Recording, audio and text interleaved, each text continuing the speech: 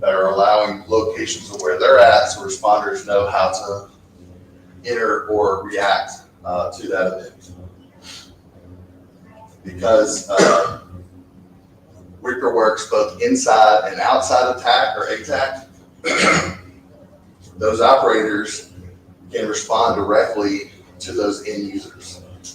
So, which is something unique, which means that those teachers, admins, facility folks, they don't have to use ATAC to be able to communicate or send that status notification. So it allows the operator to see what's going on from a real-time status from those individuals without having a really robust, overcomplicated system for them to react to. That's it. So I appreciate everybody. I know it looked like I'm sweating buckets, but I got to bust it back, so it's difficult to stand. But we are going to do live demos of what you just saw at 11, 1, and 3:30.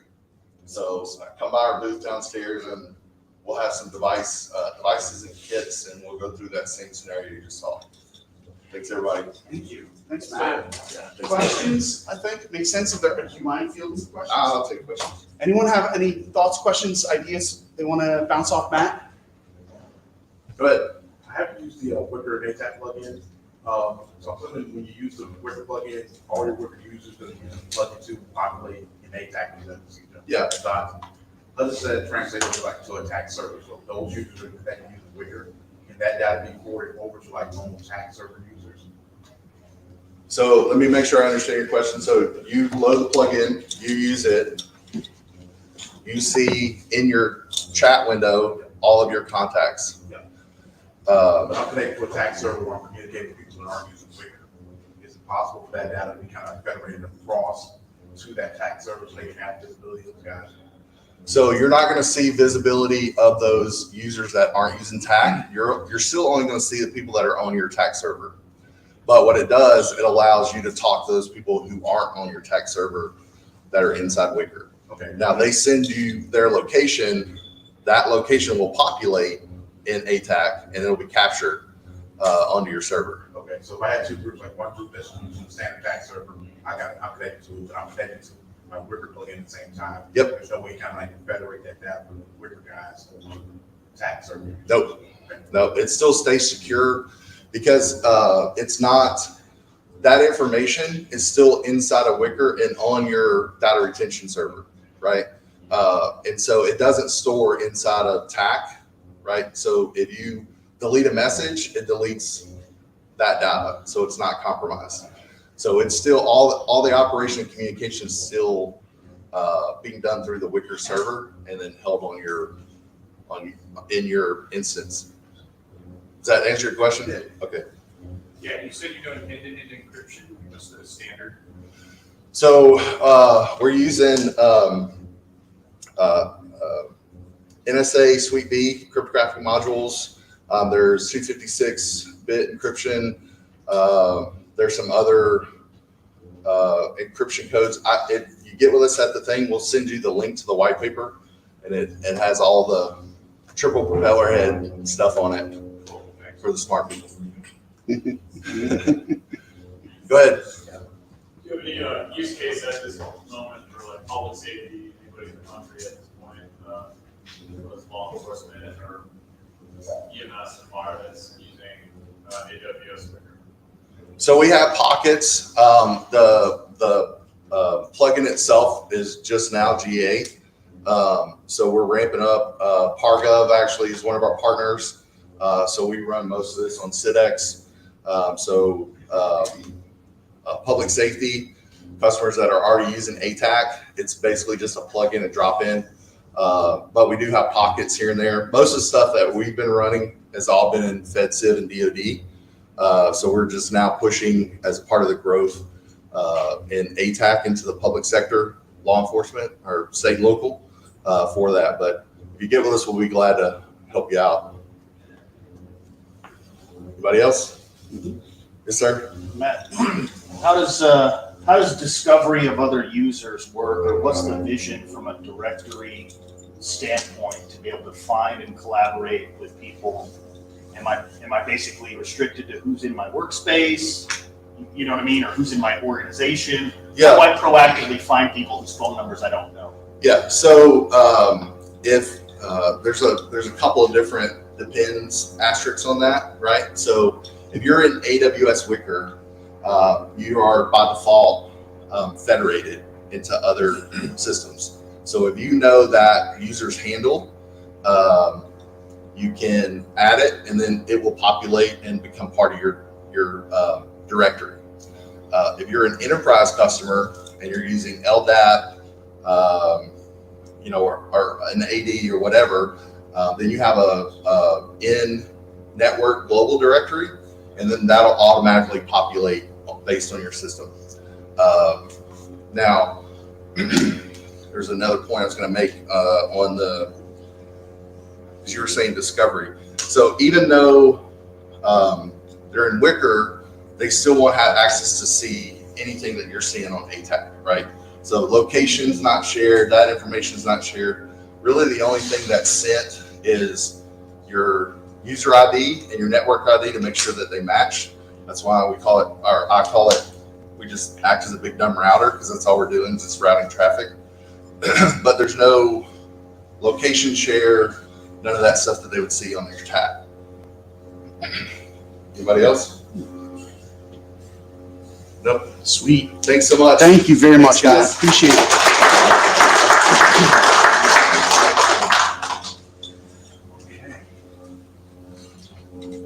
So word to the stream, we're simulcasting. We're trying to be super cool, and we're pushing our stream through 2 different channels. Well, I forgot to turn on the second channel up until about 20 minutes ago. But it's recorded, and we'll be pushing that pre-recorded thing out to both channels when post-production finishes up. So sorry to the stream, but that's where that stands. I want to thank Matt and AWS Wicker. Thank for their demos they'll be doing, for their support, for helping offset a lot of the reception on our first night for those that were here. They've been awesome partners in planning this, and I appreciate your comments there, Matt. Thank you for that. I want to just go over this morning's housekeeping and then get ready to transition to our next panel. Please apologize as I nav through our fun deck, but we updated some, we added some more speaking parts for this afternoon, and we added some new slides. So just pardon me for a second. This trackpad is with that. As Matt mentioned, they'll be having some of their live demos and such. You can catch them with some booth information or see Matt. He was happy to help demonstrate them. We'll be running them 3 times today. It's going to be a fun opportunity for everyone here to get some access and see it and try to plug in, especially any of you in the coding challenge or building solutions. It's a good spot to jump in and check out what we might be able to integrate. So let's get over to the show, back to our slide introductions. Okay, thank you for that. Okay, so we are here, just heard the remarks from our AWS Wicker folk, and I wanted to make sure that we could cover for us the rest of the sort of the agenda, especially since we have sort of the better opportunity for the room to stay put. So you heard from Matt up the top. We're starting off our morning, we're on schedule. We're going to hear next from the Tactical Austere Communications panel. Those speakers are going to come forward, get set up. It's a unique one. We're bringing in Alan Yoshida remotely as well, so he'll be sort of the floating head on the big screen. That'll be fun. So we'll get that set up and start right at 10. We'll have a structured break. We'll be seeing some of our sponsor remarks. EDM Raycon, as mentioned yesterday, they're going to have a deck and a presentation for us on some of their technologies. 11:15, 11:45, and then it's sponsor lightning roundtable. On all the rest of the sponsors, may have some slides, may have some demonstrations, may have some gear. They have the ability to come up and address the crowd in kind of an awesome blitz tech demo style, doing their own bit of demo day. And then we'll head into lunch. That might be closer to 12:30. But we'll have a long extended networking break that's included. It'll be set up downstairs at 6. It's the perfect time to flow down to 6. And this is where it gets a little different. We will run at 2, 3, and 4, the scheduled meetings, if you will, but they cannot take place here in this room, and they won't be in a rotating panel. So the panelists present once from the main podium here.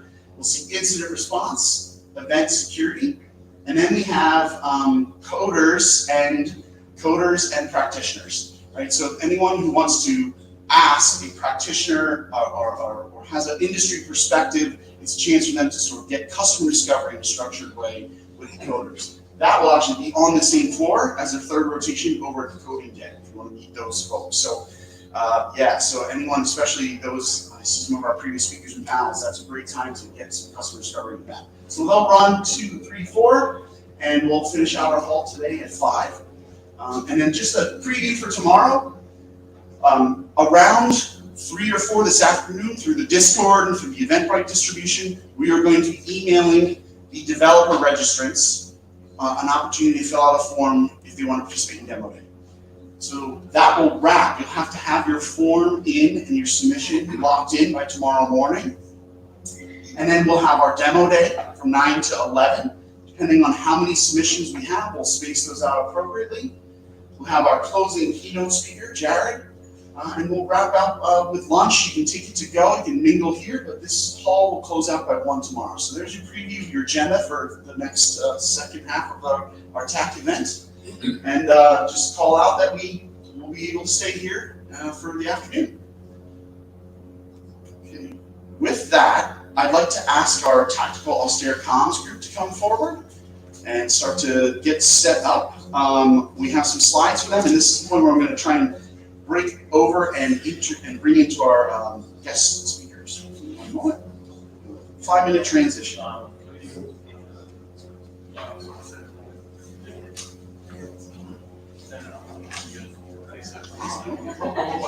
What's up?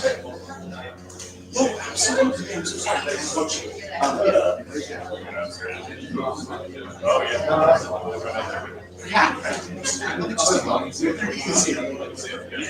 We did it. Mike, you snag a bottle of water from the back section. Can you snag 3 bottles of water?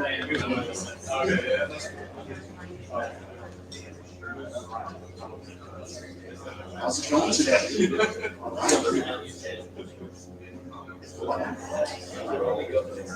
guys on the stairs? Oh, no. I have your list. I'll send it out to you. Absolutely. Yeah, good idea. I'll send it back to her and that doesn't even look good. Good call.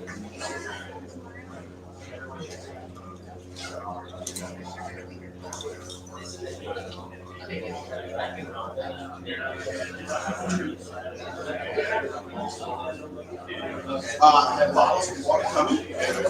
All right, look at that. How about an advance tube for when we're using the pointer? I think so. Yep.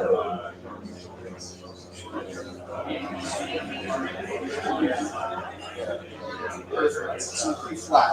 I'll have a slide I can advance for you guys, just use the single slide and I know what else.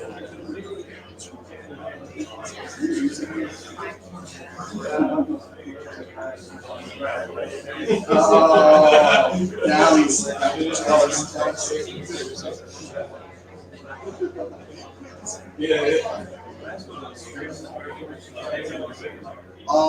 yes, absolutely. The best. Give me 1 moment. It's actually the best stream is it's 2 YouTube channels. It's at Griffiths Institute's YouTube channel. It's at TAKathon YouTube channel. So there are 2 live broadcast YouTube channels.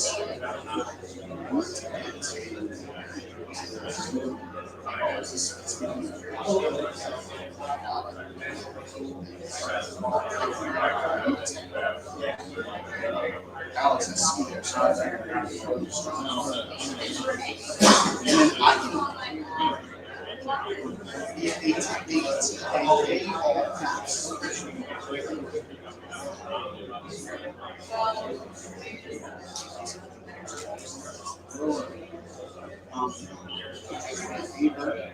Got it.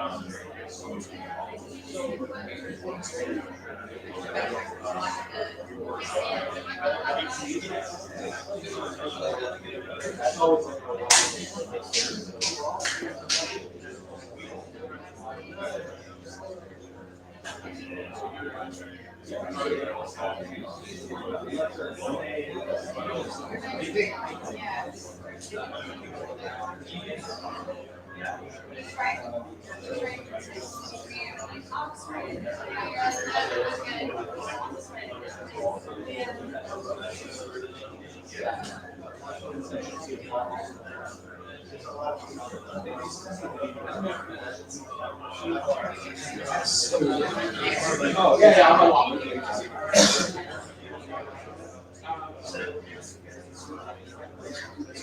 Yes.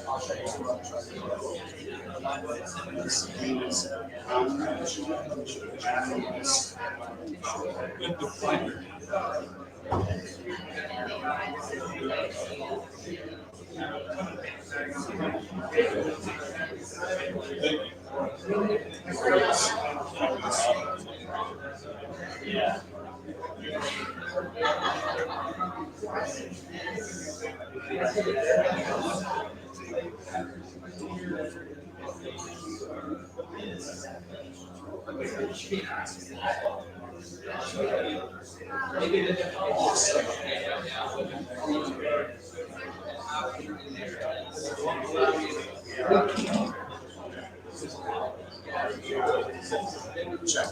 Alan, can you hear us?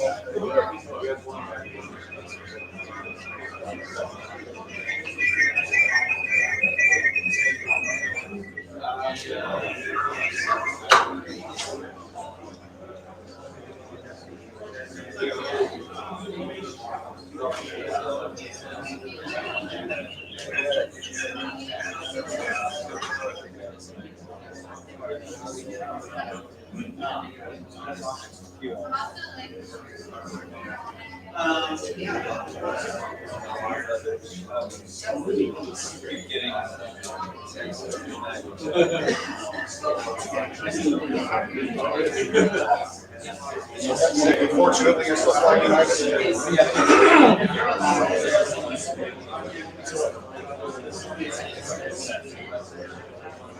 Greetings, Alan, can you hear us? Give us a thumbs up.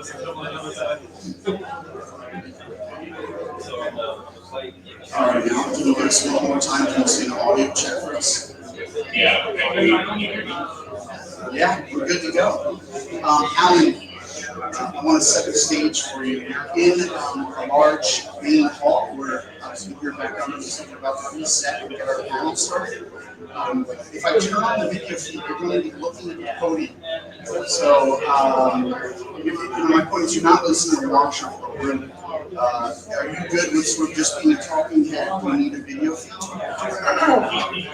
Perfect, excellent. So, with that, I'm going to bring your picture up into our main hall, and then also have our slide deck up.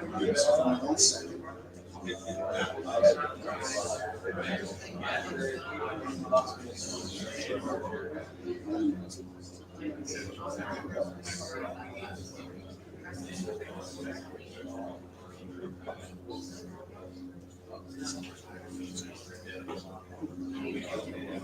So How's the turnout out there? Sounds like there's a lot of people. it's a great event thus far. We're just bringing you up into the house, and yeah, it's we have about 100 registrants.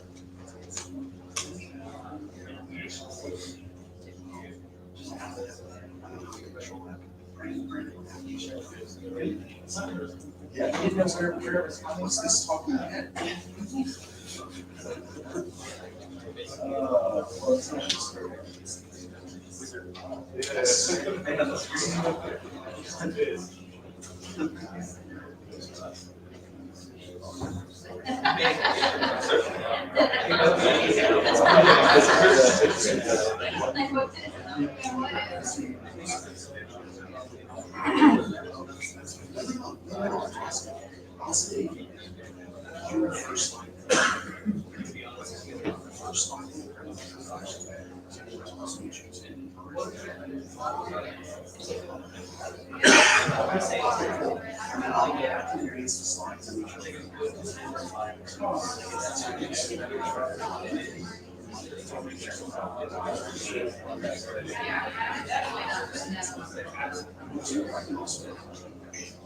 Okay. All right, everyone, welcome. Thanks. We've got our tech running. We did it. We have Alan Yoshida has joined us. Alan, why don't you say hi to the crowd? Right. All right, rock on. And we have a series of panels, now panelists around this concept of tactical austere communication. So what I'm going to do is try and do my best to balance windows here for you all. So we'll have moments where we can see and hear Alan, and we'll run sort of the slide deck on the side. So with that, I'd like to welcome the panel. They're going to do some introductions, and we're going to hear from them each. And the first to start is Eric. Eric, why don't you take the mic, talk us through your presentation, and I will try and navigate the windows for you. Morning, everyone. Eric Aslam with the Fish and Wildlife Service, here to talk to you about tactical comms, which is my favorite thing in the world. I discovered TAC about 7 years ago via MPU-4s that were built for wildland firefighting.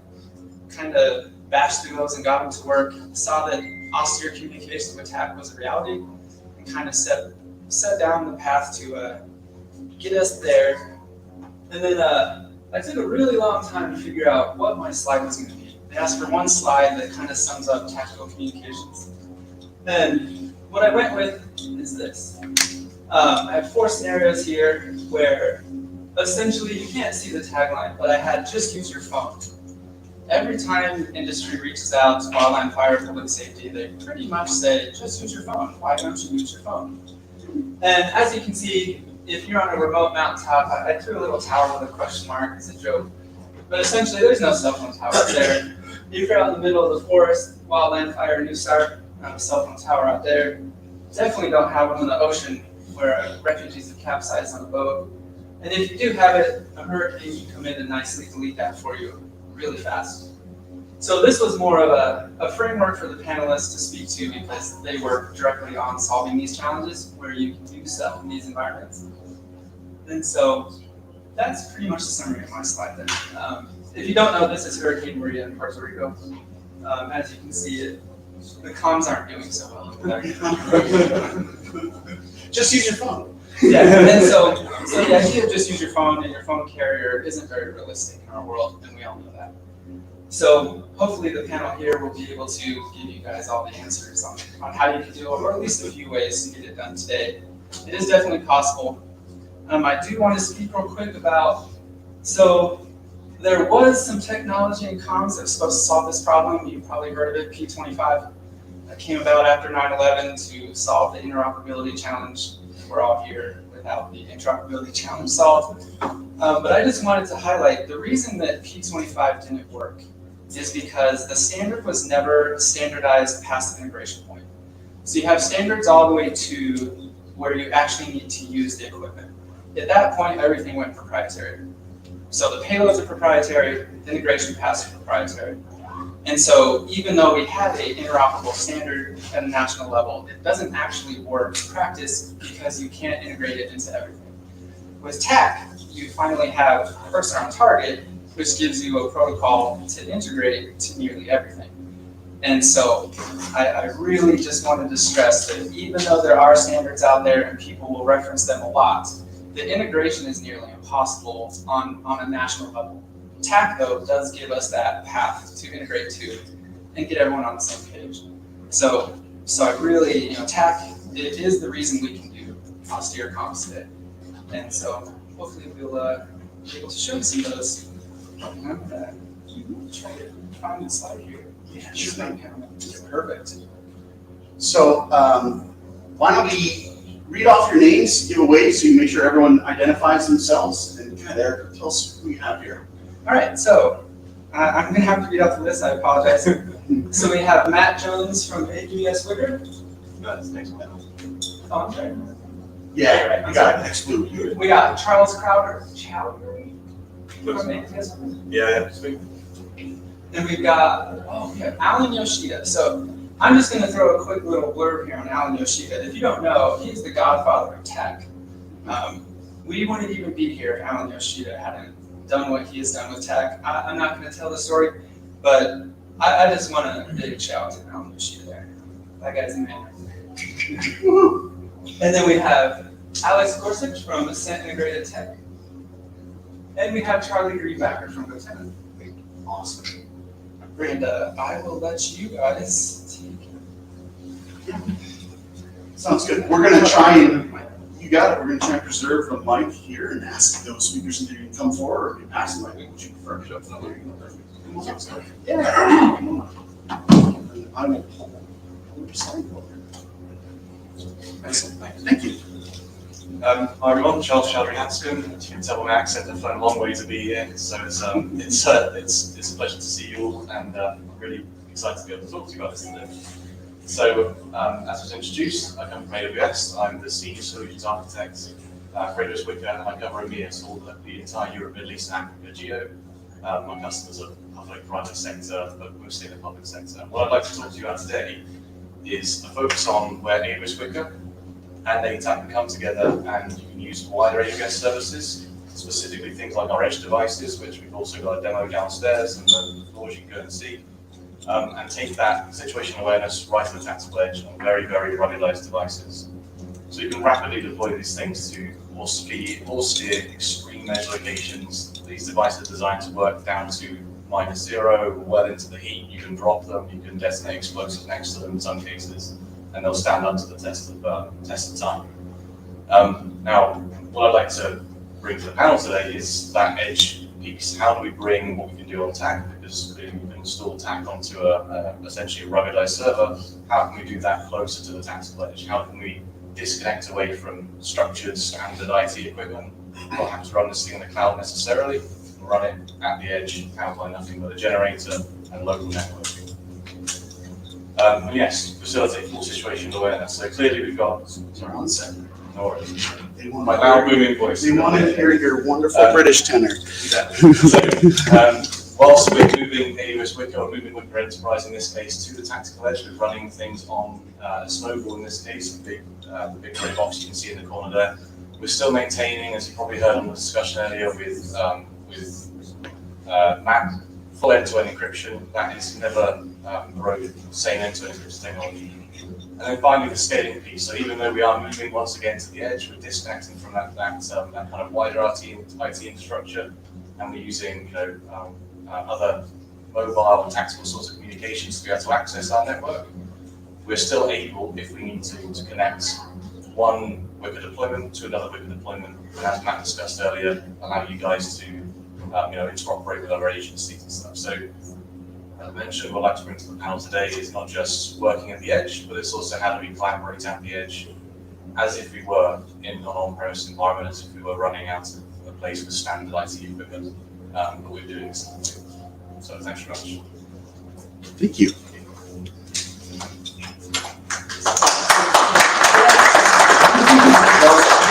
So as this leads you with other panels, we're going to hear each of their perspectives, get a chance to look at some of their slide data, and then we'll turn it into a conversion, conversational piece and offer questions and panel interactions. And at this time, Alex, why don't you go, and then we'll cut to Yoshi next. So You'll be our third presenter there, Yoshi. Hang in. We got one more here from Alex first. Thank you.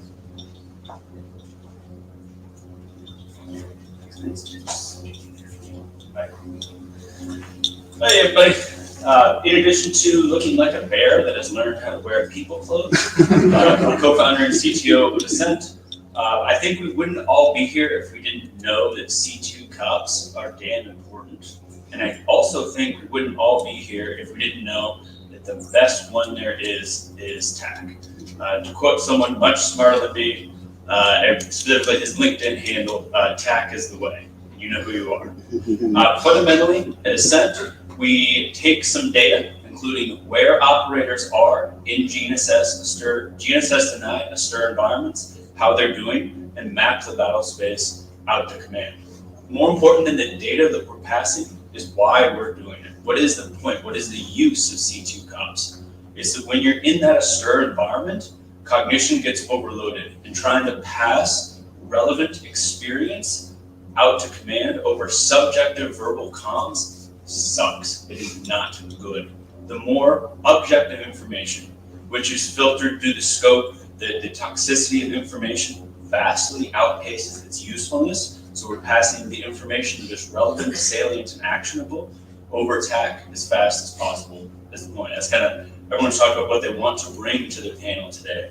I want to bring to the panel the focus on that cognition in cops.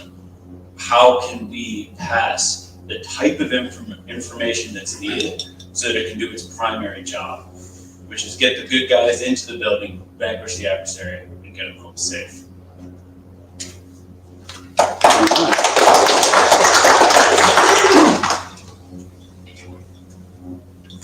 Okay, Alan, we'd like to hear from you next. If you get going, that'd be great. I'm just gonna make sure the house audio level is good. So why don't you begin by addressing the team, please? All right. So when I think of tactical communications, I think of a PACE plan. The PACE plan is primary, alternate, contingency, and emergency. And you want to have that ability to communicate both beyond line of sight and line of sight. So you want to have a plan for beyond line of sight communications, and you want to have a plan for line of sight communications. You saw the picture, and I am only assuming it's a picture of a downed cell phone tower that Eric posted. I can't see any slides on my end, but you were spot on. That's what we saw. A hurricane wrecked, all utility lines, cell towers down. That's right. Yeah. So what's your plan when that happens to do it with or without space assets? Space assets are nice, but they're also vulnerable as well. So think of tactical communications as options, and you want to have as many options as possible so that you can enable the guys in the field with as little equipment as possible. Because the guys in the field, to me, do not want to be burdened down by extra weight, do not want to be burdened down by extra battery weight as well, and system complexity. So think system complexity, how do I keep it simple? And how do I achieve a PACE plan beyond line of sight and line of sight? So those are the thoughts that I have when I think about tactical communications in general. Thank you. We appreciate that. Let's move next to Charlie. Yeah, great. Yeah, you just make sure. Actually, put Eric's slide on. I'd rather. You want to talk to Eric so that pretty pictures? Yeah. So, hey everybody, I'm Charlie Greenbacker, CTO of GoTenna, and GoTenna lets your phone work in all of those places, right? Whether you're out in the middle of nowhere in an austere environment where there's never been any infrastructure, or you're somewhere where some sort of natural disaster or enemy action has taken out the existing infrastructure. Basically, this is our primary product. It's an extremely low SWaP-C UHF radio.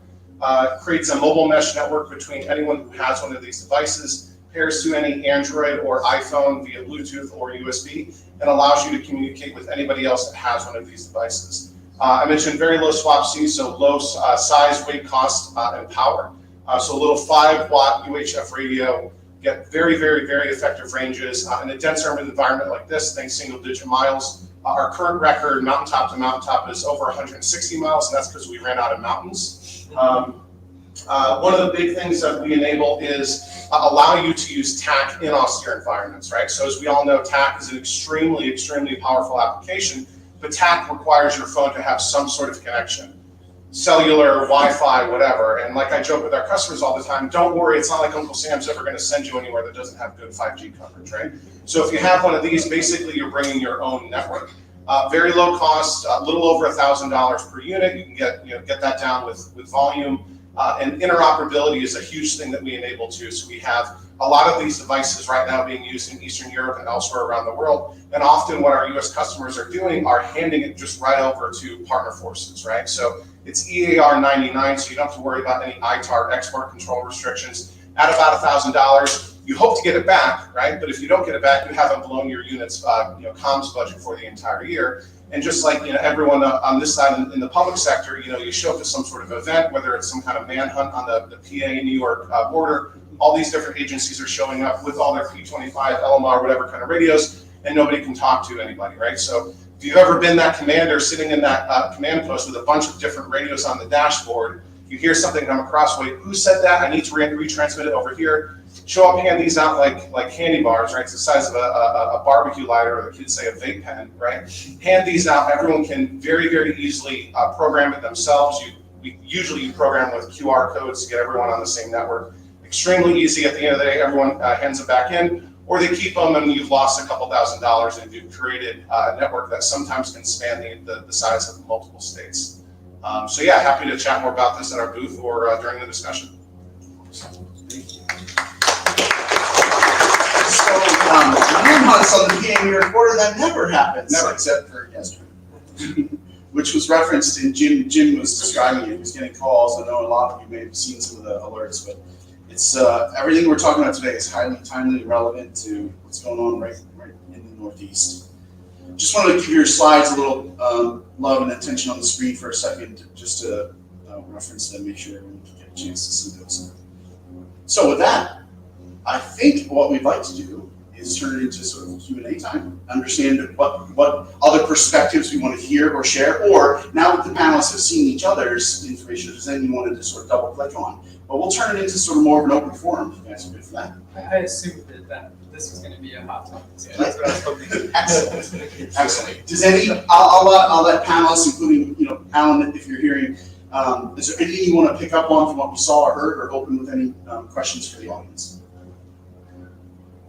Okay. Cool. Alan, anything you want to add at this point before we go to pure open Q&A? No, Q&A is great. All right, let's get that started. But I'm going to take MC privilege. Alan, your ears must have been ringing yesterday and through today. We heard about Eric's remarks. Could you give us, a back of the napkin origin story, as some have called? You're often referred to as sort of ushering in modern tech. Could you tell us a little more about that origin story and where and when you worked on sort of the initiation? Okay, so this would be taking us back to like 2008, whenever the Android first came out as a viable computing device. We didn't really know what it would be capable of, and we didn't really know what it would look like, feel like, taste like, and act like when we built it. So we had the DAO kit, which was a Windows-based user interface, and we said we want to recreate this with easier interfaces so that it's not hard to learn. Give me an hour or less, and I can teach you the basics to make it dangerous. And let's leverage what human factors and technology is building on with these mobile devices. So to quote Luke O'Shea, if the Japanese schoolgirl wants to carry it, we want to carry it as well. So we started the effort with Draper through AFRL, and we started exploring human factors types of stuff, like where the buttons should be, what the buttons should do, how they should act. We did a lot of storyboarding. We did a lot of back and forth on, hey, if this does this, what should it do when you do this or that? So we iterated a lot on the system, not knowing how Android was going to pan out.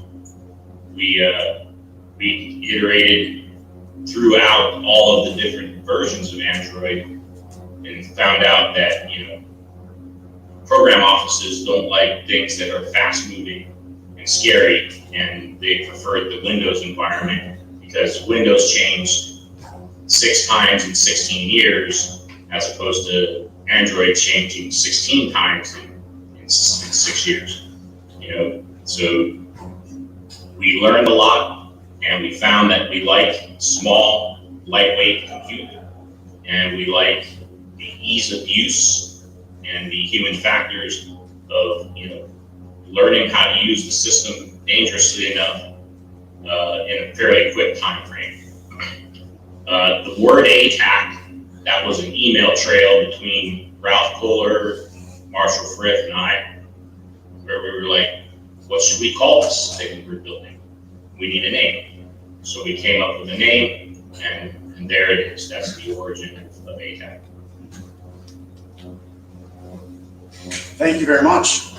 Open forum, let's discuss. We're talking tactical austere comms, right? What do you do when you need comms and you don't have necessarily the infrastructure or a complete set of infrastructure?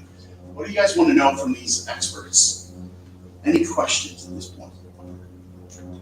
And God, I agree, great reference slide. We'll keep that visual up to keep our minds going here. I'd like to ask, what do you need to consider? Bandwidth is not the same. So first, there's obviously beyond base plan, beyond line of sight, you have comms, and then you have things. Even in my world, we're looking at like LoRa, right, which is very, very low packet density, but very low power. It can do some things, mostly on-off sensors every 5 minutes, right? So what goes through your heads when you're considering your plan and what you can tactically do and sort of assessing the bandwidth availability? Yeah, I mean, the 10 is a very narrow band radio, so we're very low bit rate. So you're not going to watch Netflix on this. You're not going to do a Zoom call on this. It's typically configured for small burst data transmissions of 235 bytes as the payload size. So think text messages, cursor on target data, location data, metadata. One of the things I'm excited to announce, we can show a demo at the booth too, is based on overwhelming customer demand for years, we finally enabled you to send images and other small files over the GoTenna mesh network.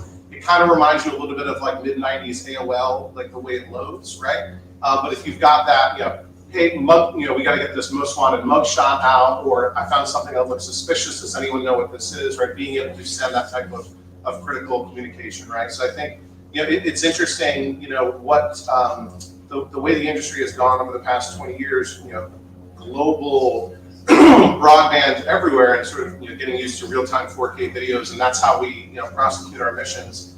With the sort of adversaries that we're facing now, near peer competition, they have the ability to deny us from doing that, right? And then going into austere environments like this, not everyone can afford Starlink or whatever to get that broadband connection out from anywhere. So being able to, on the drop of a dime, in case of emergency, break glass and go into any environment, bring your own network, and be able to push that critical communication. Hey, we need a medevac over here. Hey, I need support over here. Hey, let's all rendezvous over here. The types of critical communication you need to get the mission done is sort of what we're all about. But sorry, no Amazon Prime over here. Yeah. God, please. I would just add to that, and just to brag up GoTenna a little bit. The most important thing to me in any technology is how easy is it to use and how well it will be adopted. More than any technology. Only got one button. Hey man, don't sell your own product when I was about to. There's one button and it works, and that's awesome. And for me, that is the most important thing. Just will it be adopted? I don't care about the tech or how well it works or any fancy features. Is it easy? Is it simple? Can the technology enable the tactical austere communications that need to happen so that people can concentrate on what's important? We need the damn title. Yeah, so double clicking there, Alex, like, superior technology, low adoption, limited bandwidth, but high adoption, we'll take that all day long, right? Yeah, less than 4% of US patents are commercialized. Because most stuff is just built in the lab and just sits on a shelf and yeah, it's too complicated. Yeah, too complicated. Excellent. That nice shirt you buy and never wear because you're saving it for a special occasion. Right. Versus the pair of jeans you wear all the time, always. Please. I'm not saying that. Actually, let's get the microphone. Let's make sure we pass this. Apparently you can throw these away. So Scribble. yeah. Thank you. No, thank you. Yeah, so I was just going to add on to the point once again, I'm setting up you, is is redundancy. So redundancy in communications, obviously the network, mesh network, which clearly GoTen helps with, but redundancy on the back-end infrastructure. So as I mentioned, the ability to run what you're running on your own system. So you're running a TAK server in a cloud or on a premise, and then being able to very quickly switch to something which you can throw the back of a truck, drive to the edge, plug in something, and if you have the ability to throw it over something like this on a small network, that's amazing. Wicker goes down to 128 kilobits per second for standard definition video. But we've got tiers above that, so obviously if you can throw multiple bandwidth at it, you're amazing, and we've got high definition. So couple that with a redundant back-end system for TAK, and then a secure comm system on top, coupling in something like GoTen as well. Sounds like a pretty sweet. You raised an You raised a really good point. I think for our coding challenge and our others, right? Don't forget that your software settings, your capabilities of the software vendors you select can help and enable you and unlock when you have those low bandwidth. So as you talked about, being able to bit rate, set down, that's really awesome. Other questions from the audience, other items. I was monitoring the Discord. There was a little bit of stuff going through. Yeah. I noticed AWS is spinning out their satellite network. Are you going to integrate that with Wicker anytime soon, or when's the timeline on that? So Amazon Kuiper. Yes. Yeah, Amazon Kuiper. Yeah. So the question was around Amazon's AWS potential SAP services. Yeah. So the short answer is Amazon Kuiper. The Amazon Kuiper system, the ground terminal system, which is probably what you're talking about, which is, for those who haven't seen before, it's a customer SATCOM terminal. You can drag it around with you. It has its own Wi-Fi transmitter inside. Things out Wi-Fi, and you connect to it, and you get access to internet. The details around when Kuiper is going to be released, and more details around the ins and outs of what it's going to integrate with is still not yet defined.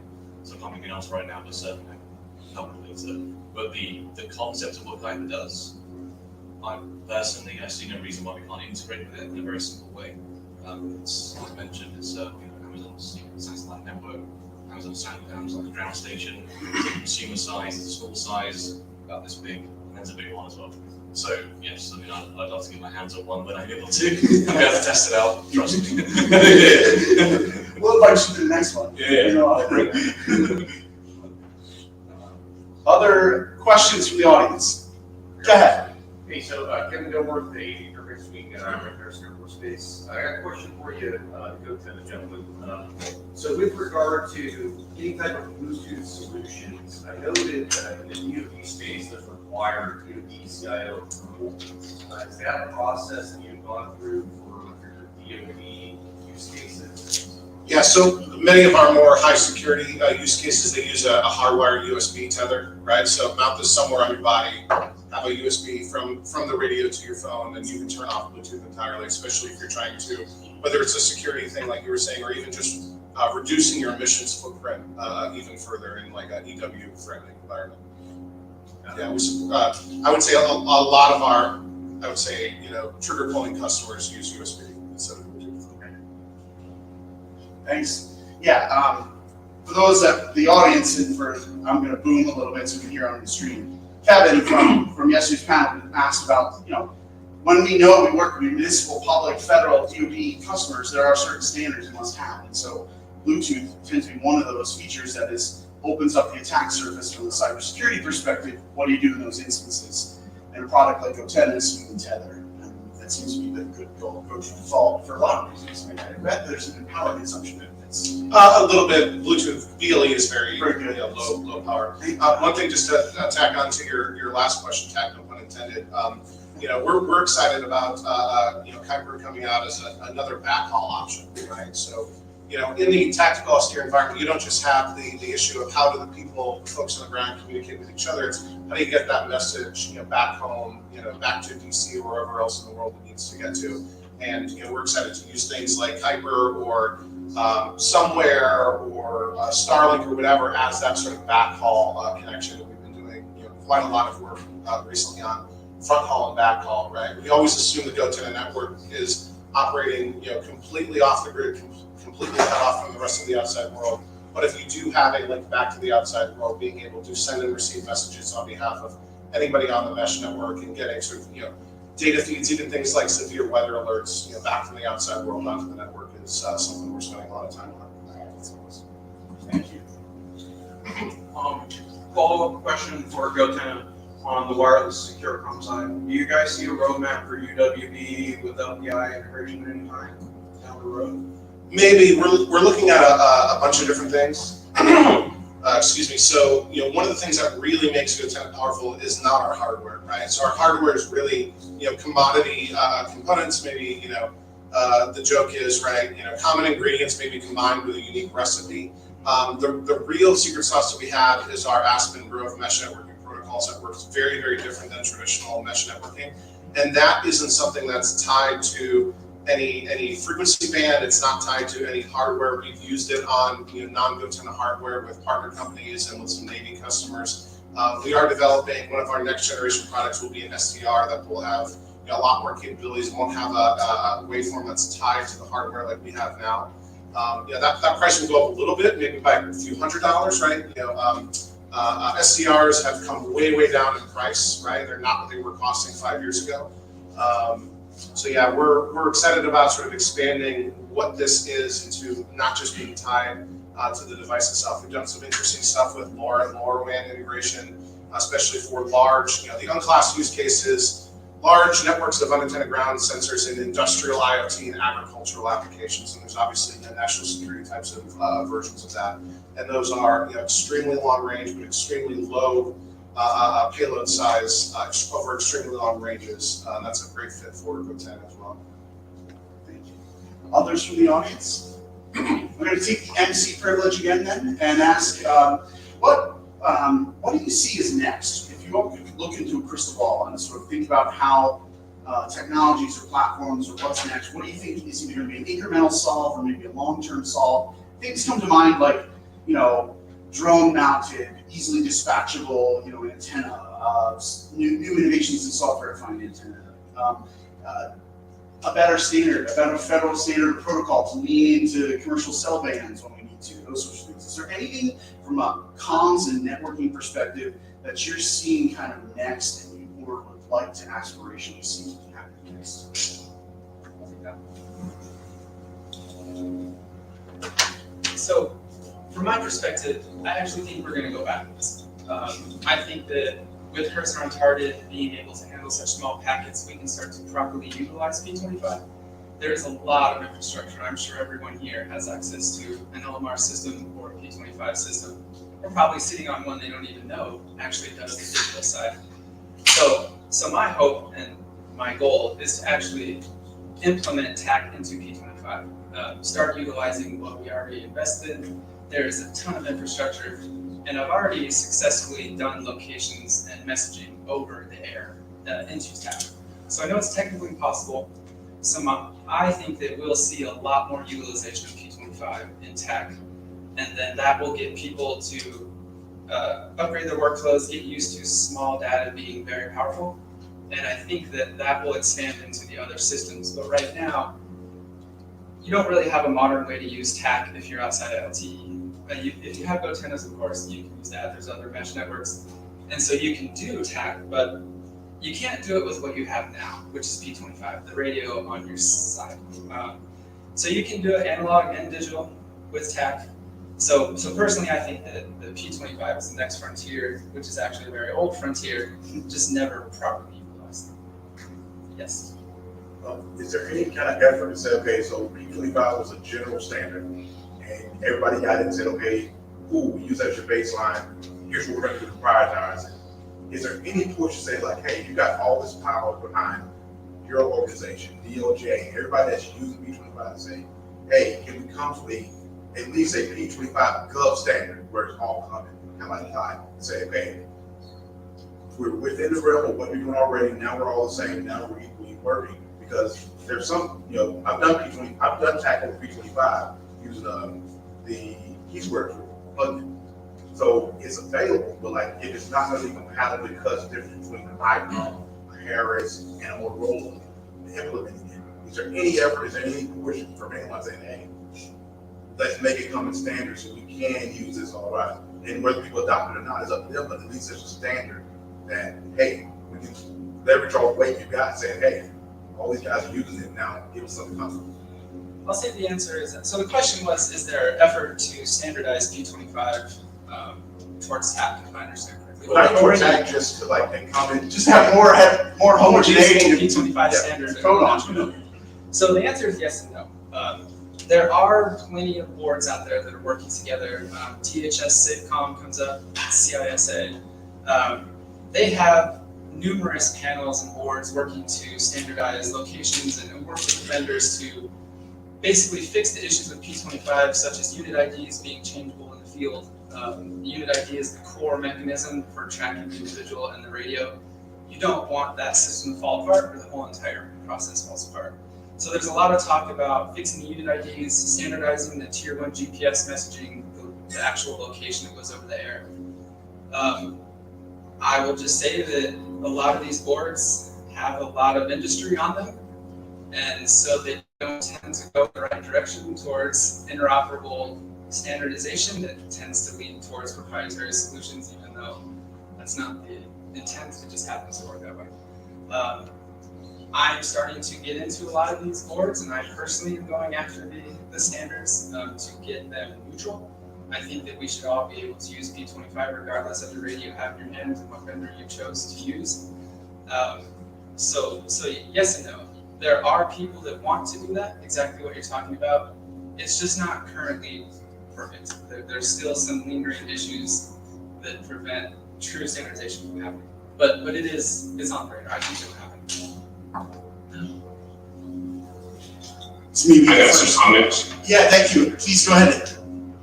I see there's two paths, or what's the next thing in the horizon? I see there's two things that really catch my eye when I think about that problem. One of them is going backwards and doing HF easily. So that's going to give me a beyond line of sight and a line of sight communications path. You TAC over HF, and then the moving forward is quantum resistant communications or security, quantum resistant security for communications. Meaning, how do I eliminate attack surfaces for the future, in the next couple of years, or less? That's great. Thanks for those comments. On your first one about more integrations of radio frequencies and such, how do you see it getting done? Right? Like, who needs to carry that mantle, or who needs to step up if that's to become the next horizon in your contribution?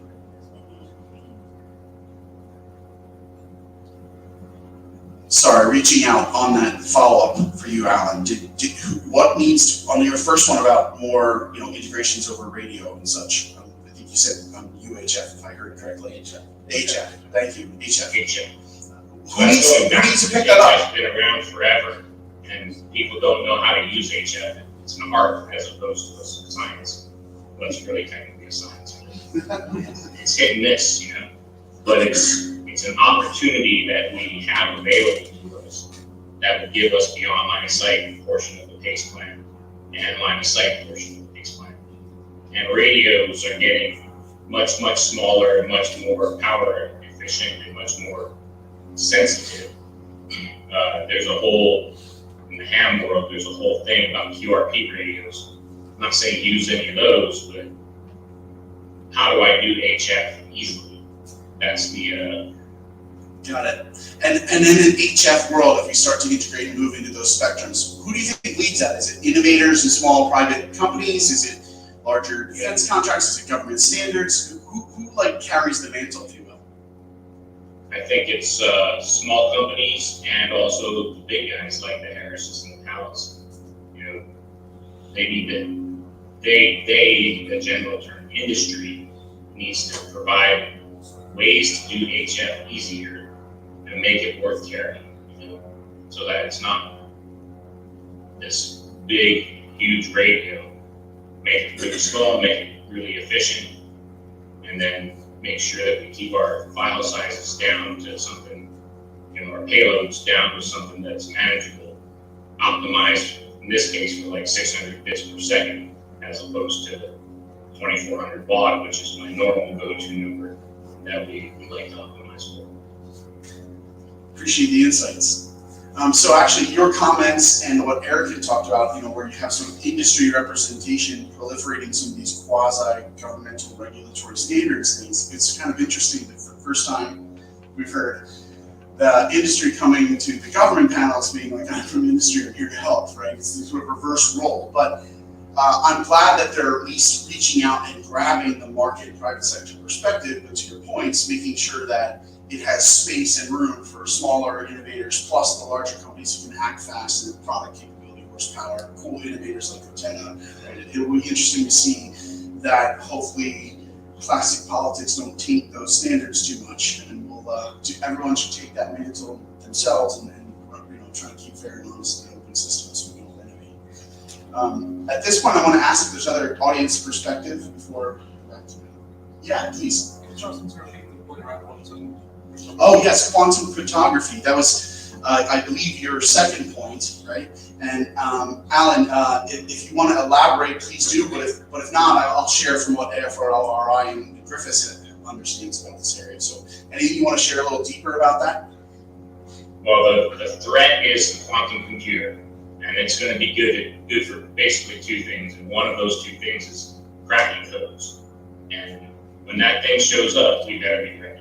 So, how do we eliminate that attack surface, and how do we maintain encryption throughout exposure to the quantum compute capability that's going to be in the future?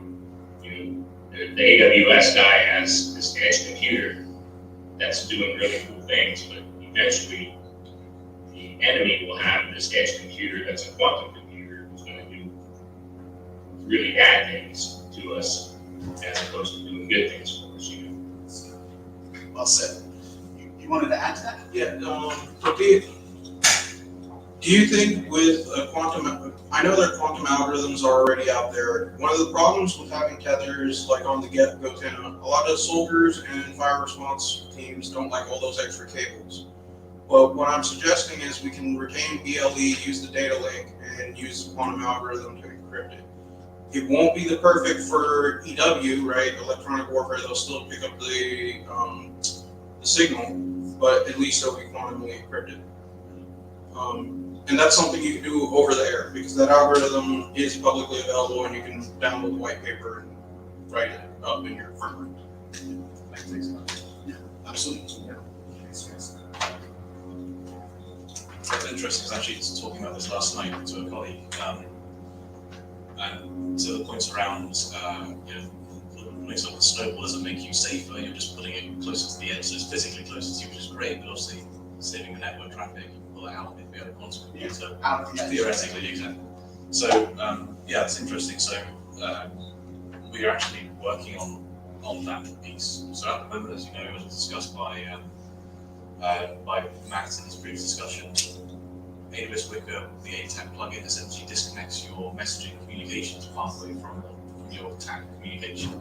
So your messaging around attack, your communication to your attack server is over at the moment TLS, or whatever protocol you decide to use. Wicker, because you're essentially disconnecting that messaging path, all your voice, video, messaging, files, comms goes over the Wicker network, which at the moment is using standard large symmetric keys, so quantum resistant because they're very large, but we still use asymmetric handshakes, so not quantum secure. But we are working on exactly that changes because we've got customers, especially public sector, and I know a few already in the EMEA region, we're very keen to understand where we can move away from traditional cryptography to quantum cryptography for that exact reason. How can we ensure that, yes, even in the future, say, messages being harvested and siphoned off for decades, even though we have perfect full-blown compromised security and you manage to break one key, how can we ensure that doesn't then lead to a cascade of being able to break all the others? Yeah, so it's an interesting point that we are actually working on that. Question from the audience, and then I'd like to come back and revisit this, or maybe what next, what others might want to see next. So, Ted, please. I have two things. One is to add to Eric Haslam's comments on P25. One of the big issues that Eric had mentioned is P25 repeaters on every military installation. I mean, P25 was put in place for 9/11.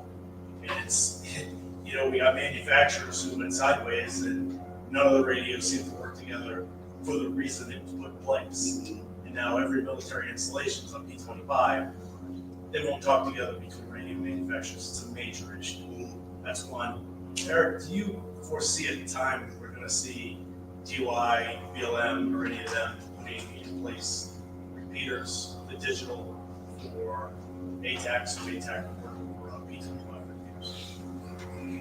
I don't know of anything official as far as that, but I will say my primary focus is in fact TAC over P25, and the regulations that need to change, the standards that need to change, essentially because, once again, this gigantic network exists across the nation.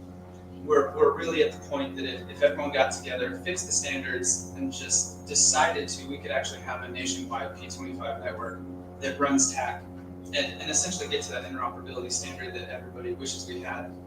And I believe that you will see a lot of stuff in land management agencies going towards that. I was Forest Service prior to Fish and Wildlife, and they have the largest private land mobile radio network in the country. And there's work to get that digital, get that over, get TAC working on that. I assume that will follow into the rest. I assume once you show TAC over P25 operational, it'll spread. People will see it, they'll realize that they already have the infrastructure, they already have the investment. TAC is essentially no cost if you're running it over a P25 network. And I think that that'll spread. So I think once the standards are fixed, it'll take off.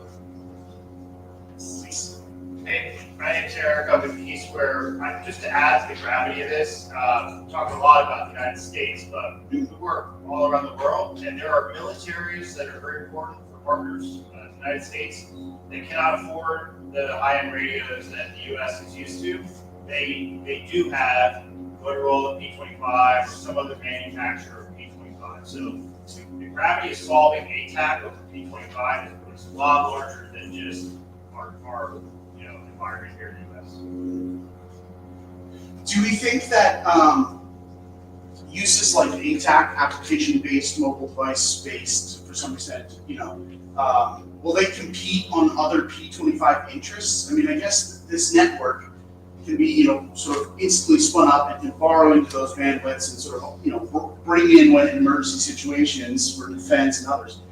Are we the tip of the spear and could break into that and solve that? Or do we see that there might be other use cases that we're going to end up competing in the P25 standard? I mean, I would like to say maybe TAC would be that, like, the thing that brings it all together, to show the great use cases and sort of fix the standards, right? Yeah, I think TAC is the path to implement data on P25. Right now, there's just nothing to put it to. The integrations, as soon as you go to integrate it into any platform, any dispatch console, really anything, you hit proprietary. It's just the way the standards were written, and until we get around that, there's nothing you can do. Yes, Brian. Eric, who is accountable for changes to the P25 standard? I don't think there is anyone.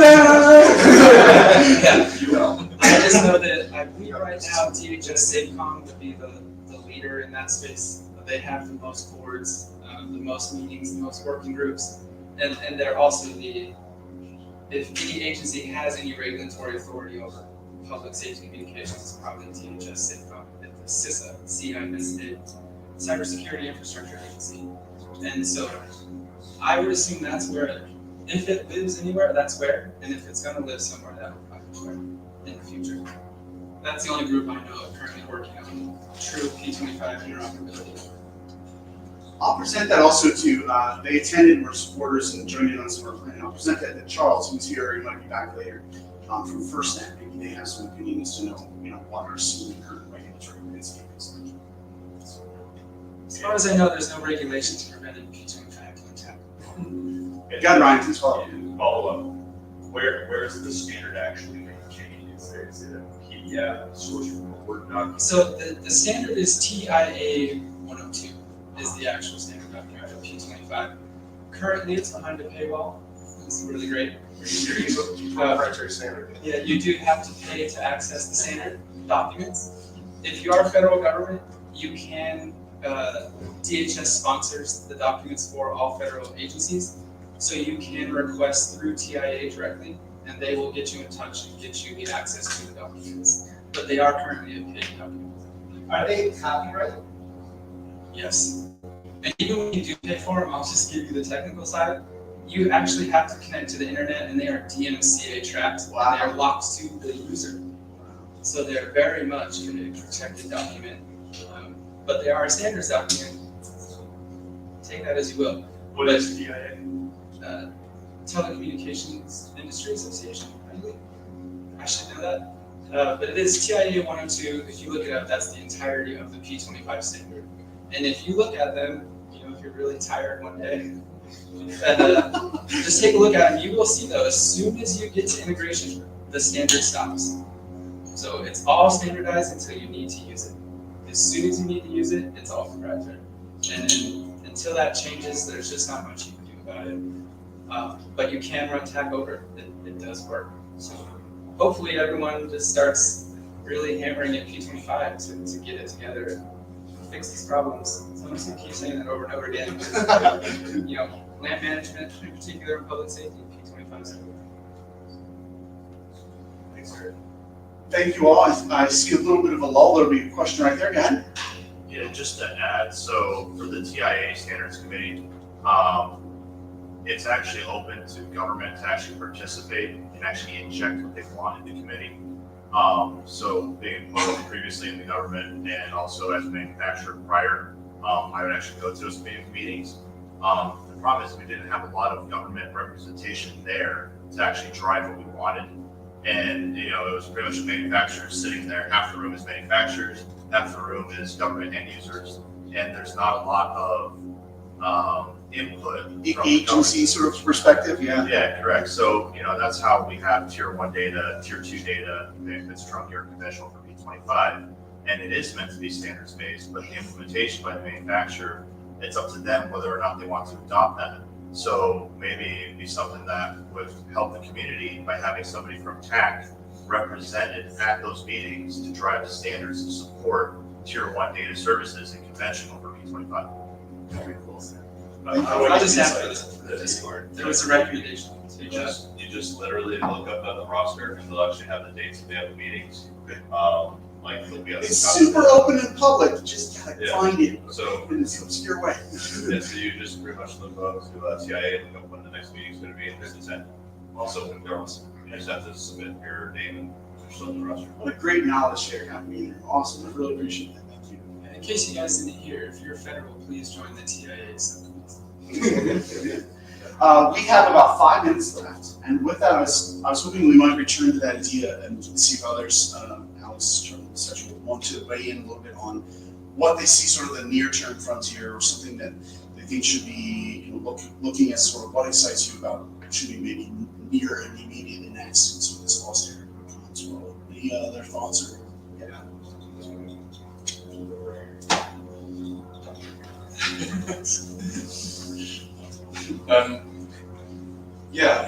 Certainly from what we're seeing, this back to your point around making it easy. It was too difficult to use. Not interested, obviously, working for a cloud provider. A lot of what we do can be made very difficult. We should also be making it nice and simple. And so the ability for TAC to integrate with wider services, not only deploy them snowball to the edge, but the wider cloud service portfolio we offer, the ability to make that more seamless for you guys to be able to integrate with, in my view, is where we'll start to lift the lid really on what you can do. Like as Matt showed in this demo early on this slide, machine learning, using all these amazing image recognition services to be able to get real-time data on what's being seen, tracking feeds and such. That's certainly something we're seeing as being the next evolution. Yes, I suspected my answer will surprise no one. I mean, as we have this great platform to display all kinds of data, TAC, maybe you've heard of it, in the tactical officer environment, and we have so many great technologies out there, so many cloud providers who are pushing more and more ways to just display data. I believe what we always have to keep in mind is that an overload of data, and the overload of data is not that big, an overload of data is toxic to cognition, particularly when you're already tasked with a bunch of crap that's on the edge of performance. So as we get the ability to pass more and more information, more data, we need to think about context, because data is toxic, but information plus context enables insight, which enables faster, more objective, better decision making on the edge. Yeah, I agree with what all my fellow panelists said. One thing I'll add is best thing about being a pessimist is that you're happy when you're wrong as well as when you're right. And not that I think anyone would ever cheer for chaos and strife, but I think in our hearts probably most of us would be willing to bet that the next decade is going to be one of conflict and strife around the world, sort of storm clouds gathering, that sort of thing, whether it's conflict between nations or natural disaster type of stuff. And I think we're going to find ourselves in our organizations and our missions having to operate more in environments like that and less in environments like a modern metropolitan area with power and infrastructure and everything working perfectly. One of the sort of driving factors behind GoTenant being started was Superstorm Sandy. So the founding team was based in New York, in this bubble of modernity and expecting everything to work all the time. I can FaceTime my friend on the other side of the planet. Isn't this magical? And just the remnants of a hurricane knocking out the comms infrastructure for a week, you can't even text the person in the next room, right? How am I going to get my DoorDash? How am I going, right? Like all of that stuff breaks, right? And that bubble is popped, and we're all back to being, scared and afraid humans in environments like that, and needing ways to communicate with each other. So, not to end it on doom and gloom. Don't worry. At this point, I'd also like to ask, kind of fitting, with sort of where it all started with Alan, if you would maybe bring us back with any closing comments. I loved how you enumerated those two priorities and sort of what areas you saw were next. Using HF and sort of what do we do about post-quantum encryption and encryption technologies keeping up with the speed of high-performance computing.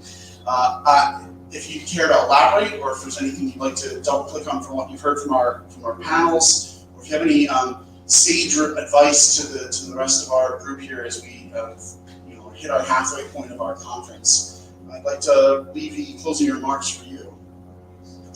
I like the idea of influencing standard bodies. I don't know how to solve that, because you got to pin the task on somebody, and they have to go and tackle it.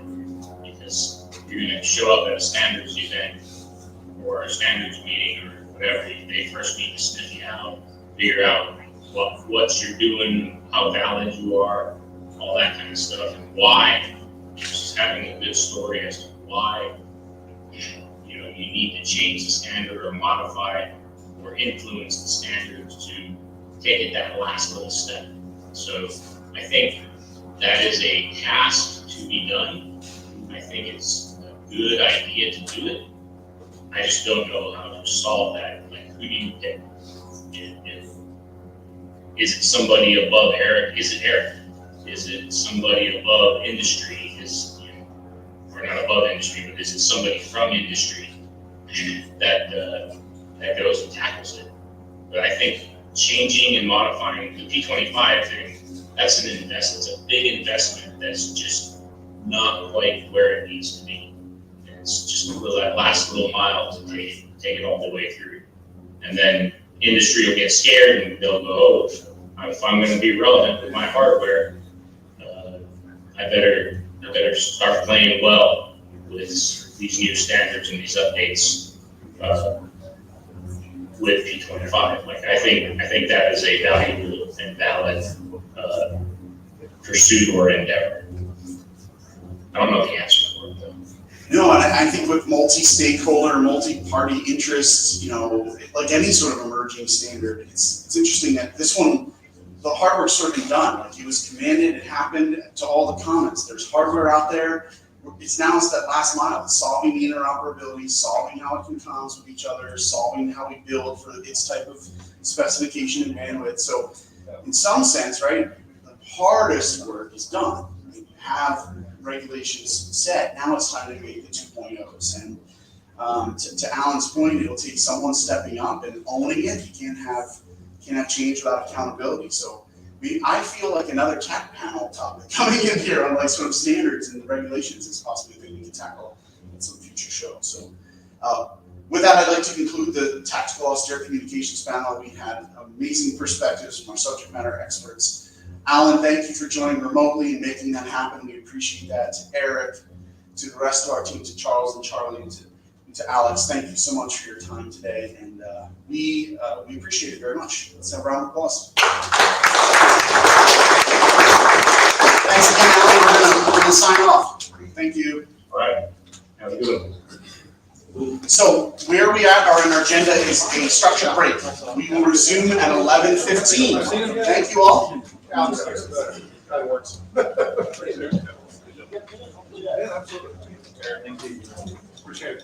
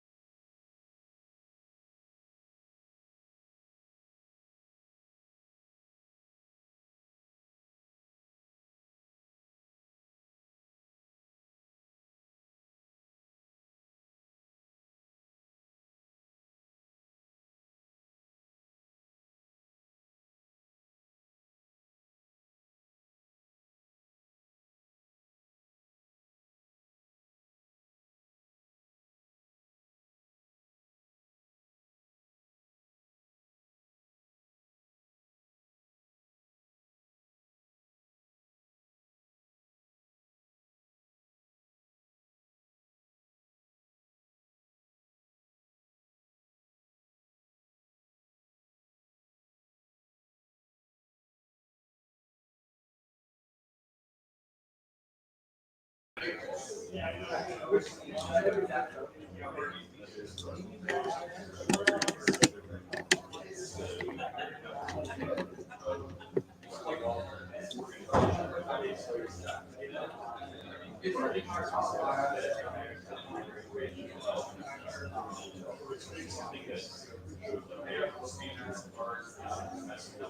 amazing. Okay.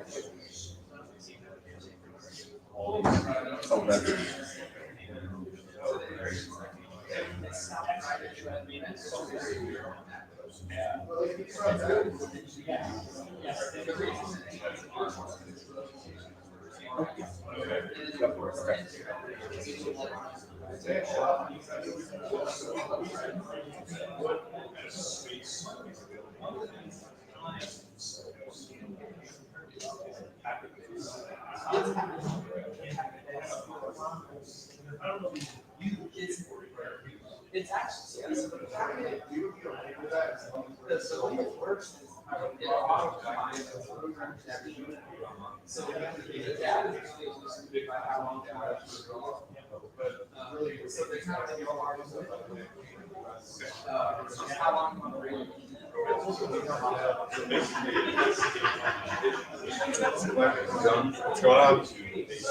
on? How's your evening? Yeah. Any good dinner? Yeah, we went to this Italian place by my hotel. How about you? Went to a place called Laos, Laos in town, which was delicious. Yeah, it was. I never, I guess I never had ocean food, but it was very similar to Thai. Yeah. So it was good.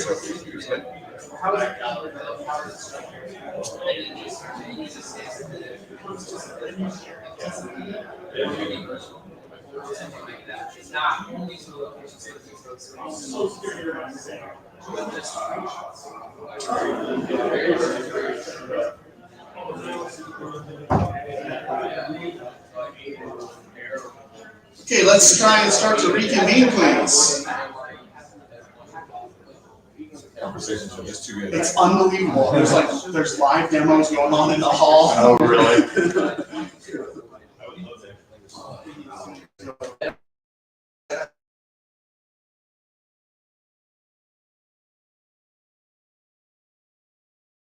Networking time.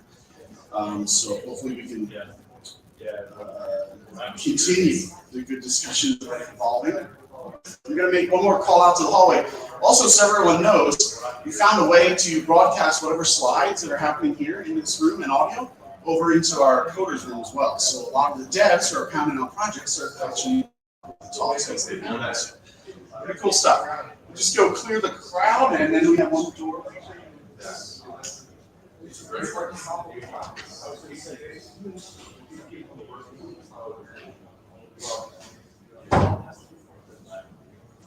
So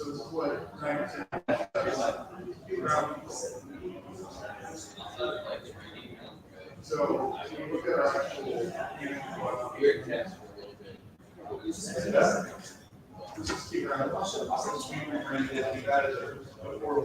Is it eating lunch?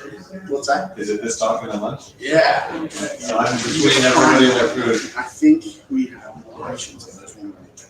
Oh, there's one more. Yeah, we're gonna do our sponsors sort of roundtable. And that half hour? All right. Yeah. Is that good? All right, let's grab everyone around if we can. I know that there are two impromptu demo meetings happening in the hall. They're going to finish up and make their way in. Plus, we're rebroadcasting into our coders den, and we have the streaming recording. But I see the house is filling up. This is awesome. Before I introduce our next talk, we're going to see a deep dive into some of the stuff that Nate and had been mentioned yesterday a little bit, teed it up.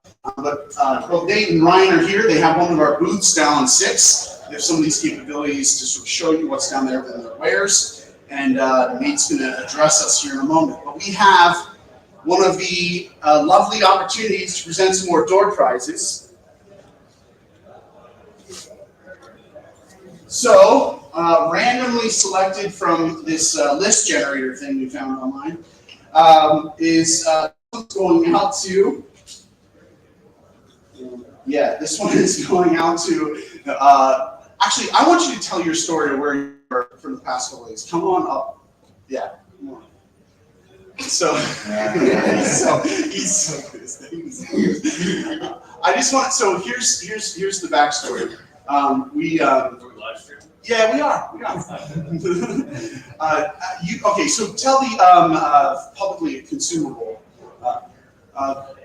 You came into lunch the other day, completely white, completely exhausted. You had a pretty interesting backstory, and as fate would have it, your number came up in the tour prizes.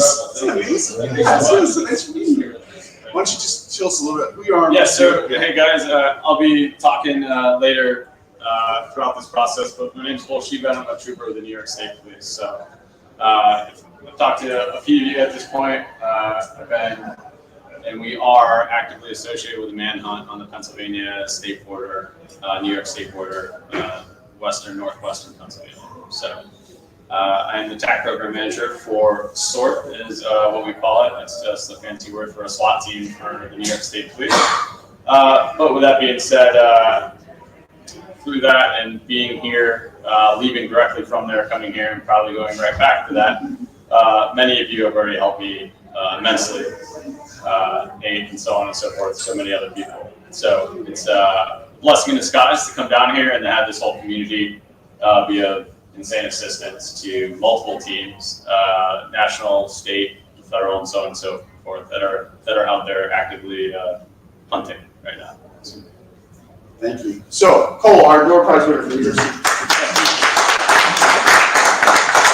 Literally blitzed in for lunch. He's like, I've been running around in the woods for 3 days. I'm so glad to make it here. I wasn't sure I could, and we really appreciate you coming out, sharing your perspective and your service. So now we're going to transition. So what we're moving to is the sponsors highlights. Some of our key sponsors have some presentations, and all of our sponsors have a chance to sort of blitz lightning demo. So first up is Raytheon BPN. And as I was talking about Nate and Ryan earlier, they do have a demo booth, but we're going to hear more structured presentations from them and pick up on some of the themes we introduced yesterday. With that, I'd like to welcome Nate to the stage. Come on. Welcome. Thank you. Thanks, Seth. Hey, everybody. I'm Nate Soul. I'm with Raytheon BBN. And today I'm going to talk about something we call TAKothon. So at BBN, we really have 3 different thrusts of TAK-related work. One is we're one of the primary developers of TAK Server. Another is the TAK Applications Lab that you may have heard me mention yesterday. And then the third is really our commercial TAK offerings branch that we call TAKops. And so that's what I'm going to focus on here, then we're going to jump into a few other elements of work we're doing too. So TAKops, where did this come from? What's the challenge it's trying to solve? So I suspect most people in the room don't need to be told that TAK is powerful, capable, adaptable, and lots of good stuff comes from that. But along with all that power, of course, comes the fact that there are lots of configuration options. There's lots of integration options, lots of deployment options, tons of different radios you might want to work with, all kinds of interfaces for administrators and users to learn. And unlike a lot of other programs that are out there, especially in the government DoD space, it's moving rapidly, right? There's releases every 120 days. So as soon as you figure out your configuration and integration and deployment and all of these other pieces, wait a few months and there'll be new changes. So we were talking with folks at one point in the TAK community, and so we really would like an easy button. We want to be able to tap a button somewhere and there's a TAK server stood up for us. We don't want to manage it. We don't want to know how it's installed. We don't want to configure it. We just want to start using a TAK.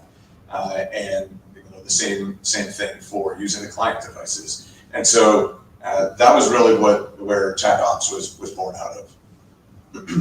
So there's 5 components of this, and I'm going to touch on most of these just briefly. On the TAK Labs piece, I'll go into some of the specific plugins we're developing. But the 5 components here are TAK Cloud, where we can host TAK servers out in AWS GovCloud in secure environments and set those up, manage them, and I'll get into more details on what that looks like. But if you want a TAK server, hassle-free TAK server, that's like a marketplace account.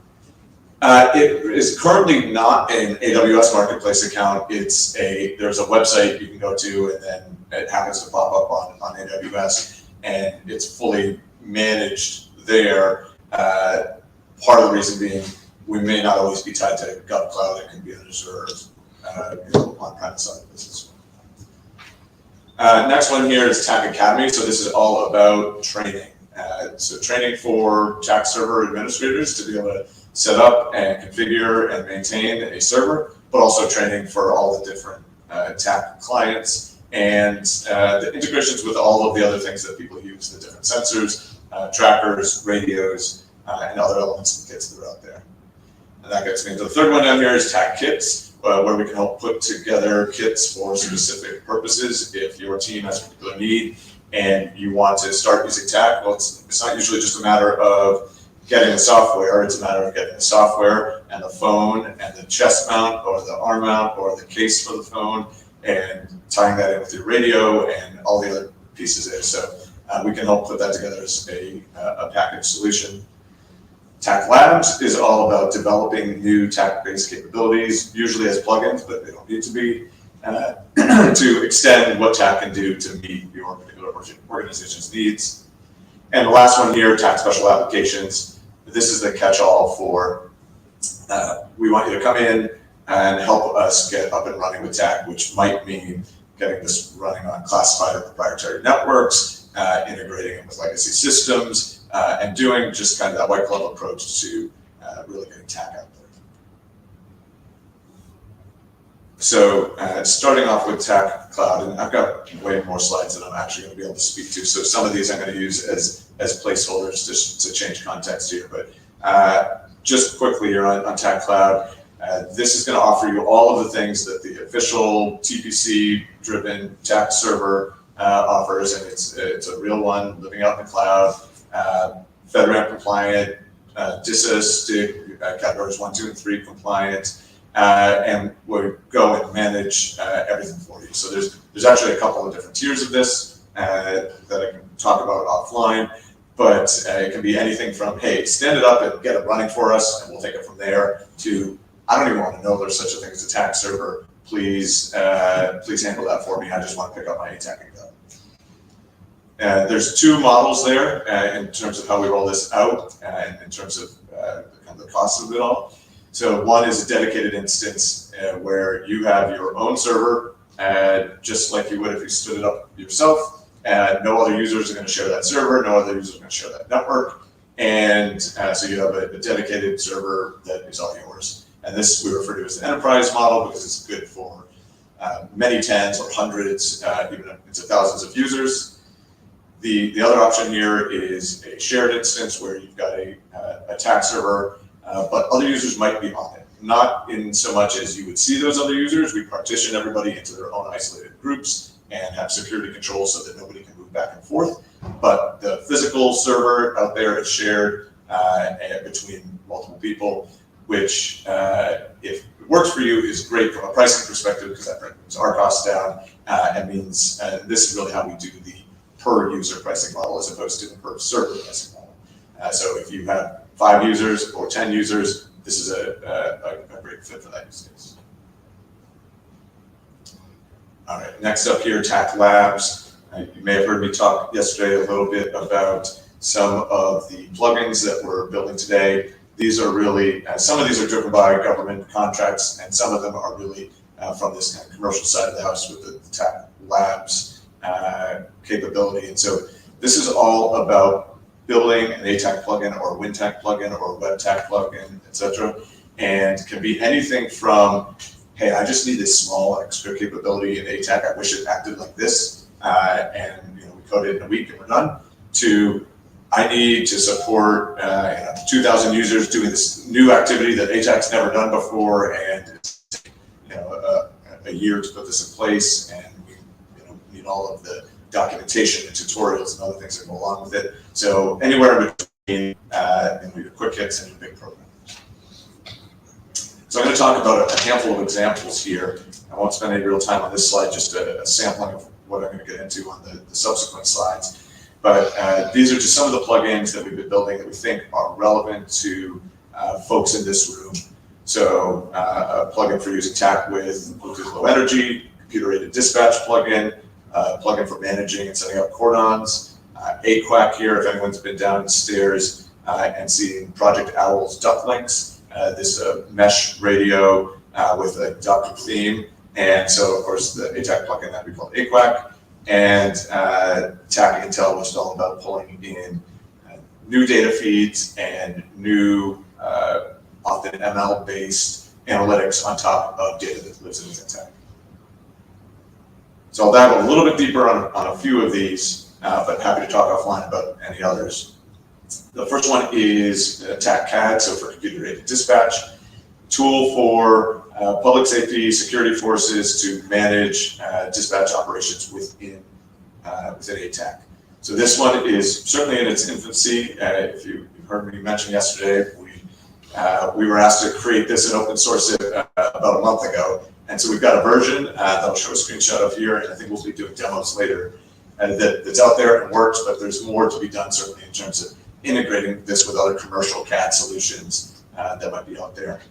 But the 30-second version is an ATAC user can click a button within the plugin to say there's a new incident. They'll be asked to specify the location of that by tapping on the map and give the incident a summary, and then they hit submit. And then that incident will get broadcast out to other ATAC users who will get a pop-up like the one this is just a mock-up, we'll see a screenshot in a minute, like the pop-up here that says, hey, there's a new incident, here's the details, the location, the time, the summary. It'll tell you who else is responding, and then it'll also give you your own ETA. It'll calculate the fastest route to get there for you, for both walking and driving, and give you that ETA information in the pop-up, allow you to say, yes, I will respond, or no, I won't. And if you say yes, then you'll be added to a list, like we see in the table here, of folks that are responding to that incident. So somebody can come in and see how many people are responding from which groups and how soon are they going to get there. In fact, you can click to see their routes as well. And that's what we see here in the screenshot. We've got our very nicely named fake incident and fake incident 2 currently shown on the screen. We can see there's one user who's clicked to respond. This user would call sign Grand Slam CTL. They've got, oops, progressing here. They've got an ETA of 5 minutes and a distance that we need to adjust this clearly. It's represented in meters in the screenshot, but we'll tell you how far away in terms of time and distance. And if there were other users there that were responding, they'd be listed here as well. And on the left-hand side, you can see that there's the black line, might be hard to make out in the back, but that is the route for the particular responder that we're looking at. Next one up, and some of you may have used this if you scanned any of the QR codes out on the billboards outside the room here, but this is TAC registration. In a nutshell, this allows one ATAC user who already has connectivity to a TAC server to request the TAC server generated a QR code that it can then share with other to-be users of that server, future users of the server, to quickly get them onboarded. So that second user, in this figure on the right, the new user, scans that QR code, and then by virtue of just doing that, it will actually go out, authenticate them to the TAC server, set up the configuration for it in their ATAC device, and they're up and running. So you should have a green light as soon as you scan that QR code. Those QR codes can be passed directly device to device. I can hold up my ATAC, you can scan it, or you can send that QR code via email, SMS, or anything else. There's a bunch of nice features in addition to that where you can time bound these, so the QR code is only good for the next 30 minutes or the next 30 days. You can use bound it, so it's only usable 5 times before it times out. You can add a passphrase that's required before it becomes usable. And then there's a whole bunch of configuration options beyond that that would like to allow restrictions on who can use this and how often they can use it, but those are still in flight. Next one up here is the ATAC cordon tool. So this is, again, a tool for security forces and police forces to manage cordons to set up a perimeter around a suspicious package, a bomb, or some other incident or item that they need to keep people away from. So the way this rolls, and here again we see a mock-up, I'll show this in just a second, but you set up a cordon by tapping on the map, and by default you get a particular size, but you can adjust that, and then you can do things like set up traffic control points and entry control points and casualty control points, so that you can have an understanding that you share with the rest of your team about where people should be stationed to help cordon off this area. And those points all show up as red dots until a security force or police personnel arrive at that location, at which point they turn green to indicate that they've been manned. And then there is the building footprints within the area. So any building footprints that overlap with that cordon you defined will be there and will be red until a user goes in and taps on them, and then in the radial menu in ATAK taps another button that allow them to turn green to indicate that that building has been cleared.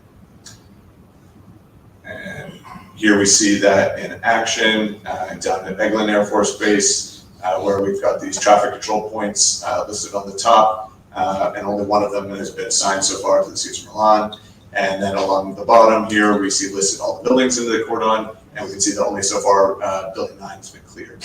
And if you can make it out, the green and red building footprints are off to the side there. Next one up is TAK Bluetooth Low Energy, or TAK BLE. This one is really about being able to quickly and easily share TAK data between a couple of devices that might not have another good RF mechanism to move the data. So you don't have your tactical radio, you don't have LTE, you don't have Wi-Fi. You just take your device and get a dot to another device, and do this over a low energy version of the Bluetooth protocol. So this actually started off with us building this for some tactical radios that require getting their data from end user devices over BLE. And that's where we started, but then we realized there might also be applications for this just going to device without any other radios in between. So what we have today is a version of this that works with cursor and target data. So your chat messages, your markers on the map, your Blue Force tracks, that all works today. The pieces that we're still adding are the ability to handle mission packages and other files sending within TAK. All right. So popping up a little bit out of ATAK plugins, now talking about getting other data into TAK. And you may have heard me mention yesterday about TAK Intel and this desire to be able to pull in other data feeds and other analytics to work within the tool. So there's a lot of things out there that certainly on there's commercial and classified and other sources, but there's a lot of open source intelligence that's come out, systems that have come out in recent years. And so things like on screen here, Live UA, which will go and give you open source intelligence about particular regions, Ukraine or otherwise. There's Live UA for Burma, for the US, and for a lot of different regions. And we want to be able to pull this kind of data into TAK so that we can use it to make decisions. And so what we're looking at here is actually a TAK server plugin that's, of course, behind the scenes running on the server that integrates with Live UA, pulls that data stream, and then you specify the region of interest that you have, and it'll drop markers on the map with details you see here. You'll notice that are all blue boxes now. We need to work on our iconography, but you can see there was a rifle incident, and then the event details are listed there. So this will be from Live UA in particular. There's a whole bunch of different categories of data that come in, but they're all kind of notable events, often in conflict zones. And so this allows you to not need to change ATAK at all to be able to view this data, just use the TAK server plugin, just to kind of highlight that there's that side of it as well. And then this next slide here is talking about kind of if that was the pure data side, this is more of the analytics side where we want to take some imagery or some other data within TAK and be able to run analysis over it and get those results back into TAK. And so what you're seeing on the screen here is some data that was generated by a company called Preligence, who's sitting here in the audience now. And they have some great machine learning capabilities that will go and identify building footprints, roads and intersections, and be able to take that just from map imagery and be able to pull that into ATAC as KML that you can then work with. Is that using segment anything geospatial? Is that image segmentation that's doing the algorithm there? So I am not the right one to speak to the algorithm, though Nathan here in the audience might be able to. Yeah, it's a machine learning algorithm to be able to basically process any type of satellite images from commercial providers. And then it's mostly based on like detection, vectorization, and you can also do feature extraction. So you have like the length of the roads, the width of the roads, the number of buildings, everything that could be vectorized in like, for image like this, it's 1 minute. Yeah, so it's a pretty awesome capability, and the Preligence and others have other similar capabilities like this that can do change detection and other interesting analyses over your imagery, and it doesn't always have to be imagery too. What about counting? Counting, like I want to know that there's 17 how many cars, trucks. how many shipping containers, how many ships are in port? I know that is a thing that not this system, but another system that Preligence does, and then others have as well. So it sounds like you may want to speak with Nathan to get some details. Sure. Sweet. Well, So- once you have that vector data, then you just sum the okay, I have this many feature records, and that's how many counts. But counting is not an issue. Yes, right. But they can use things like noticing when the counts change, which in military context can be particularly helpful if there's 18 aircraft every day on that tarmac, and then today there's 2. Right. Something's going on, right? So there's lots of cool capabilities, and we wanted to highlight this as an awesome one, and working with Preligence as a partner for this. But it's kind of one of several that we think should be brought into ATAC, and that TAC Intel concept is really opening this up as a platform for people who have these kind of analytic capabilities to provide that to TAC without having to create custom TAC plugins for every capability. All right, next up here is just talking more on geospatial intelligence. And how can we do things, and just another example of analyzing imagery and other types of data collects from other types of sensors to provide artifacts that would be useful in ATAC. So here we're looking at 3D models that you could bring into VRTAC, you could bring into ATAC itself, and help give you multidimensional situational awareness rather than just the 2D that we're used to. So at Raytheon, which is now rebranded RTX here, there is a capability for high precision 3D models. And there's a number of folks out there that will build 3D models from overhead imagery for you. The Raytheon claim to fame is both highly accurate and highly precise in that we can give you very specific error bounds for all the 3D models that are coming out. So generated over 400,000 3D models to date. This group within RTX is NGA's authoritative 3D processing chain. And you can see we can get the data from anywhere. Depending on the quality of the source, the quality of the model will be impacted, of course, but we can work with Black Sky or Planet or anybody else out there that's producing imagery. And so there's folks out there already that are tackling the problem of how do I quickly task satellites to get up-to-date imagery? And that's great, and that's the getting the 2D, getting the data problem. Now what we're trying to layer on top of that is, all right, now let's make that data actionable, and let's get some intelligence out of that data by turning it into 3D models or doing other kinds of analyses. Are you producing 3D tiles from that for ATAC? So not yet. They've got some various data formats to use in. Then we're converting it to like OBJ to get it into VRTAC, and we need to convert it to 3D tiles to get it into some other systems. But those kind of automated data transformations are the things we're looking at putting in place right now. Here's just an example. This is Wright Pat Air Force Base. This is a model created, and the government already owns this model, so if anybody is interested in it, you can go and grab this. And what you can see, I'm not sure why this isn't animating, but as you drag, if this was animating, so the user would drag the mouse around the 3D model, and the error bounds for every component of it would be rendered visually right there. And what you can see, or maybe camp on the back, is this is picking up on individual trees. There is a chain link fence around that baseball diamond there, and it's picking up on that 4-inch chain link fence. So very precise data that would be fantastic for all kinds of uses within tech. All right, I know I'm going on a mile a minute here. Just trying to get through everything quickly, but stop me where there's questions.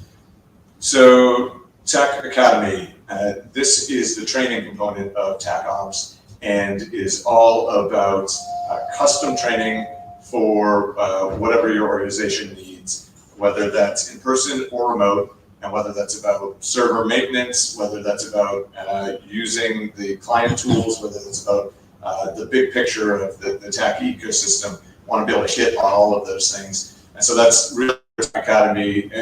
There are kind of preset pick it up and go packages of training, but really the goal here is to be able to tailor this to each organization, because some folks aren't using iTAC, some folks aren't using WinTAC, some folks are connecting to this particular type of radio or using this particular type of tracker, and we want to be able to get the training that's right for you. So you pick which platforms you care about. You pick which kind of cross-cutting concerns you care about, whether that's systems integration or cybersecurity or communications or developing. If, there's also training on how to build new plugins and extend TAC in general. So that's the main takeaway here, is a really customizable solution. The last, almost last one here, I guess, is TAC special applications. So this was, again, that kind of white glove approach for when it's not as simple as you need a server hosted for you in the cloud, or that you need some training, or you need a plugin built, but you need somebody to come in and get TAC installed on your proprietary closed network. You need it to integrate with your existing legacy systems that want to consume data or push data into TAC. You want to understand how to connect it to your networks and your radios. All of these kind of things this is kind of the catch-all under TAC special applications. So one example of this was with something called Task Force Pineapple that some folks in the room may have even been involved with, where BBN and AFRL partnered with some veteran recovery organizations to help get folks out of Afghanistan during the evacuation effort. And so this started with, hey, let's just stand up a TAC server, and then rolled into, hey, let's use WebTAC to actually track the people that are being shepherded around the country to help the shepherds. So there's a team of veterans who were acting as these shepherds, moving folks from safe house to safe house, trying to get them out to an airport. When they couldn't do that, trying to get them out over overland routes. And all of this required a remote presence, right? The veterans that were shepherding them were not there in Afghanistan with them. They were sitting all around the US. And so that we wanted to be able to see where those people were, but we couldn't say, hey, I hope you have an Android device, and here's an APK for ATAC, and here's how you configure it, and here's a P12, go at it. So WebTAC was the tool of choice there, because they could just pull up their browser and we could give them a username and password, and that was all they needed. And so it started off with that, a server, WebTAC, tracking, but then as the months went on, there were lots of new capabilities that were required. And so, for example, there was a lot of misinformation about when flights were going out, which led to a lot of confusion at the gates of HKIA, for example, or people moving out into unsafe spaces when they didn't really need to be moving there. And so to counter that, we brought in global ADS-B data, which involved touching lots of different sensors there, because as you can imagine, there's not a lot of people just throwing up public ADS-B receivers in Afghanistan. at the moment.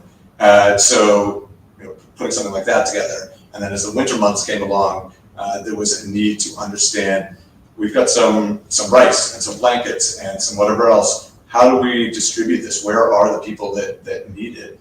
And those were the same people that were being tracked in the tool as we were trying to move them out of the country. And so this was a new plugin that was created to create reports about, over the past 72 hours, there were 14 people in this particular location and 28 in this other particular location, and extrapolate from there that on average, your Afghan who is trying to get out of the country had 8 family members, and so we could go from TAK to resource distribution. So there were all kinds of different capabilities that we were throwing in here, and it was cool to watch because it was really, hey, somebody mentioned a problem on Tuesday, and on Wednesday morning we deployed the plugin. So it was, and that's what TAKops and TAK Special Applications was really all about, was being able to react quickly and do whatever is needed to meet the mission need there. And in this case, there was a lot of success. If you see on the bottom there, I don't know if you can make out the words, but over 3,500 partners were moved out of Afghanistan through Task Force Pineapple to safe locations. And in the bottom left there, you see Zach Loyce, who was the head shepherd, along with his interpreter, that he was able to successfully get out of the country. All right, and I think I'm in the last section here, which is just about TAK kits. And really, I touched on most of this already. We all know that using TAK is not often as simple as just getting the software. It's getting the hardware, getting the mounts, getting the cases, getting the radios, getting the cables, and all of those components. And what's right for one organization is not right for another, depending on the environment that you're operating in. And so this is just our mechanism to be able to put together tailored kits to help you get up and running with TAK. And here we just see some examples of the kits can include cameras and UAS and trackers, along with the ATAK devices, and are tailored to specific organizations and their needs. Last slide here, just a little bit about our experience. We're, as I mentioned, in addition to TAKops and the plugins we create, we're out there building TAK server. Been doing this since more or less TAK was born, maybe just after. Lots of different projects that we're working on or have worked on, and lots of apps and plugins we've built. So that's TAKops. Questions from anybody? Questions, comments, thoughts? I have a question. Go ahead. So that QR code portion, is that for all TAK, like no TAK, so TAK, different ones? Yeah, the way the QR, so the question was, is the QR capability for all variants of TAK? And the answer is yes. The way it works right now, ultimately, we'd like to roll this into core, into TAK server, and maybe even into ATAK. But right now it's plugins on both sides. So you need a TAK server plugin to enable your TAK server to do this, and you need an ATAK plugin for the ATAK devices to be able to interact with it. And but the TAK server plugins don't have flavors, so that's good for everyone. And the ATAK plugins, Civ, Mill, we tested with 4.8 and 4.9, but I'm sure it probably goes back to 4.7, 4.6 and older variants, and we'll keep updating it as 4.10 and 5.0 roll out. So, long short, yes, it should work on any variant of TAK that you want. Any other questions or comments? Which version of TAK server was that feature added in? So the QR code? Yes. The question was, which version of TAK server was the feature added in? Because it's a TAK server plugin, it can actually work with many different versions. We probably only tested it with maybe 4.7 through 4.9, but I have no reason it wouldn't work with an earlier version if you drop that plugin in. Is it available on TAK.gov? So, great question. The ATAK plugin is available on TAK.gov, and I'm hoping within some number of days, the TAK server plugin will be available there as well. The only reason it's not right now is it's a very common operation today to put ATAK plugins up on TAK.gov. It's a slightly less common operation to put TAK server plugins up there, and so there's a couple of build process steps that we need to get right before we host it. But anyone who wants this in the meantime, feel free to hit me up, and I'll just send you the file. Sweet, thanks. I was hoping you could comment. You guys are one of our main sponsors. You have a booth downstairs. Is there any of these that you're demoing, or what can we see downstairs, or what, anything like that? Yeah, good question. So the question was, are we planning to demo any of these things? And the answer is that we're happy to demo any of them, as well as other things. And there are a few planned demos this afternoon for TAKcad, and TAKathon, I believe are the two, but happy to do any. That's a question for Rob. Mr. Soul, I'm a little disappointed here. I wanted you to do a demo while you were up there of the TAK server Easy Federation and Easy Sign-In. Yes, we're gonna later do a demo of the TAK server Easy Federation and Easy Sign-On. We can do it scheduled time for the afternoon, but also stop by our booth. Ralph, I had meant to do the Mobile Federation Manager during this slot, but just didn't have sufficient time. I'm sure I've overrun my time already. But what we want to show to everybody is there's currently an in-person TAK server for all of us here. There's a remote TAK server for folks that are connecting in remotely. And with one button on my ATAK, I'm going to combine the two a little bit later to show all of those coming together. And Seth, if your IT guy can flash to the remote people, yeah, we'll do the QR code again sometime soon. And for everybody who's local, the 2 QR codes are outside. You need to first download the plugin, which is the second one, and then scan the QR code in person. Bingo. We will make sure Discord stream gets those as well. We realize some of the light in the room is going to make the QR codes a little challenging, so we'll push them out to the text chats. And as Ralph mentioned, the live flipboard out front will first get that easy access, but then hit both the remote or the in-person. Notice they're two different colors depending on which one you want to reach. Thank you for providing that for us. Yeah, awesome. Thank you, guys. Yes, get a question. Yesterday you had mentioned like this idea of a marketplace for selling data and analytics. Talk a little bit more about that, and then that would be the roadmap. Yeah, great question. The question is, yesterday I mentioned what we were calling TAK Intel, which is this marketplace within ATAK for data and analytics, and what's the roadmap for that? So at the moment, it's very much in its infancy. There's still a number of things we need to figure out. The concrete step that we're taking there right now is using the Preligence analysis capabilities as a first test of what that would look like. And so we're just about to build what the screenshots you saw earlier were from us taking their output and manually importing it into ATAK. What we're going to be building now is the push button, reach out to Preligence servers, process the imagery, get the KML back and put it on ATAK. And once that pipeline is in place, then we'll have that foundation for the marketplace. What will need to come next is the how do you handle subscriptions, and some people are going to want to pay, charge for their services, and how do we handle payment, and all of that stuff is coming next, but capability is where we're starting. I'm very interested. We have a lot of ready APIs and data analytics, so excellent. Figure out how to get on. Yeah, so we should chat more for sure. Thank you so much, Nate. Appreciate it. All right, thanks you guys. for the support. Ryan, thank you as well. Okay, so this is a little flip the script moment. We are going to jump in with recounting and recalling some of our sponsor folk, and also giving them a chance to say hello, do any sort of micro, if you will, any micro introduction or demo. We just heard from the presentation there. Thanks again, Nate. This will be a chance again to sort of put some names with faces, see people you may have not known, just hear a little bit about what in their booth, or if they have any technology they want to highlight for us. So I'm going to call them out round robin. We've been downstairs making sure folks came up, but is the Tough Stuff crew here?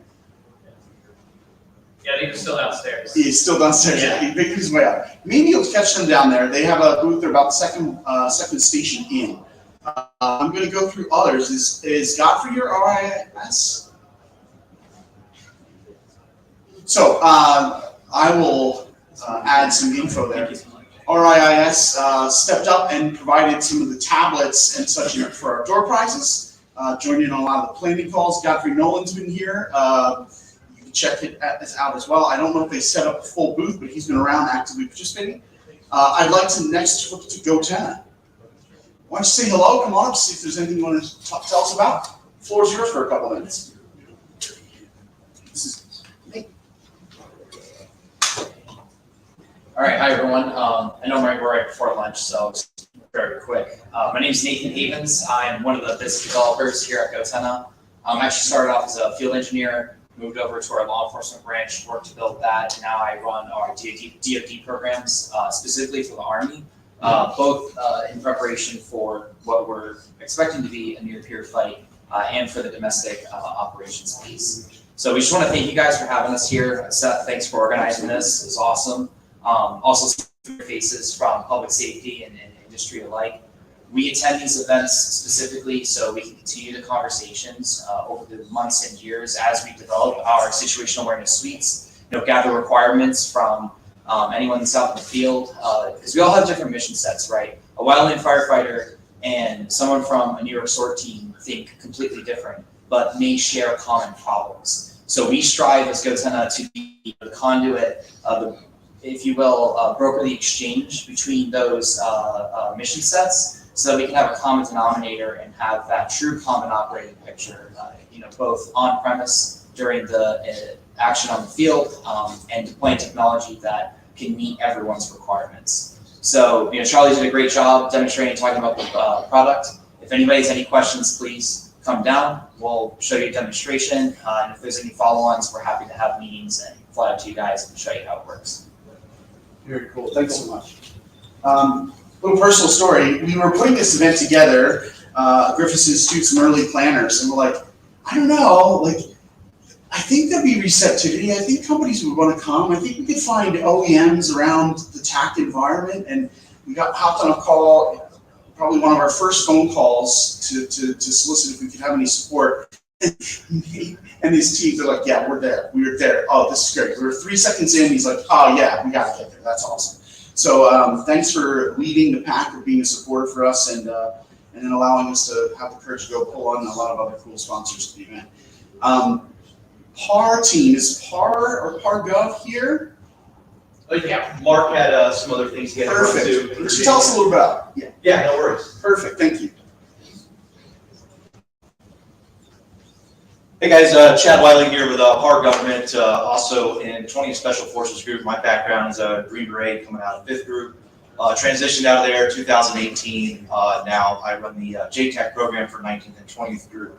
That's kind of my main core niche skill set in Special Forces, as well as in 18 Fox, which is intelligence. So I've been using TAC since its inception. So if you guys have been around since the beginning, really appreciate it. It's saved a lot of lives, saved a lot of my buddies' lives, and frankly, a lot of our partner forces out there. So really appreciate the innovation and everything that's been going into it. It's been a lot. I've been with PAR Government for about 3.5 months now, so still getting my feet wet within the company. One of our big things right now that we're currently going through this week is our FedRAMP audit to be FedRAMP certified. So make sure you'll see that on the FedRAMP marketplace coming up at the end of the month.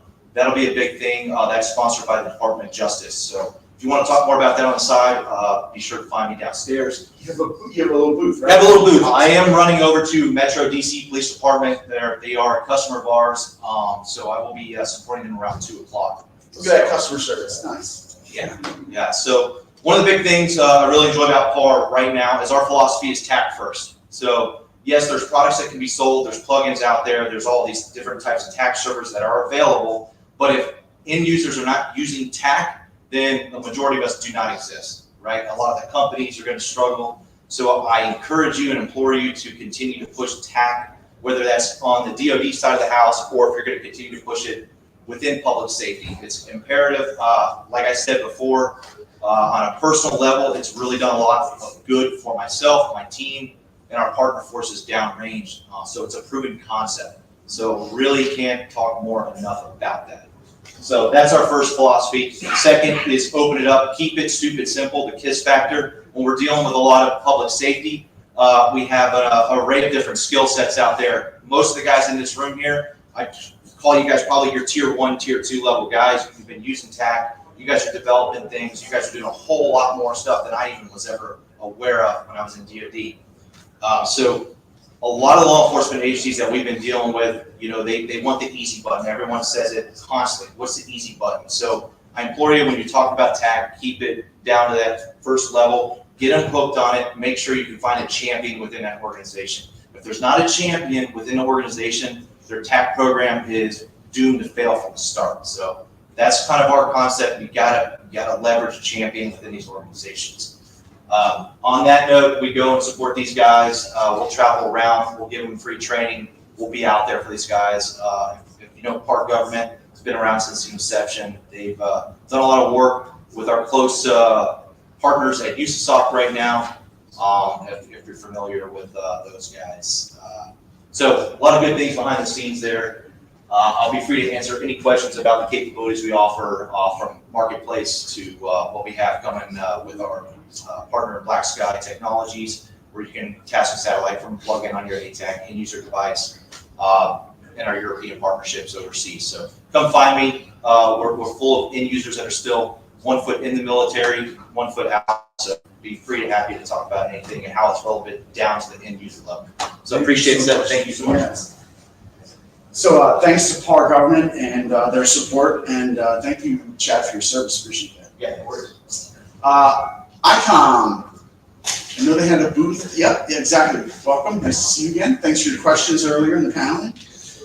Come on, tell us a little about yourselves.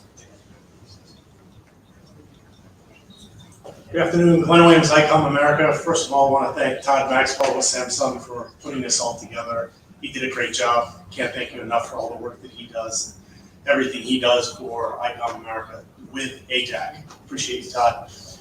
ICOM America was founded in the 1950s. We were actually known for amateur radios. So somebody had mentioned HF radios. We were pretty much the godfather of HF radios in the 1950s.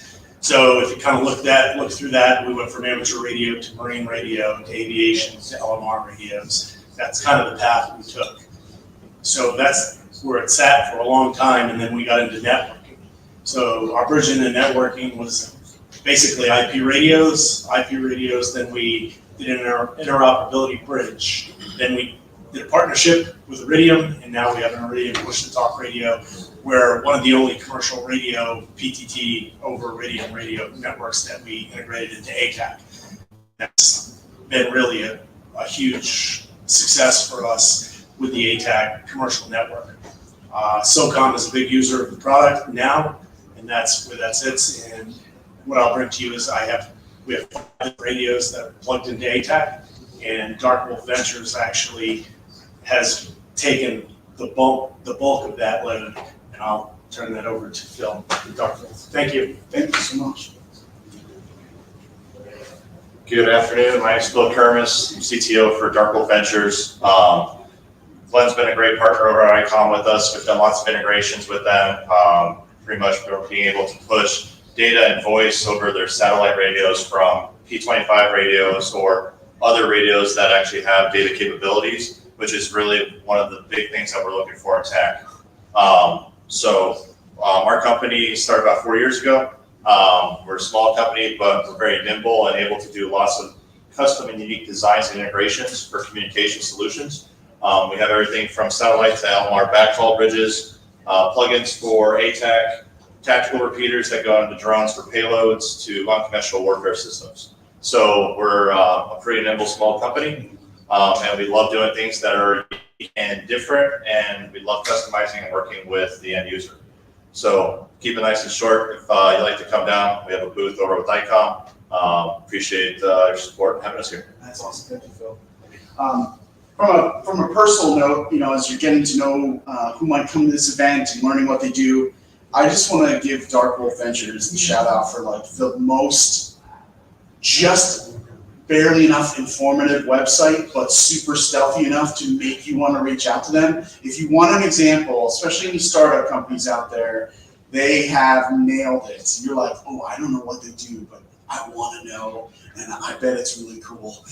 So kudos to your marketing and outreach teams. On another note, I wanted to thank Juggernaut, Kate's Juggernaut. We've seen some of their equipment. They've been mentioned a bit of times. They've actually packaged for us a bunch of, yeah, please. So Todd. Juggernaut sent us some Perfect. swag. Yeah. It just arrived.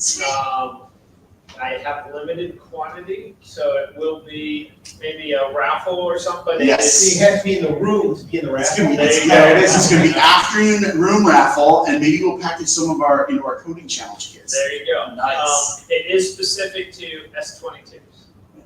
What an awesome Samsung product! I love it. That's not a problem at all. So to Todd's point, Juggernaut has some really field ruggedized mounts. They're known for a lot of their mobile tech, mobile device mounts, but also they have a pretty awesome product line around vehicles and other field kit mounts. Really awesome group. We are happy to bring them along. Chris, their VP, was called away to another meeting across town. Couldn't be here right now, but we thought we'd give him the plug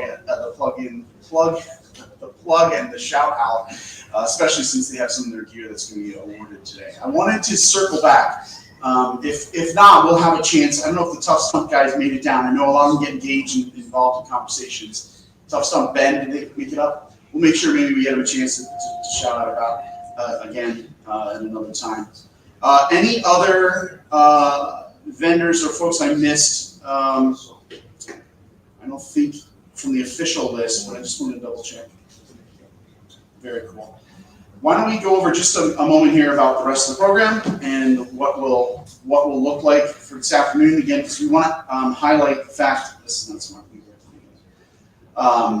We want to highlight the fact that we had some improvements and some changes on the way that the flow will run here. So we just saw the gold and silver sponsor roundtable. We got some lightning demos from some of them and words of where to check out at their booths. We're going to have lunch next. Lunch yesterday, we were ahead of lunch. This time our program ran longer than lunch. Lunch is here, so we're in a good spot. So what we're going to do is break essentially for about 2 hours.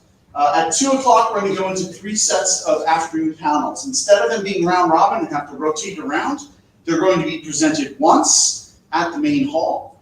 Effectively that last one is a point for where coders can meet sort of the panelists and industry perspective, right? And the rest of us, at that point, if we're not coding or we don't have specific customer, discovery kind of questions, can also flow to the demo showcase on 6. So 2 o'clock, 3 o'clock, 4 o'clock, we'll run those in that's ordered from right here in the main room. But for now, you should all feel free to break, enjoy lunch. For the stream, we will be posting the updated sets of slides over our lunch break. All right, thank you, everyone. Enjoy. We'll see you back here at 2, please, promptly. Jordan, Henry, if you would like to see for okay. You say thanks for this. We actually looking right now. That's what I was going to say. You don't want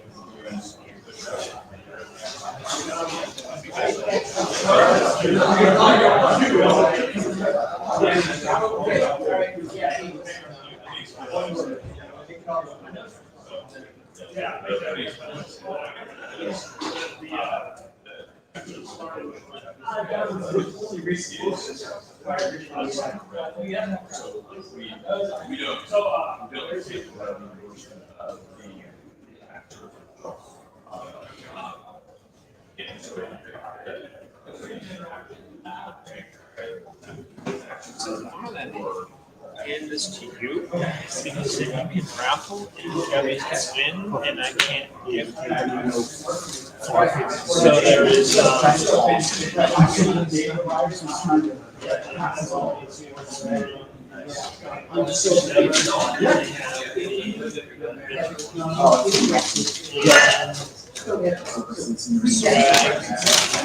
then there's 2 chestnuts. Oh, that's 22. So package it with this. Yeah. Oh,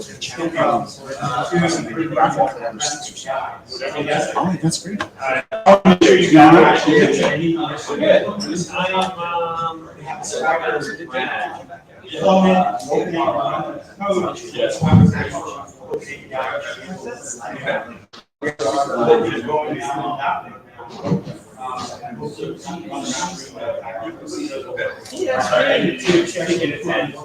And ask him to get him again.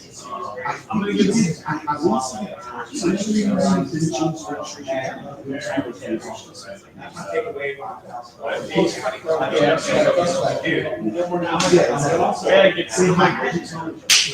him. Next time you ask me to get you into something and you don't show up. Thanks. Alright, so you got that. Yeah, that's great. I think we're good. Appreciate it.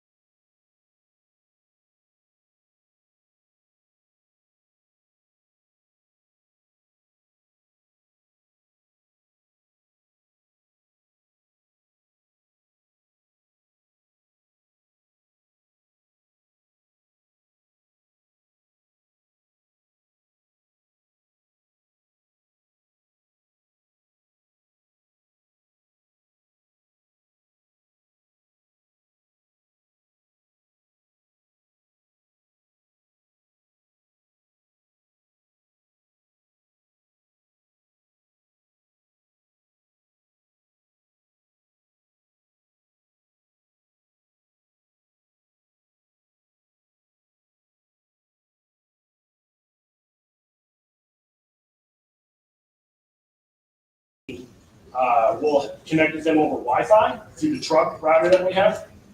If that's if we're going to be running something a little bit bigger, so if we're running at Dayton Airport, we ran a chemical round.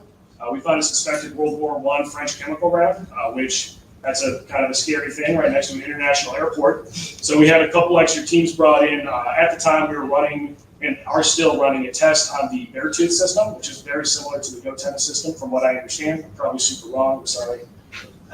But we were able to successfully employ Beartooth in that scenario, and we were able to get some pretty significant range and a good situational awareness of where everybody was at, where the downrange hazard was going to be at, and then of course we were able to communicate fire in the holes, because as much as I'd like to think I can't talk to everybody. So that's how we get along with our first responders.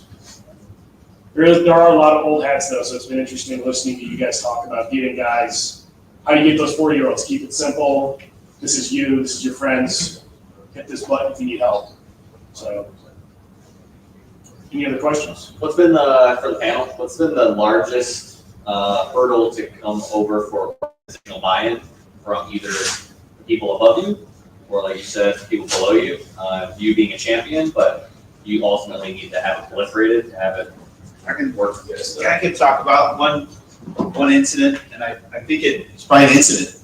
I think if you can take a historical incident and say this happened, we had a 911 caller years ago in 2007 on the phone, die on the phone for 2 hours with a dispatch. On the phone, breathing heavily, said he was having chest pain, then fell out, and we didn't find him until his death. But although we had GPS coordinates from the 911 call, we didn't have an application to drop it on the map, correlate, and now when we run that call, it'd be a totally different scenario today. We would have saved that guy's life, most likely, or at least found him before he died. So I think for us, it's finding a historical incident where things didn't go really great, and then talking about how TAC could maybe make the better outcome. Thanks. I think our biggest issue, simply put, is money. Our pockets are so much shallower than coming back from the DoD side. So public safety is just really cost prohibitive. And so that would also answer the underlying question there too, is where's my top end? That's cost, right? So, hey, I have all these capabilities, I have all these technologies, but at some point something costs some money. So I operate in an austere environment often. We currently have a manhunt going on the PA New York state line, and you have the entire, 300,000 acres of no cell coverage right there that we're basically working through. So what's the solution there? Coming as a TAC-P, right? We have a lot of solutions. We got beyond line of sight comms and all this stuff, but really, what there can I tap into that is cost effective? And so if I can crack that nut, I'll let you know. But if I do, then you'll see the end user also come through as well, because they're going to go, oh yeah, this still does work for me when I need it the most. And so right now we're trying to figure that out. I'm trying to figure that out. I know we have awesome minds in this room trying to figure that out. I'm back borrowing and stealing from any area I can to enable my team as much as possible. And I haven't quite gotten there yet, but that's what I think is holding us back. I can't complain. I do have money, just one-time money, but certainly always on the hunt for sustaining funds. I think one of the bigger challenges that we found is, it seems very elegant to us to offer this solution at the state level of, hey, we'll have one TAC server for the entire state, interoperability, all that great stuff. We still get pushback of, oh, well, I don't know if I want to share my data with the state. I think I might want to do my own thing, or I've got a proprietary common operating picture app. There are equivalents out there in the commercial world, and there's always going to be agencies that either don't want to share their TAC system with us or want to do something other than TAC. And so far our answer has been that we know that that's inevitable. We're certainly going to work to win people over, but when we can't, we do want to develop the integrations to see their dots and they can see our dots, and we can still work together, because we know there's never going to be the one system to rule them all, that the TAK will ultimately be completely ubiquitous. So we've actually hired an in-house developer, and certainly want to work with the community and what APIs are out there to integrate. And if people don't want to be part of our system, that's fine. We still want to exchange information with you.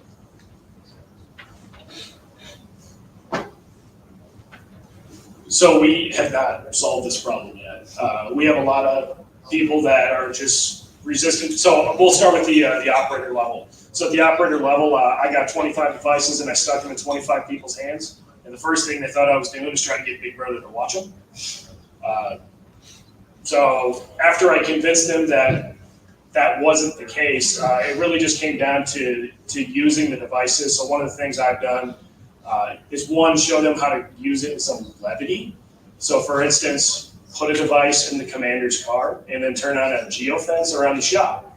Whenever the operations center lights up, you know the boss is coming.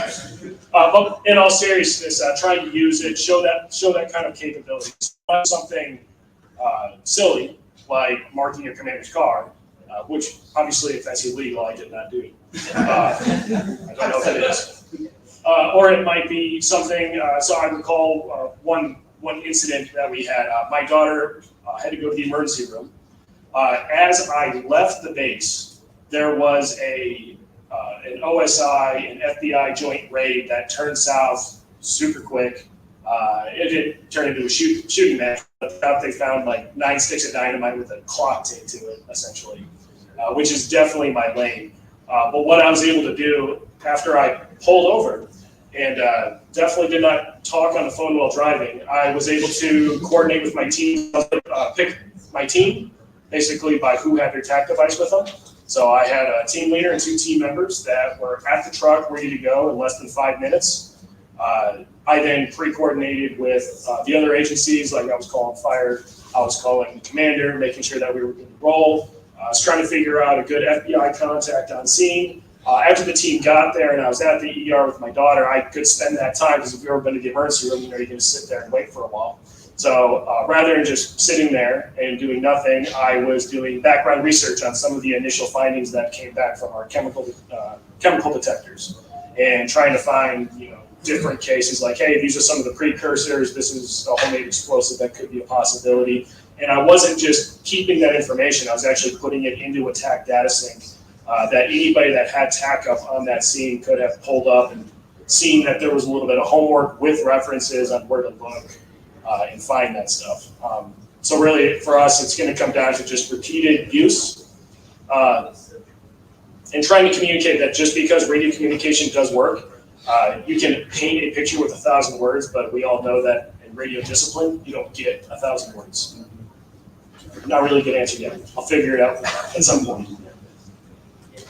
Why don't we ask one more question? Anyone? Yes. Just going to the DoD side, we have trouble with GPS. It's either blocks or spoofs. Doesn't work well. How often do you have that happen? TAK environments where you may have smoke coverage, you can't get through. You're in the thick foliage where you just go inside. You dead the water there, or just it all second? Yeah, anybody go in this building and look at where their TAK marker is? That was dropped the other day. I think Eric showed me. He was about, 400 feet above the building. I was across the street. I don't know where Brad was. But yeah, the in-building coverage and stuff, and even, if you do have bad, foliage, and that is a problem. There are people that are working on, these GPS denied environments. There are accessory, TRX neon is one. There are people next now trying to correct that stuff. That is an issue. For the most part, when I'm outdoors in my environment, I don't have a huge problem. But Brad, maybe you can speak to, you've got timber and those sort of things. Yeah, I mean, it's kind of a cost-benefit analysis when it comes to GPS degraded for us. I mean, in a wildfire, yeah, occasionally is it worth buying a $9,000 gizmo to rectify? Probably not. But the extreme example of like down in the DC Metro, if you're operating down there, yeah, you probably do need some extra hardware to function. I think, one of the low-hanging fruit opportunities there is to use fuse location services in TAC, and I know that's something we've been having some side conversations about, and some of our people are working on stuff already. On the public safety side, we're not using tactical edition phones. We're just using the phone that you buy down at the AT&T store, and we're using those carrier services, whether they're Google Play services or Apple. All of your data is getting hoovered up and sent off to the board constantly, and so why not use that to at least give us some slightly better location information if we're up here on the top story of the building and have a degraded connection to GPS or something like that. So that's definitely a wish list item, I think, for a lot of us in public safety, is just to, maybe we're not all having a TRX Neon, but we can at least get slightly better location information. I want to say thank you to the panel. What an awesome job.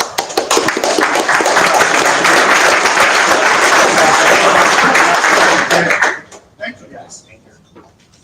We're going to quickly pivot over. We're going to hear from Ben Brown at Tufstone. We're busy during the pitch. If you'll recall, they were down at their booth working their stuff, which is awesome. So we have just a few slides we'll show from Ben. And at the same time, while he's getting here and loaded up, we're going to give out a few more of the prizes that we have available for everyone.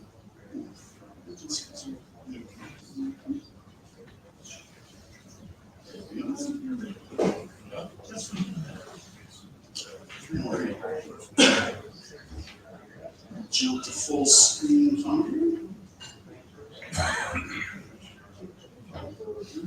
Okay.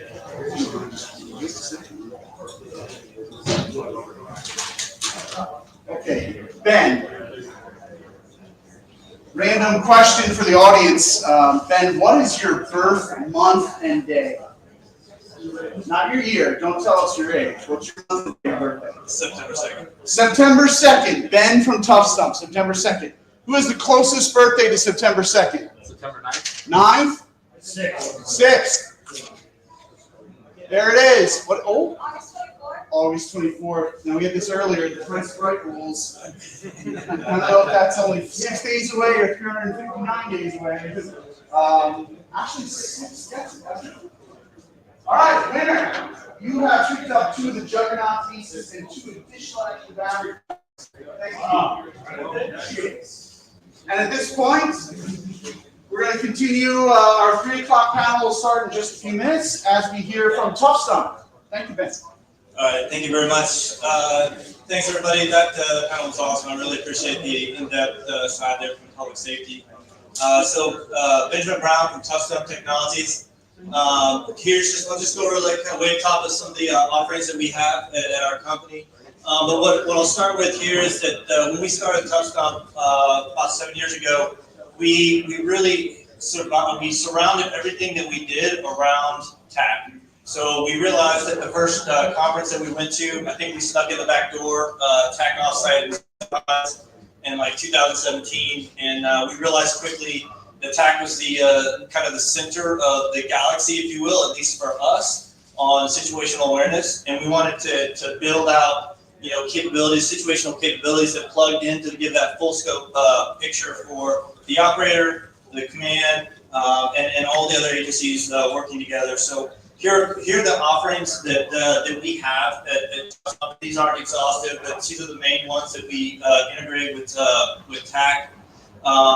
First of all, we have Artemis. I've heard people talking about data imagery collection. Artemis package is built on the Sensible IDD TAC. That creates, we can cover 1,200 acres in a single flight, creating a 3D point cloud, textured mesh, digital surface model, as well as a orthomosaic with 3 centimeter or for us 1 inch per pixel resolution, which is badass. I mean, the ability to do that with a 3.5 pound drone is incredible. With 90-minute battery. We have this. We've flown these things all across the world, and we teach everybody not only how to operate the asset, because people come to us, they've never flown a drone, if they've flown it, they haven't They haven't been professionally taught. So maintain the drone, also capture the data, manipulate the data, and then also the final part is to take that data and adjust it into TAC. And so with some of our TTPs, we're able to take that data. If you've got 30-minute mission planning time, 1 hour of flight time, and then another hour of process, just a general orthomosaic, I can have that data on your TAC devices within 2 to 3 hours. You are walking out with near real-time imagery collected at 400 ATL, and you didn't have to call back to mom and ask for a satellite shot. You didn't have to have a pipe to bring that data in, and you didn't have to wait for weather to clear. So this just, what we used to say is become your own NTA, right? So let's make the user their own data capture. And don't wait for approval. You don't need approval, you're your own approver. So these are the different applications, the pictures that come out of that. At the top of the left, that's a heat map. So your digital surface model, just showing you elevation data, 3D textured mesh. Top right, orthomosaic. That's a pretty picture of a snow-covered pipeline. And then your 3D point cloud. All these things come out, they're measurable. You can use these. If you use, you have RTK, so real-time kinematic, you can do on the platform itself, or you can do PPK, so post-processing kinematic. That will allow you to have absolute accuracy of 1 inch on the Earth. If you don't use that, we're getting your absolute accuracy is 1 to 7 meters on the Earth. It's 3 centimeters laterally on the picture, but then 1 to 7 meters on the Earth itself. So solid data from a 3.5-pound drone that you fly yourself. This is the kit that we provide from our experience. My business partners are controller. He has extensive experience running through Afghanistan with that same, stylus trying to mark things down. So he knows all the things that are going to break. So we built this kit out to be deployable, because most of our users, man, you buy something new, once you take it to the field, you wish you had something. We thought of that ahead of time. We know what something is. We add that to the kit, and so you walk out with everything you need to be fully functional, sustainable for a period of time, and we retrofit and keep people sustained throughout the course of their contract. The next thing we do here, we have this now available. It's in its beta mode right now. We're revamping this with TAC University. So a lot of the times, people are going across the enterprise to add in TAC to new users. One of the things that we found, if you're going to get somebody to use something, you have to train them and train them right. So we with the company, like some of our first stuff that we ever did, was only just teaching TAC classes, TAC basics. This is how it works. This is how to update it, how to make sure it manages it for your individual use. And then following up with any type of additional questions. We've taken that now and we put that online, and we're making it available to people so that they can get a basic course structure, get a certificate at the end, certified by TAKathon Technologies, and it allows you to at least get a general understanding of the basic functionality of TAC. This is not a high level, this is not advanced, this is not networking. This is how do you turn it on, how do you use the basic plugins, how do you create maps, how do you connect to the server, the basic stuff that you need to make sure that everybody is using the general functionality of TAC, so that we all get the benefit of the situational awareness that each user brings to the environment. We have advanced classes. We can teach it all the way up to the server level. We can teach it to the networking level of bringing in all the mesh networking radios. But right now, TAC University is just in its beta mode. It's just a basic course. We're also working with Ghost Robotics and using that as a platform to capture LiDAR data. We recently used this out in Montana. We throw a rodeo. We call it the Tough Stump Rodeo because it's ours. And we go up and way up in Montana where there is no connection to cell towers, no internet. Like you are out. It's a 30 to 40-minute drive to get a cell signal. And we challenge comm vendors to set up their network radios to go through the mountains. And then we challenge them also then to connect to our, we call it Goose, our dog is called Goose. We have them connect to Goose. We send Goose down a 100-meter shaft, a mine shaft in the mountains, and then we push live LiDAR feed from inside the mine shaft back over the mesh network radio, and then we tied into SIDX, which our partners, Park Government was there, an awesome job of bringing all that in. And then we took that server and we pushed that up over Starlink out to, I think we got to 12 countries. Chad, correct me if I'm wrong, 11, 12 countries were watching that live. So just really showing the power of TAC, as you see, some of the hardest problem sets is sub-T. Push that data from where the end user is in the disconnected environment. But then once you get it back to a server and you can get it out from you can get to a satellite, then show that same data, to whoever has access to that server. So really just continuing to show and prove the power of TAC and test and our partners and all the comm networks and all the radios. So we use different drone systems at the same time to pass various sensor data. Atos is named after Atos, our dog here. And we have that, you saw that down there, you also saw our blog. That's just a representation, and Jimmy does take that home with him at night to sleep with. But we got that from an incident back in my business partner in 2007 on a VI in Iraq, where they had this dog, Atos itself here, was actually on, they were kind of bad guy. He had run into a field of high grass. And they lost him. They had him surrounded, but they could not find him. The dog hit right on him, went right to him. They knew the dog was on him, but they couldn't find the dog. They called the dog out. The dog comes out. They're like, all right, where is this dude at? They send him back in. Dog jumps right on him. The guy clacks himself off. We had several U.S. military members injured in that incident. And if they just knew where the dog was, they could have turned in that event. From that, we created Atos, which is just PLI data. It works good. It lasts a long time. It takes a 120 battery. If the battery is in the right direction, it's on. And so we use that thing. It's highly ruggedized. We sent it to over 100,000 feet, and it was still squawking. We sent that thing 100 meters under the water. UHF doesn't work underwater, but when that thing came back up, it was still squawking. So it's a highly ruggedized, easy way to tag whatever matters to you. And so with a single command link, I can ingest 200 tags. So those 200 tags, I can populate that across my network.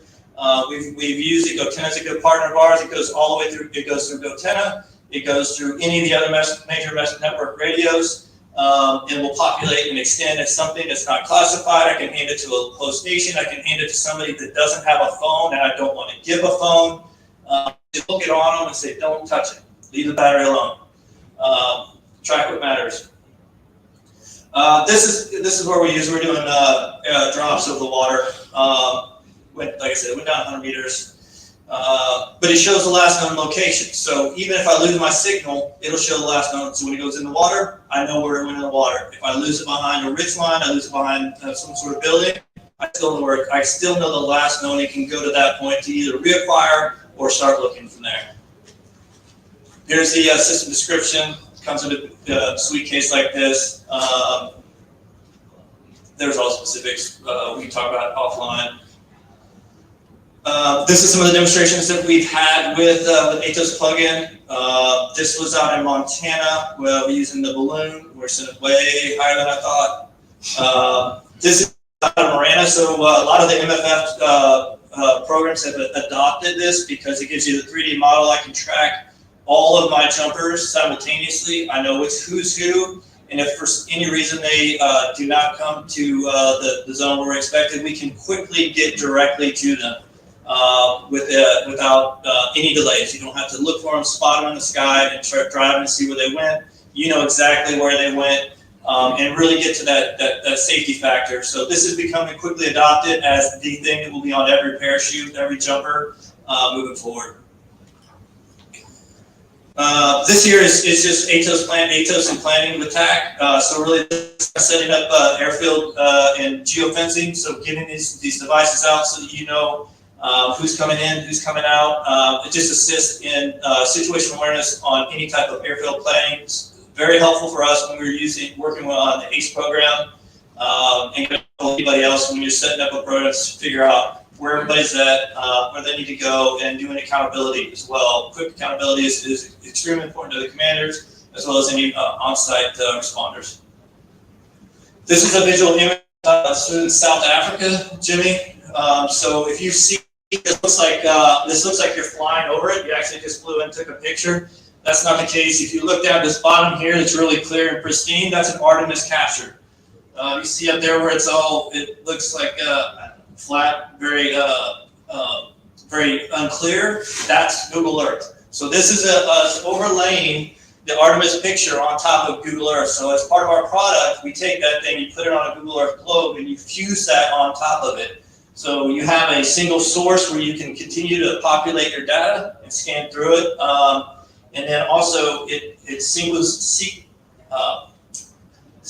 up all the other pictures. And so I can overlay all my dots, my maps, I put this on my tablet, whatever the case may be. I have the most up-to-date and accurate visual imagery of the location as it stands today or within the last few hours. And then you can clearly see the difference in the pictures of what's available versus what you captured. And I think that's the last slide. So any questions for us? Big fans of TAK. Like I said, it's the center of the galaxy for us. If we put in different products around that we build off of, it's just to enhance the user's capability, the commander's situational awareness, or the on-site commander's response capabilities to really keep the guys that were just up here last, keep those guys safe. That's our goal. To increase their situational awareness so they stay safe, they affect the mission, and they come back to do it again the next day. Thank you so much. Thank you. Thanks, Ben. For the screen, there's a couple questions came in. That's Ben Brown from Tough Stump. That was Stump Technologies. They have a booth down on the bottom, on the sixth floor. We encourage you guys to stop by. Really cool stuff. Thank you for sharing that with us. It is now time for our panel. We're going to bring up our last formal panel of the day today on I'm sorry, I'm just getting the slides loaded for you. This next presentation will be for event security, all things around sort of large, public. We saw some of these comments throughout the conversations, especially from Jim Reitler. So at this point, the event security panel, please make their way forward. That is Greg, Alex, Mike, and our AFWorks rep. Appreciate that. And so that everyone knows what happens next when this panel wraps, it'll be our tech demo and coders customer discovery session in here. And that will go as much as it needs. I know that BBN wants to get some customer and user feedback. And then we will be wrapping by 5. So last formal panel, coder customer discovery, close out by 5. Welcome, gentlemen. Thanks for coming forward.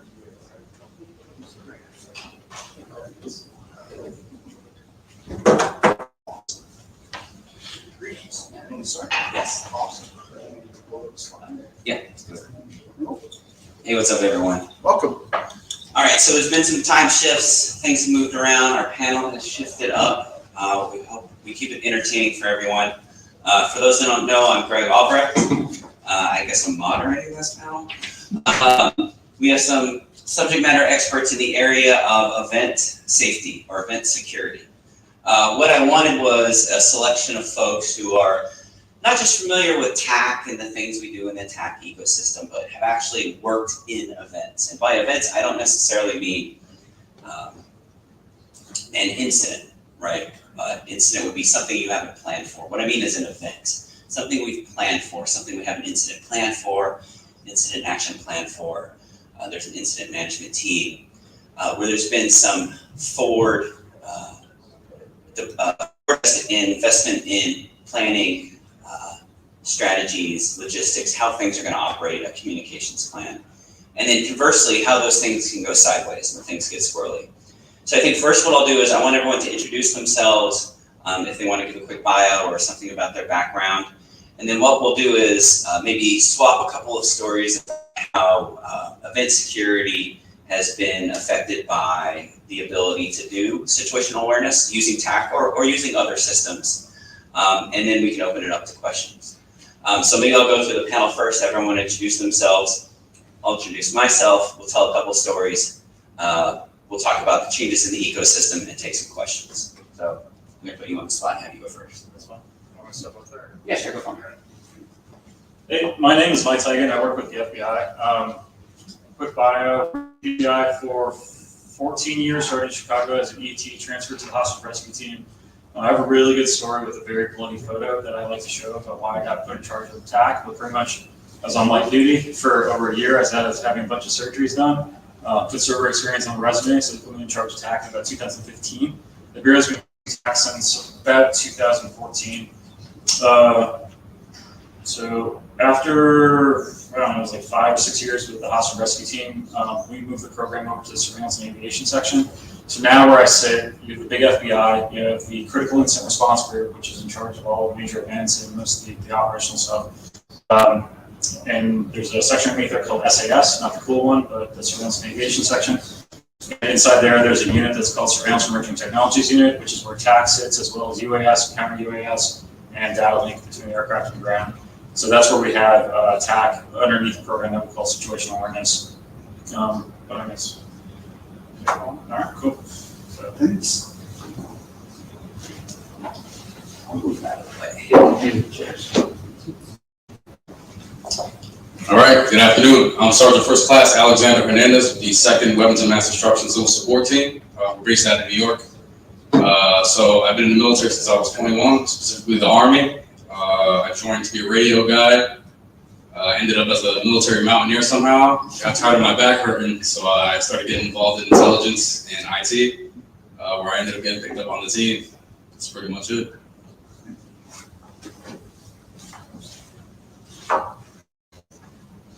Good afternoon, everyone. My name is Charles Laird. I work for the state of North Carolina. It's a really long name, but it's the First Responder Emerging Technologies Program. We just truncated to First Tech.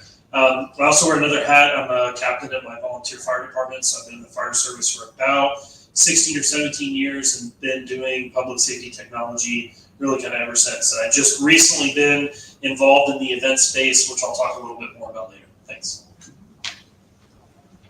So maybe what I'll do is I'll let everyone remain seated for the rest of it, since this seems a little awkward. So my background, Greg Albrecht, I'm an EMT, tactical EMT in San Francisco. I'm also an EMS supervisor for a healthcare provider. We mostly do big events, big festivals, parades, think like the Pride Parade or the Giants Parade or big music festivals. What I wanted to ask is, who here has been to like a big festival, like a big music festival? Okay. Which one? So like one of the EDM ones, for example. Yeah, like Legend Daisy Carnival or something like that, big festivals. This is what, 60, 70,000 people. So you can imagine like that event is going to take place in the parking lot of the stadium, or maybe a couple of parking lots jammed together. So you can imagine like it gets pretty dense, especially around the big stages. There's still emergencies that happen there, right? We're not going to stop the entire show because someone, is having a heart attack. Right? That's their emergency, not the rest of the show's emergency. So it's our team's responsibility to respond to those. So you can imagine how complex it would be to respond to a 911 call in the middle of a crowd of 60,000 people, where all you get is they're by the light stand. Not entirely helpful for us, but we have to find them, right? We don't know if they're having a heart attack or not. Find them, right? Well, we could have the security folks tell us where they're at. I'm by the light post. Which light post? By the stage. Which stage? The main stage. Which part of the stage? The right side of the stage. House right or stage right? You understand the complexity there. So it wasn't until a couple years ago that, in addition to tracking where our ambulances are at, we're like, maybe we should track where our foot teams are at. And I'm like, well, shoot, there's a system for that now. We have TAC. We can start using TAC. It's not just for grown-ups anymore. It's for us regular folks. So what we started doing is we started using TAC for our medic units. And now for all of our large events, each of our field teams, this is a par 2 or par 3 team, so 2 or 3 medics on a team have TAC. Not only do they have TAC, they have all of the event maps rubber sheeted onto TAC. So an event map, I don't think I have it exactly, I apologize. There might be a park, there might be a stadium. The stadium has a static footprint, right? It's always pretty much going to be the same. But for a special event, they're going to set up stages, there's going to be concessions, there's going to be restrooms. That's going to require a special map. you can overlay that in TAK now. So I'm not just telling someone to go to the upper bleachers. I can tell them to go to the sausage stand by the upper bleachers. I imagine that's where you're at, the sausage stand. Just kidding. So the story I'll share is last year, we were working a large event and a 911 call came in for an active heart attack. So, someone's right there, somewhere out in the festival. And all we got was there's a 911 call somewhere in the festival. And for 911, there exists a system that some municipalities have deployed called Rapid SOS. I'm not sure if anyone's familiar with this system, but what it lets the emergency operations centers do is get the position of the smartphone when you call 911. And tragically, that information is not shared outside of the ECC. So what we had to come up with really quickly was, how do we take this information from this proprietary system, from this Rapid SOS system, and pump it out into TAK, right? So luckily, TAK is relatively easy to integrate with. So we pulled this in real quick, right? We built a really quick interface where the 911 operator can take this information and send this out to our field units in real time. So I'm not standing there in a crowd of 60,000 people like, I don't know, I see a bunch of light stands. I can now look down at the event map and see where the 911 call is coming from, get on scene and figure out this, luckily not a CPR in progress. But those are the types of complex situations that we deal with, right? Those are the things that we can control and that we can plan for. Aside from that, you get things like communication system failures, right? And that's not really a thing that you can anticipate. It's a thing you can plan for if you have a PACE plan, but it still happens, right? If you're relying on voice communications in these in these environments, you're going to have failures. Not only that, again, it's loud. It's like at a music festival. What are some other systems that we can rely on to get both positioning and communication, right? TAK solves for a lot of that. There are situations we don't have cellular coverage. I will say for the most part at these large events, cellular coverage isn't really a problem anymore. There might be a saturation issue, but coverage is not an issue. And what I'm hoping is everyone can highlight some of the things that they've experienced in this environment. But for us, it's been a game changer, right? We started with just tracking our ambulances. So now we can know our en route time and destinations from our ambulances to our destination hospitals. We can track our field units, which means we can get our field units on scene as quickly as possible. Not only that, this is my favorite part. I've heard a dispatcher say to a field unit, "You're walking in the wrong direction." And they were able to do that because they were running TAK. They were walking, we could see their bearing and direction, and the dispatcher could turn them around and send them in the right direction. That's time saved, right? Time saved is lives saved. We couldn't do that before TAK, and we can do that now. So that and the multitude of other things that we can do with TAK have really been a force multiplier for that in our environments. So I'm hoping that everyone else can sort of elaborate on how that's helped them, but I'll turn it over to you, Mike. Yeah, it's okay. Yeah, it's gonna be easier. So we do a lot of large events. A lot of pre-planned large events, a lot of unplanned large events. For pre-planned large events, I guess how TAK has changed it pretty much like what you said is, being able to see everyone in real time. We do have quite a few issues still with cell network, with it being oversaturated during large events and having telemetry drop out or working solutions with that with different products. But if there's two anecdotal stories that I can say where TAK has really made a huge difference for us, and we've been running for a long time, so there's a lot. One slide deck we have, I think, just has like 70 different special event examples of how it's improved things. One of the big ones, there's this big event, I think it was on Lake Huron, called Float Down, and I don't know if anyone here is from that area, but I guess a bunch of people get drunk on rafts and then go out onto the lake, and then between the Coast Guard and RCMP, they have to figure out who is which side's citizens and then get them back to the corresponding homeland as they're completely drunk. So a few years ago, I think it was like 4 or 5 years ago, we got a request to stand up a server that we could have both RCMP and US law enforcement on, and other public safety groups, there's EMS on it too. for this event. And so we set that up, ran it, and there was a storm that came across the wall that was online and kind of scattered everyone about it. But RCMP and DHS said that because we were able to facilitate TAC and because TAC was used, it saved 4 lives and assisted in 1 arrest during that event. This was still fairly early on. I'd say that the public safety use at that point was probably 10% of what it is right now.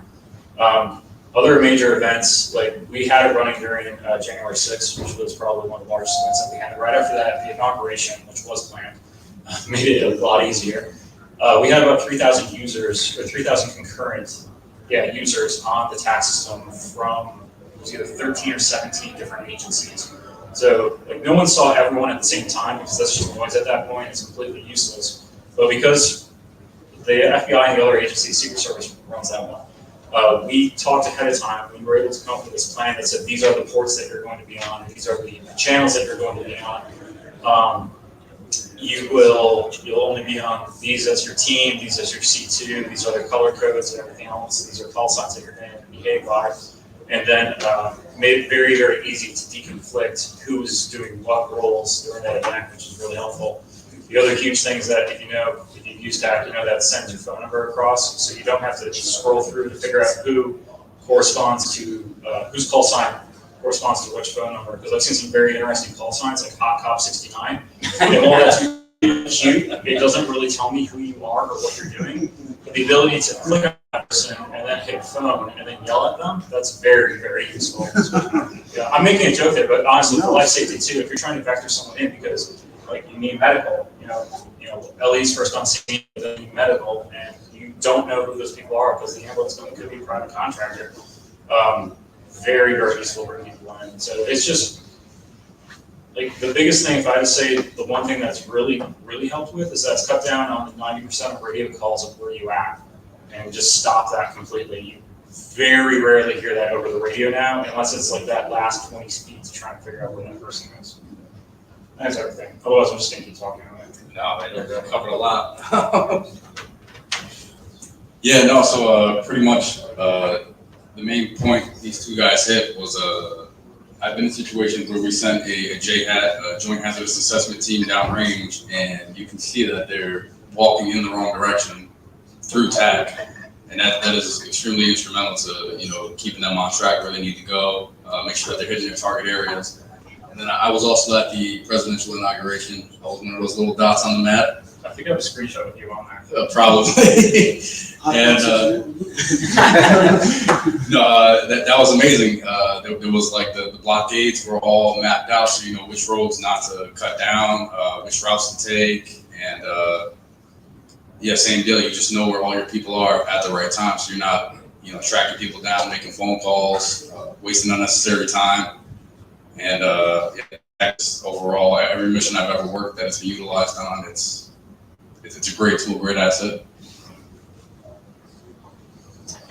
All right, I have a kind of a quick story about how I got into the special event, which was our North Carolina State Fair.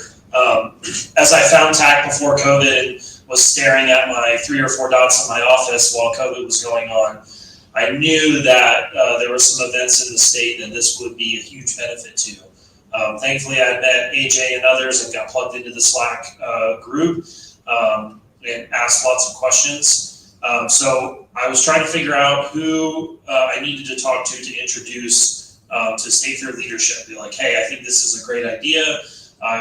Just kind of guessing that you guys don't have anything to track responders, so here's my pitch. Well, had a hard time figuring out who that was until someone that I knew made a connection because this gentleman in work had a radio question. And just a quick side note, if the networking here hasn't been beneficial to you, you haven't tried hard enough, because honestly, it's all of who you know, and sometimes someone will make a connection for you, and it turns out to be really fruitful. So I talked about 10 or 15 minutes with this gentleman about radio stuff, and I said, hey, by the way, do you guys track your responders at the fair? And they go, tell me more. The State Fair police chief happened to be sitting there, and his question was, how much did it cost? I said, free $99, and he said, sign me up. So that immediately I got buy-in from the top. We used Verizon, asked for 100 Sonomex P8s. I spent about 9 or 10 days programming all of those, which a lot of great feedback came out from that.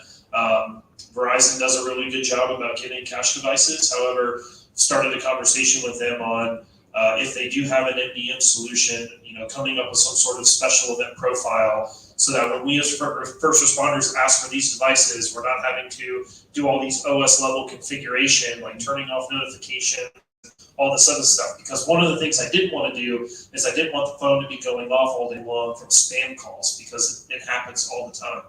So I got the devices. We used Mike and his FBI public safety TAC server. We had a primary server and a backup server. A lot of the devices were actually TAKtracker. And I had to put a lot of thought into how I was going to do the actual implementation. I'd never done something like this before, so it was really kind of a learning process for me.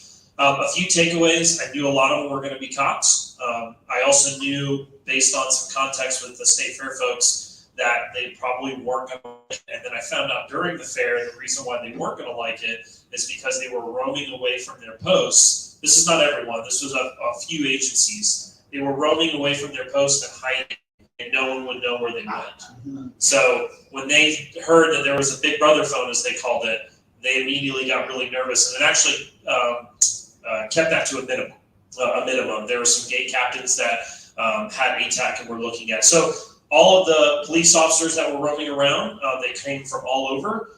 They had TAKtracker. We had a system set up where they had a check-in process for not only their time card, but for an equipment checkout. And we had folks who were hand jamming the call signs of TAKtracker and then handing it out to them. Cops were blue, fire was red, EMS was green, and I think I did all the state fair staff yellow. So the big benefit from the law enforcement side was, well, what do we call them? What's their call sign? Well, I found out from a voice perspective that they just used their home call sign. So Wake Forest 405 Adam is who they would call command, and they go Wake Forest 405 Adam, go ahead. So that's just what we use as our call sign. And what was good is that we didn't have to train them to do anything different, because the phone was in their pocket, they were using the radio, and the dispatchers had WinTAC up. It took them a few days to kind of figure out why we were using it, and where it really made a difference was we had a drone operator that flew the day before the fair. He actually went above and beyond and put all of the ride numbers on the rides. I was going to try and display the picture, but I didn't bring my adapters with me, so sorry. But now, not only did we know who was calling and where they were, when they said we are near ride 53, we just relayed that to Fire EMS, and they just looked up ride 53 in their ATAC map, and if they heard the call sign over the radio, because they were on two different channels and some of them were scanning, just knew who to go to. So Fire EMS were huge users of it. So partly due to law enforcement's job in roaming around was they were heads up. So that's why they used TAKtracker. And then Fire EMS had ATAC as well as some of the different command staff. We put those phones on a passcode in case they fell out of their pocket, because if TAKtracker fell out, well, they're not going to see anything except a bunch of coordinates. And Fire EMS then also figured out the radio menu and figured out how to call other users. And so one of the other things that I learned was to put the phone on Do Not Disturb and then allow contacts only. And then what we've been doing is we're creating a Google email specifically for the event. And then we load all of the contacts because we get all the numbers from Verizon. And we just put the contact name as the call sign, which whatever the event says that they are. So when they call, it comes up as their ATAC call sign. They know exactly who it is. And one of our firefighters figured it out, called the EMS command. And the EMS command was like, oh, that's weird, the rest truck's calling. Hey, what do you need? Hey, blah, blah, blah, blah, blah. And so they immediately figured out that they can call each other really easily. So some takeaways from that event were phones take a really long time to set up. However, it was a revolutionary leap in keeping track of where everybody is. I also have a video that I don't have with me, but they do what's called the push. And what they do is they have the law enforcement officers in strategic areas when the fair closes, and actually push everybody out. And before, if someone were to kind of squirt out and go into a different area but didn't think they need to call anyone on the radio, no one really know where that individual went. So now we saw kind of a time lapse of where all the police officers were going. And if someone said, hey, a vendor just called and there's a group of kids, we would be able to direct them to whatever the landmark was. So not only having contextual information, that overfly map with the ride numbers, but also being able to see where everybody was. Fire and EMS, they used it a lot. That's going to be a sustainment for them going into the future. So like Mike, I can continue talking, but maybe I'll pass it over to you. No, this is great. The pitch I use when we're rolling out TAK is it's all of the things you ever wanted in one place. I think sometimes we tend to focus on where it went wrong or where it didn't work, but I'm curious to hear from the panel, what's the biggest success you've seen in selling TAK to someone? I would imagine for the users that we're managing, we can kind of dictate to them that they are or are not going to use TAK. But when we roll up to someone new, what has been the easiest way for you to sell, or the easiest pitch for you to get someone over the hump of adopting TAK? And I'll hand it to the panel and see who wants to answer that. I can go if you want. Yeah, I can just do that. So for us, it's just putting it in their hands and watching them use it. I don't know if any of you have had that awkward dance where you have two plainclothes officers or different federal agencies that's trying to figure out who is who, but being able to look at the map and be all like, that person on that corner is one of ours is really, really beneficial. But it's just making people use it. As soon as they get used to having all of their tools that they need to do their job in one place, and they're not always looking at their phone, right? If they're doing that, they're doing their job wrong most of the time, put it in their pocket and forget about it. But just the efficiency, how much it can speed stuff up for them actually trying to perform a task. For management, it's incredibly easy most of the time because they see their very pretty map with all the gumballs all over every place, and they're like, that's exactly what I want to see. Don't care what any of it means, but it looks pretty. And it's just making people use it's usually the easiest. Getting them not afraid of it is definitely challenging, especially if you have. I worked on HRT, we call them the guerrilla operators that would just break anything that was fancy that you put in their hands. Like as soon as they get over their fear that the technology is not going to hurt them, it's usually pretty easy.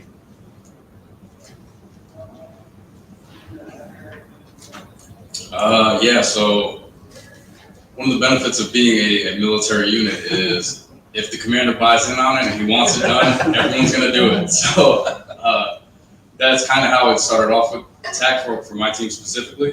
But as far as the end users go, just as soon as they got comfortable and they were able to see, the purpose behind it and how it benefits them, benefits the organization, and it's a safety tool, not just situational awareness. Because in our line of work, it's hazardous. So if they can see an area they're not supposed to be in through TAK, at the end of the day, it could be saving their lives. So that's really a big selling point, is the safety.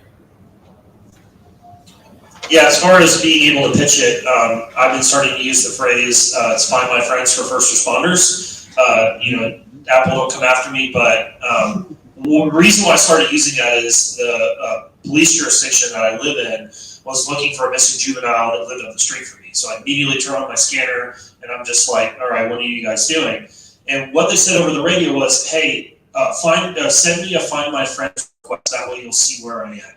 And I was like, man, there's an easier way to do this. Thankfully, they listened, and I talked to their IT director, who was a good place to start because they're the ones that control access to any of their applications. And so they're using it somewhat now, but what I will say is that from a law enforcement culture, there's going to have to be some shift in their mindset on location-based services. I'm sure they went through a shift when ADL hit their cars, but I immediately got that, I don't know if I want this device kind of sense at the state fair. Granted, it was their first exposure to it, and no one really explained what they were. It didn't help that the people handing out it were like, here's your Big Brother phone, or here's your tracker phone. I'm like, it's not that, because what we ended up characterizing it was, look, if something happens, we want to be able to send help to where you are. That's really all it is. So if you don't know where you are, you say you're in the Midway's pretty big.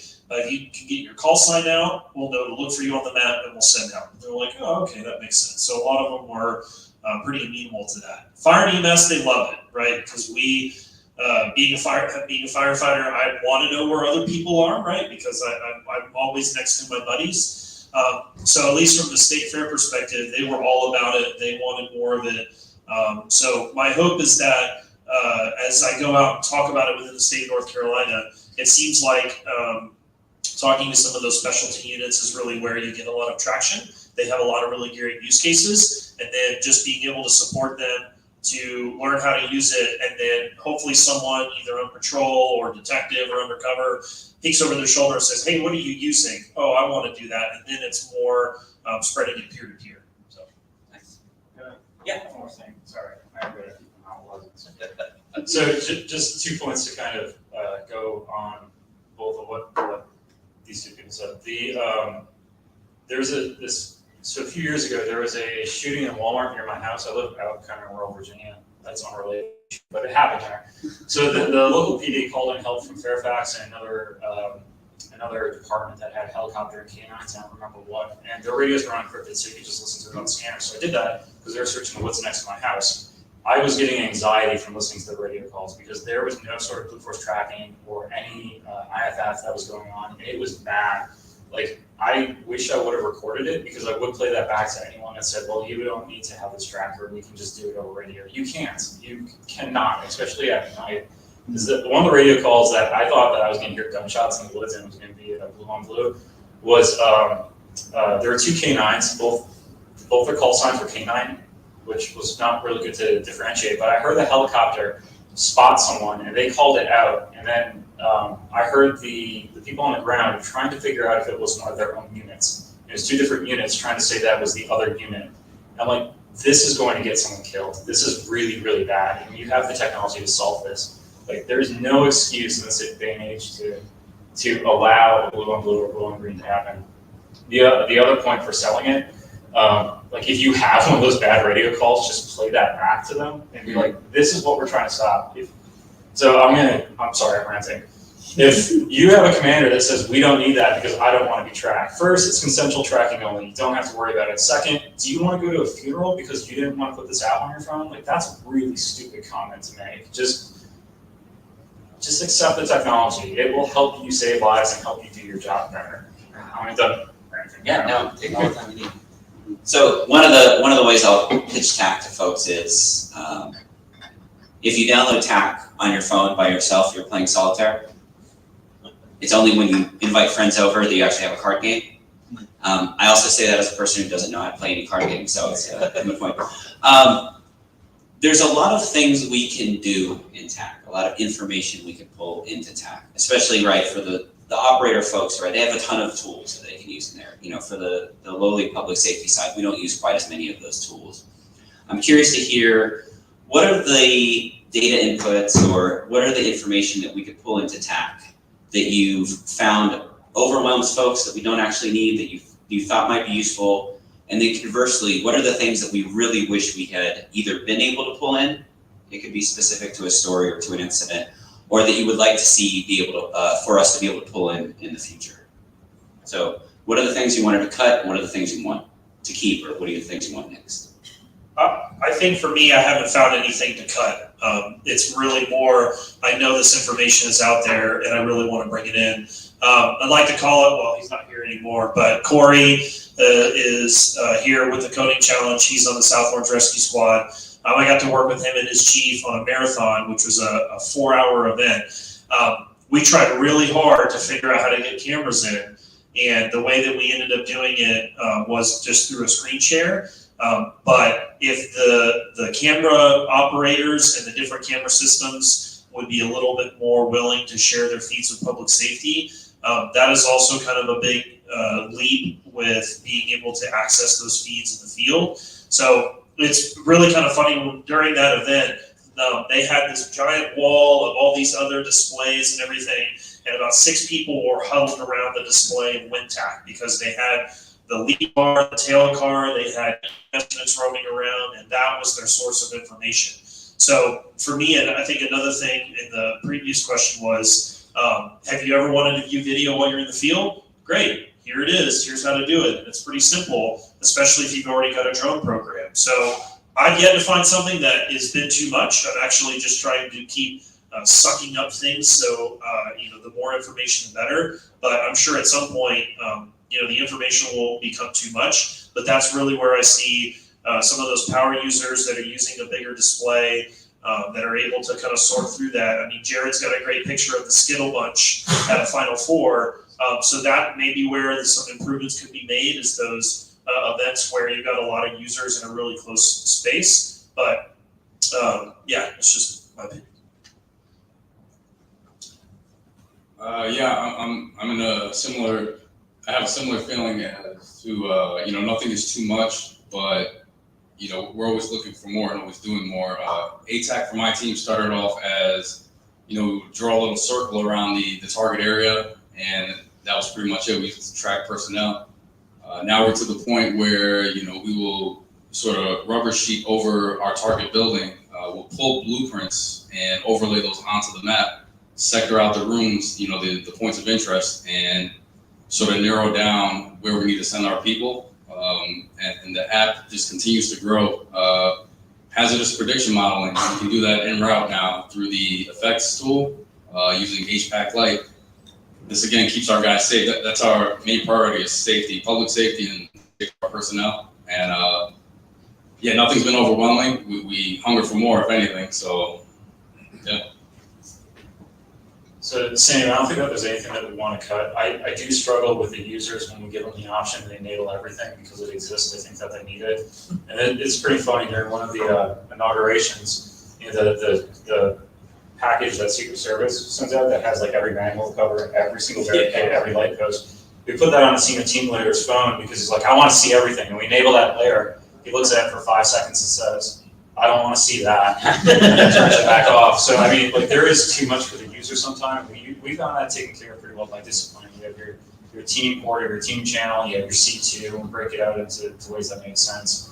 For seeing more, I really wish that there was a plug and play way to bring in CAD information. And even though the FBI doesn't play in the computer dispatch model very much, it comes up a lot when there's events that the FBI is in charge of that the locals say, we want to send you our CAD. Like CMPD said that they want us to see their CAD, and we were able to do that by building our own really spit and rubber bands translation server that would take it from, I think it was WebEOC, and then get it to a point where we could have someone take a look at it, figure out if the information was relevant. If it was relevant, they had one push button that would then send it to TAC so that we dispatch a team. Like that was awesome, but that was one person not sleeping for 37 hours, not me, that did that to get that to work. Making that plug and play, I think would be like monumental for anyone that uses a CAD system. I guess maybe one thing is I know the TAC Product Center and those involved do a really good job about trying to open source and make available to us lowly civilians. The tool you mentioned, I have no idea what that is, but we have hazmat teams that do the exact same thing. We have first responders that are doing the exact same thing. So whatever effort there can continue to open up more plugins and more tools, even if it's ripping out some of the military specific information, but there's a lot out there judging by the master list of plugins. Just having a public safety, which is a growing user base, being able to get access to that and really poke around, may benefit our military partners in the long run, just because some of the different use cases that we have. So I'm sure TPC's in the room, but I'll love that out there. You guys are doing great, thank you. So these live events, these big events, we can plan for them all day, but again, things don't always work as planned. I'm curious to hear, and I'll ask this last question, and then we'll open it up for some more questions. In the events that we've all participated in, what has been, two-part question, what has been your favorite hack that you've gotten, that you've had to perform to get something over the line, to make the music go on? And then separately from that, what is your favorite non-TAC tool that you've implemented in these events? Oh, isn't it? Sorry, buddy. So the favorite non-TAC tool is my two-way VHF radio, like by far. And that's kind of a cop-out because it's not software, but yeah, I love my public safety radio. The hack that we've used to try and get things going, I guess it's kind of two-part. Like we've deployed channels. If you haven't looked into that, and it's not just me talking because we funded it by a lot, but it's really made it a lot easier for the users to get online and get connected. Like it's just username and password and URL and nothing else right now to get online. But we also push configs from the server. So it's like, it's not an MDM, but we force the server to push configs to the device. So I flip a bunch of settings inside the device, inside of ATAC, when the user has a successful connection, and that allows me to do some things like turn off mesh mode or remove the option to auto send. If you've played with that, it can be painful if you're on a server network. So we do that, and I'm working on a way that we can force call sign and caller on initial login, which the user still changes the rule changes. But that's pretty much it. I'm great story about how I messed up once. I'll say that for that. So the main thing we do to sort of get things going for us, and what really helped to kick it off is we have set icons for our specific vehicles in TAC. And when we establish our footprint, we lay those icons out. The team is spread out throughout the footprint, and that sort of helps people realize where they're at, where they need to go. If you need to reach another section, another team, medical or operations, communications, that really helps people, roll into the operation and know where everything's at. As far as the second question, so we utilize Mobile Field Kit, MFK. That sort of integrates with TAC, and that's an amazing tool. It's another piece of software, pretty much used to battle track, domestic ops. So anything from logs to medical status, personnel status. This all integrates with ATAC. So yeah, that'd be my choice. I don't know if I'll have a good one, but I'll take a stab at it. We didn't use TAC as a CAD tool for the state fair. However, we did talk about it a lot, especially with our EMS command folks. So I'm really excited to try out the radio TAC CAD plugin because that may solve that need. But a lot of my thinking is done more at a regional and statewide level. So the hack that I think I could think of, even though it's vaporware right now, is we do a really good job in North Carolina of rerouting 911 calls. For those of you who know EZNet, you know what it is. For those who don't, all the 911 centers in the state, the primary service answering point, public safety answering points, they're all on the same network. So it's very easy for a center who may go down for whatever reason to basically touch a button and all the calls get sent somewhere else. So the first reroute during a hurricane is Carteret County, which is on the coast, goes to Iredell County, which is in the Uwasuk region of Charlotte. Well, the way they dispatch calls is over the radio. So that ties up one statewide event talk crew for the duration of the incident while that reroute is going on. So in my mind, I may try and pitch TAC as a rudimentary CAD system because we have units that will come from all over the state to backfill some of these firehouses, and we also have law enforcement that come in. Well, they don't have access to those CADs, and that CAD may not be working because those 911 operators aren't even in the building. Someone else is accepting those calls. So, some of those types of tools where we experience natural disasters all the time, TAC is inherently geospatial, so is 911 responding to emergency. So a simple, hey, this is where you need to go and this is the incident type is really all we need because the folks will get there and they'll figure it out. So I'm hoping that could be a hack in the future where we could use TAC for that kind of situation. I would say that the best non-TAC tool that I've found is we've created some comms cards that actually came out of the NSSC for RNC. And now I'm using one side of those comms cards, which are originally for radio information and important phone numbers, to use as a legend for the different colors and roles, because a lot of these people don't know how to spell TAC. And so they look at a color and they don't know what it is.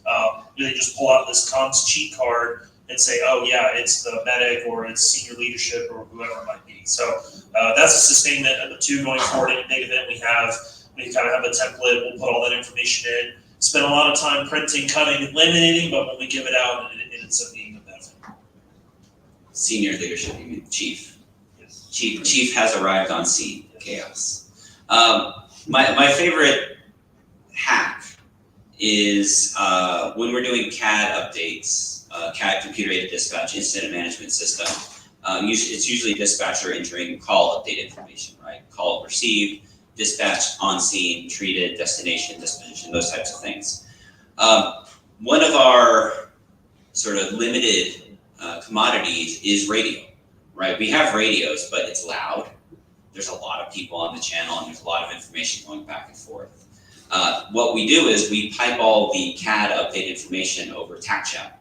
So instead of you having to ask, what can you repeat your last, or can you say again, you just look at TAC chat. right? You could see what the last call information was. You could see where the call's at. You could see who's on call without having to utilize the radio, right? The radio is a limited resource. We really want to save that for critical calls that require a person in the loop. My favorite non-TAC tool are chem lights. I live on the coast in San Francisco. I see Coast Guard dolphins flying almost hourly, going out to either rescue people or look for EPIRBs or PLBs. And every time we see a video, everything that goes out the door of that dolphin has a chem light attached to it. And I thought, oh, no shit. I'm dealing with pitch black environments during the middle of a festival. I should put a chem light on everything that goes out of the rig. So we do that now. Every medic unit, every piece of apparatus that goes out of our rig at these events has a chem light attached to it. And the reason I do that is because if someone's trying to find us on camera, I just say, look for the red chem light, look for the blue chem light. It doesn't work as well at raves, but for the most part, it works pretty well for us. So with that, I'll open it up to questions from the audience if anyone has any questions. Don't all jump up at once. Okay, yes, ma'am. What do you guys see as barriers for greater adoption of TAC? What are the barriers for the greater adoption of TAC? Yes. Yeah. Anyone want to take that? Okay. No one else wants to. All right. Sure. I'll take first swing at it. Devices. We are a nonprofit healthcare provider. Even when I'm not working with the nonprofit healthcare provider, we don't have a lot of devices. We might not have coverage.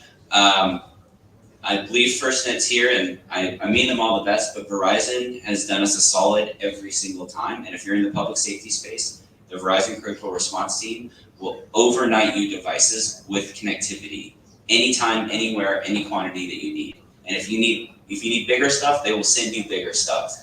It has saved my butt numerous times. So devices has been our biggest hurdle. User training, you get used to that after a while. So do you mean in the community or as an organization? So the community, this is gonna make some people mad. The barrier of entry that I think a lot of people are encountering is the tech debt that is up a server and run it because they don't know how to do that out of the box a lot of the time. The other side of that is that I hear a lot of complaints when you first open up ATAC that it's too complicated. I used to have this slide during one of the FBI family days. There's this like 8-year-old girl running TAC in one of our command vehicles. I'm like, if she can do it, you can do it, right? So like that's not really a great excuse, but the biggest complaint the biggest barrier that I hear from public safety agencies that just got told to go Google TAC and they find the right at TAC.gov or one of the other like Reddit or something else that's on there is the concern about the tech debt and how to set up a server, especially once you start talking about stuff where you have to worry about security and PII and discovery and data retention and all the other stuff. It starts to snowball really quickly. And then, as far as I know, the reason we have that barrier set is because of either lack of knowledge. Some organizations out there just don't know what TAC is yet, as well as, of course, the financial side of things. Fortunately, I work for DoD, so yeah, we got a pretty pot of money. But yeah, those are the two main barriers I'm seeing. Either people just don't know or don't have the money. Yeah, I'll kind of go off what Mike said. TAC server tends to be the first place where they're like, "Oh man, this is a little complicated." And you know, like I said, Mike's done a great job in supporting public safety ever since I've known about TAC. I've sent several agencies to him. Jared and Brad with Colorado, you know, they're setting up these statewide programs. So I think it really makes sense for someone at the state level to stand something up to support first responders. For the time being, I'm going to emulate kind of what Mike does, where, hey, you want to get on, great, here's a connection. You want to do anything more, I'll support you as best I can to get something stood up on your own. But whatever we can do to make TAC server a lot easier, yes, there are IT people that know that, but you know, the problem that we have is they want to go through and they want to scrutinize everything. They're asking the person who wants it and has no really, doesn't have a lot of those answers. So if there's, you know, I hate to use the word documentation, but if there's already things that speak IT that they can look at and say, this is all it's been through, so that way they don't have to do their own process because that's being duplicated any number of times at the local level, that would be good. But just TAC server itself is really hard. we can kind of do the training on the mobile app side. But if tax server just becomes more like, hey, couple of clicks, install like an application on Windows, and boom, it's up and running, as well as the TAC UI, which I'll be hopefully learning next week. I think that will help simplify a lot of it. But I like the TAC registration plugin, but I think some other tools of just being able to scan a QR code and a no-notice event or something like that to just get someone's location and a call sign that's going to expire 3 days from now, that's going to help us out a lot. Yes, we still need to be doing a lot of the blue sky work to create those partnerships and get everybody up. We're still going to have those no-notice events, and we need to, if we want this to be a tool of choice, it needs to be something where not only the server can be quickly stood up, but if one's already stood up, a user can be quickly onboarded, so we just see their location, and that's it. I think we're right on time. All right. Okay, I mean, it's Ralph. Yeah, I just want to say, 7 years ago, we did a plugin called the lunch plugin. So that when you were a guy who wanted to go to lunch, you didn't want your boss to know where you were, so you could click that button and be off the clock for however many minutes. All right, for those of you who can't hear, Ralph's explained to us how to be unaccountable at work. Right, a lunch plugin. Primarily ghost yourself. There was a lunch plugin. So the inverse of that is the chief plugin, which is I don't actually need to know where my team's at. I just need to know where the chief's at, because that's not where I want to be. All right, I appreciate everyone participating in this panel. This is sort of the brain trust of event safety and security. If you have any questions, feel free to corner one of us, feed us snacks or lunch as well. And thanks for having us. Well done.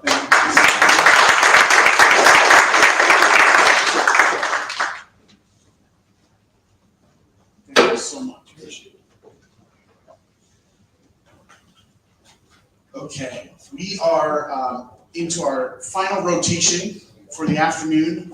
This is the sort of customer discovery opportunities for developers to get more live and hands-on feedback. I would like, I would like to sort of, Kat, do you have a sort of a vision of like when Raytheon or Big again Nate wants to show or anything? Or? Do you want the floaters? Yeah, are the floaters in over there in the other room right now?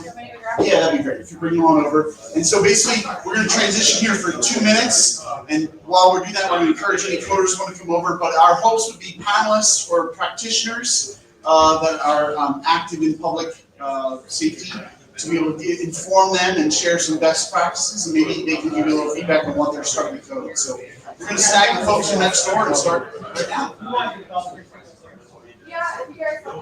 Yeah, huddle in. Let's just all get make almost like it's a circle. Get a real good round.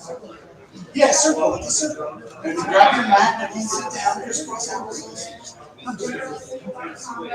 think the confusion is where the devs people receiving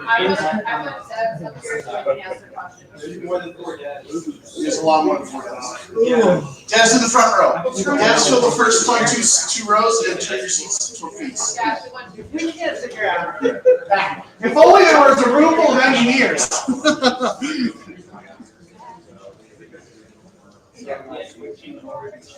Yeah, just I'm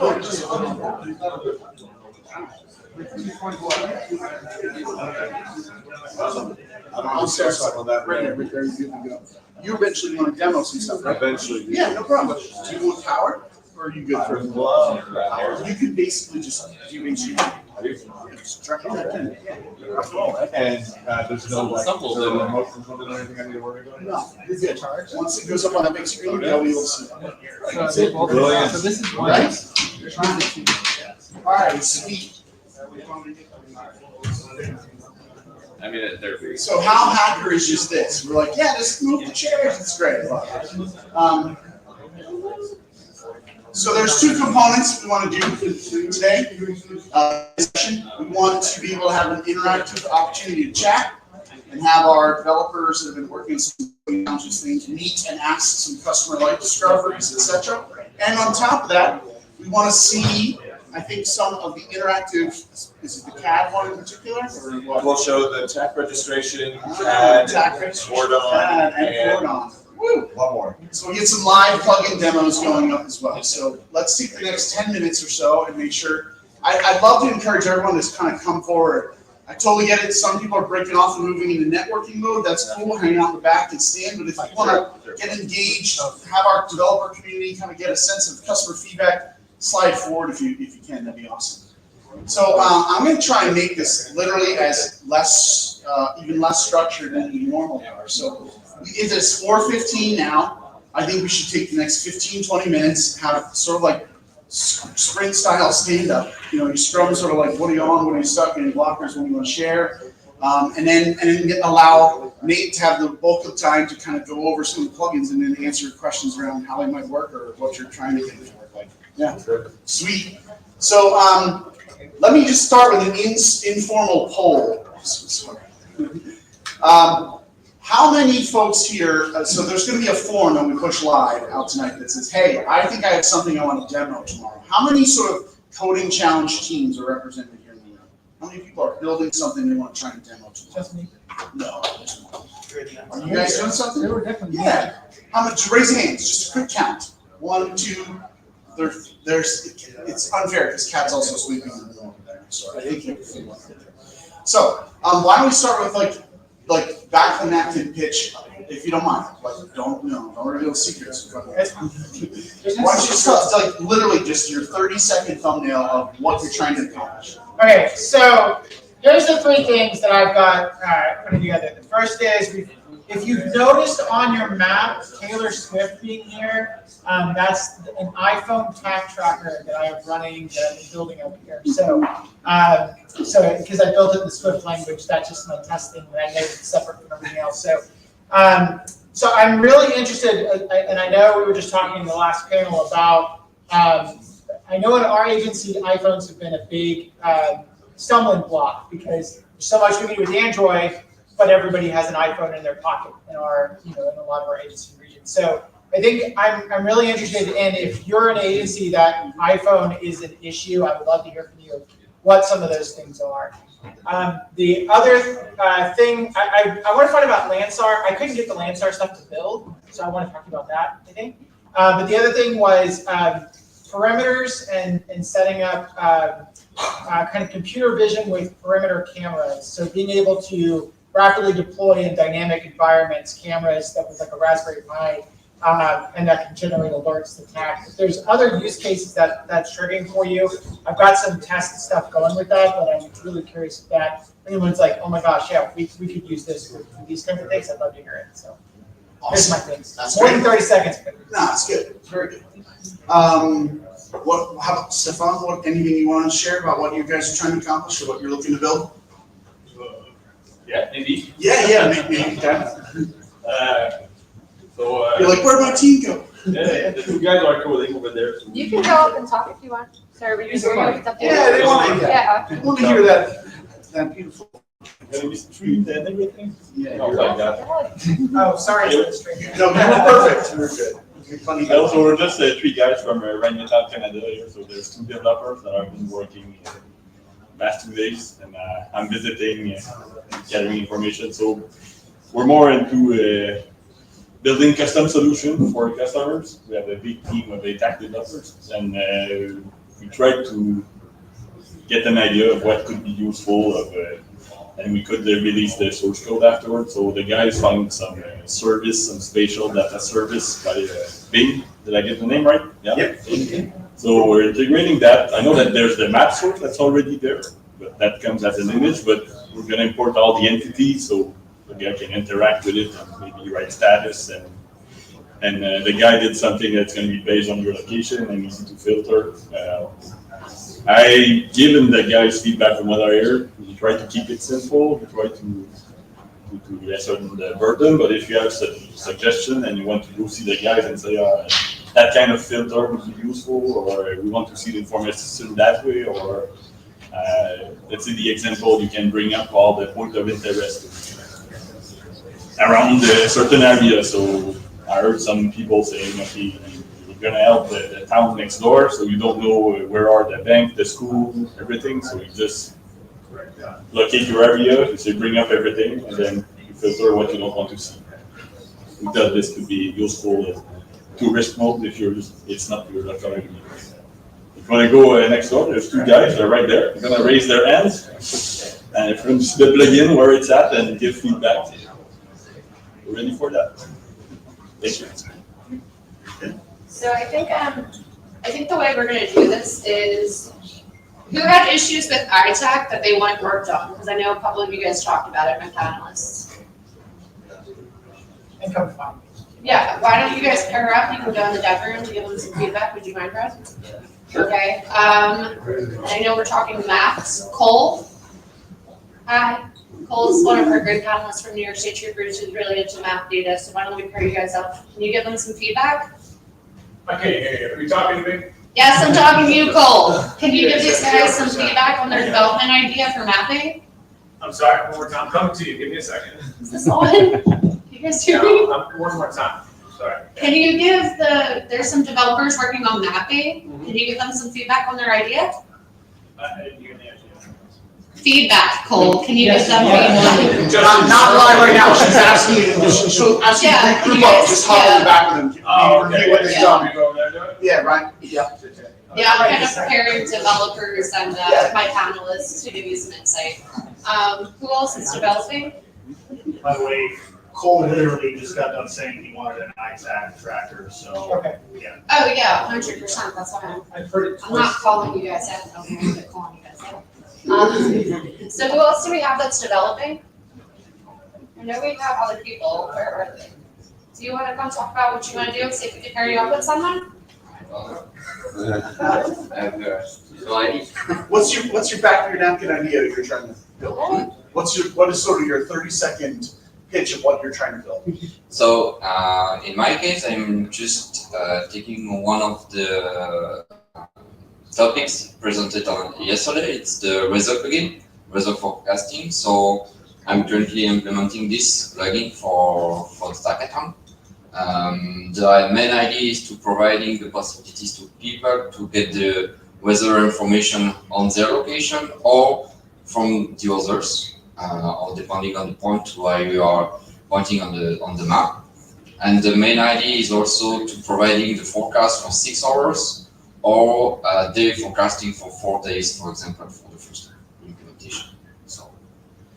So thank you. So this is Jean, and he's working on the weather components. Is there anyone in particular who would want to give him some feedback or maybe ask, maybe they could give you some sense of how it's working, what they might want? Anybody particularly want? Yeah, I was awesome. gonna say, yeah. You just got it. All right, so would you guys mind pairing up with them? Just do another one? Awesome. So it sounds like each of our projects has some feedback panels. That's pretty awesome. I was hoping, is there anyone who would hit a stuck, like a tangible, I'm trying to do this with that and it couldn't work or it broke or I can't get access to something. I just want to make sure there's no stucks or blockers kind of hanging in there. Is there anybody who has never developed in TAC who's interested in developing in TAC?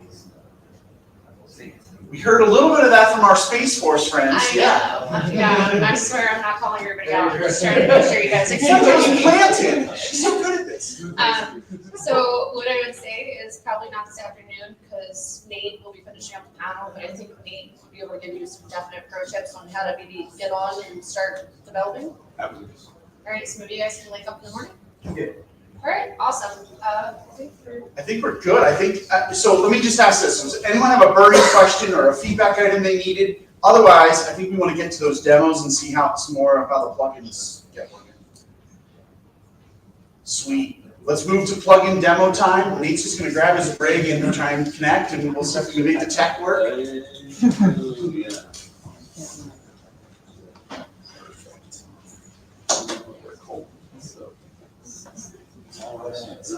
Yeah. That's what. Let's see what it is. I do. All right. Really? Thank you, sir.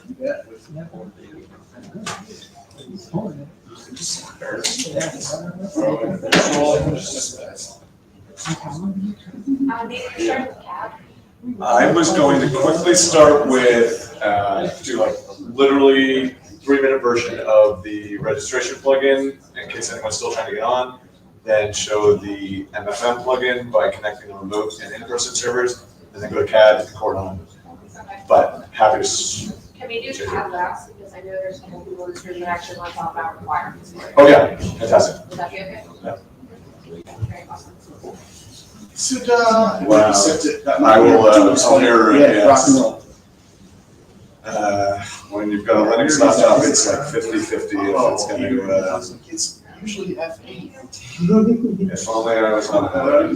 No.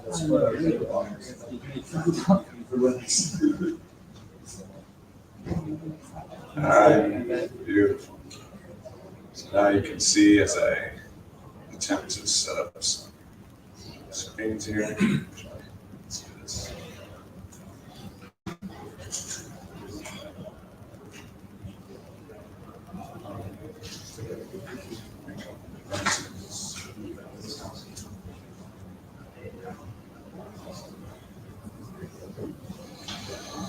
That surprisingly worked well. I was gonna jinx it, but nice job. Is it me or is there some fun artifacts? It's loving your sort of like red color there. Oh, it's everywhere. Yeah, alright, well, hopefully, can you guys at least make out what's on the screen? Yeah. Alright, so run through a few things. I need to make sure I'm connected to the right servers because we got different servers for different things at the moment here. Okay, so first thing up is the registration plugin, which is that QR code that you can scan to quickly get somebody else up on your TAK server. So we'll jump out, start from the beginning here. So we've got the TAK registration plugin. Pull that screen up so you guys can see it a little better. All right, yeah, fun colors. TAK registration plugin is the QR code. Let's jump into that. There's two tabs to the tool: the share tab and the scan tab. Share is for the person who wants to, who's already connected to the TAK server, wants to create a QR code and share it with somebody else. Scan is for the new user who wants to get on that TAK server and needs to scan a QR code. So on the share tab, there's a handful of optional parameters you can set here. The first is the expiration time. It defaults to 60 minutes, which means once you generate that QR code, it is usable for the next 60 minutes, after which time, if somebody scans it, they will not get connected to the TAK server. So if you're standing next to somebody, you want to generate that QR code, you know you're going to scan it, and then you don't want that to be usable anymore, you can set that to 5 minutes. For the TAKathon here, we set it to something like 30,000 minutes, so it's good for the week. Next up is allowed uses. This is where you can say, once I generate this QR code, because while I can scan it directly from ATAK to ATAK, I might also print it or email it or something else where it could be long-lived. How many, or it could be copied, how many uses of that QR code will I permit? It defaults to 1, but you can set it 10 if you do. You want to get 10 users up using the same QR code, or you can do what we did for this week and set it to infinite, at which point, you guys actually hear me okay there, at which point you can continue to use it until that expiration time is up. Last one up here is the use passphrase option. If you leave it unchecked, there's no passphrase required. All you need to do is scan the QR code and then you're on the server. But if you want to add a little extra security so that that printed out QR code left on the bus doesn't get picked up and used by someone that shouldn't use it, tap that checkbox and then you enter a passphrase. I'm going to just put in A, B, C. And the last option down here is where you select the TAK server. So at the moment, I'm only connected to one TAK server. It's this in-person TAK server for the TAKathon here. So we'll just go with that. But if you had multiple, then if you drop down, you can select which one you're trying to generate the QR code for. From there, I just hit generate QR or generate registration token. And almost immediately you saw the QR code came back. That's actually being generated. The information in the QR code is actually being generated on a TAK server in a TAK server plugin, and then being sent back to the ATAK device. So now what I'm going to do next is pull up the other ATAK device here. And again, I'm going to go into the TAK registration plugin. This time I'm going to jump over to the scan tab and hit scan registration code. And if I can find my phone here. So as soon as, you don't need to take a picture, as soon as the camera kind of in live video mode detects the QR code, it will either immediately try to generate that account for you, or in this case, because we have a passphrase, it will prompt me for that. I'm going to put ABC.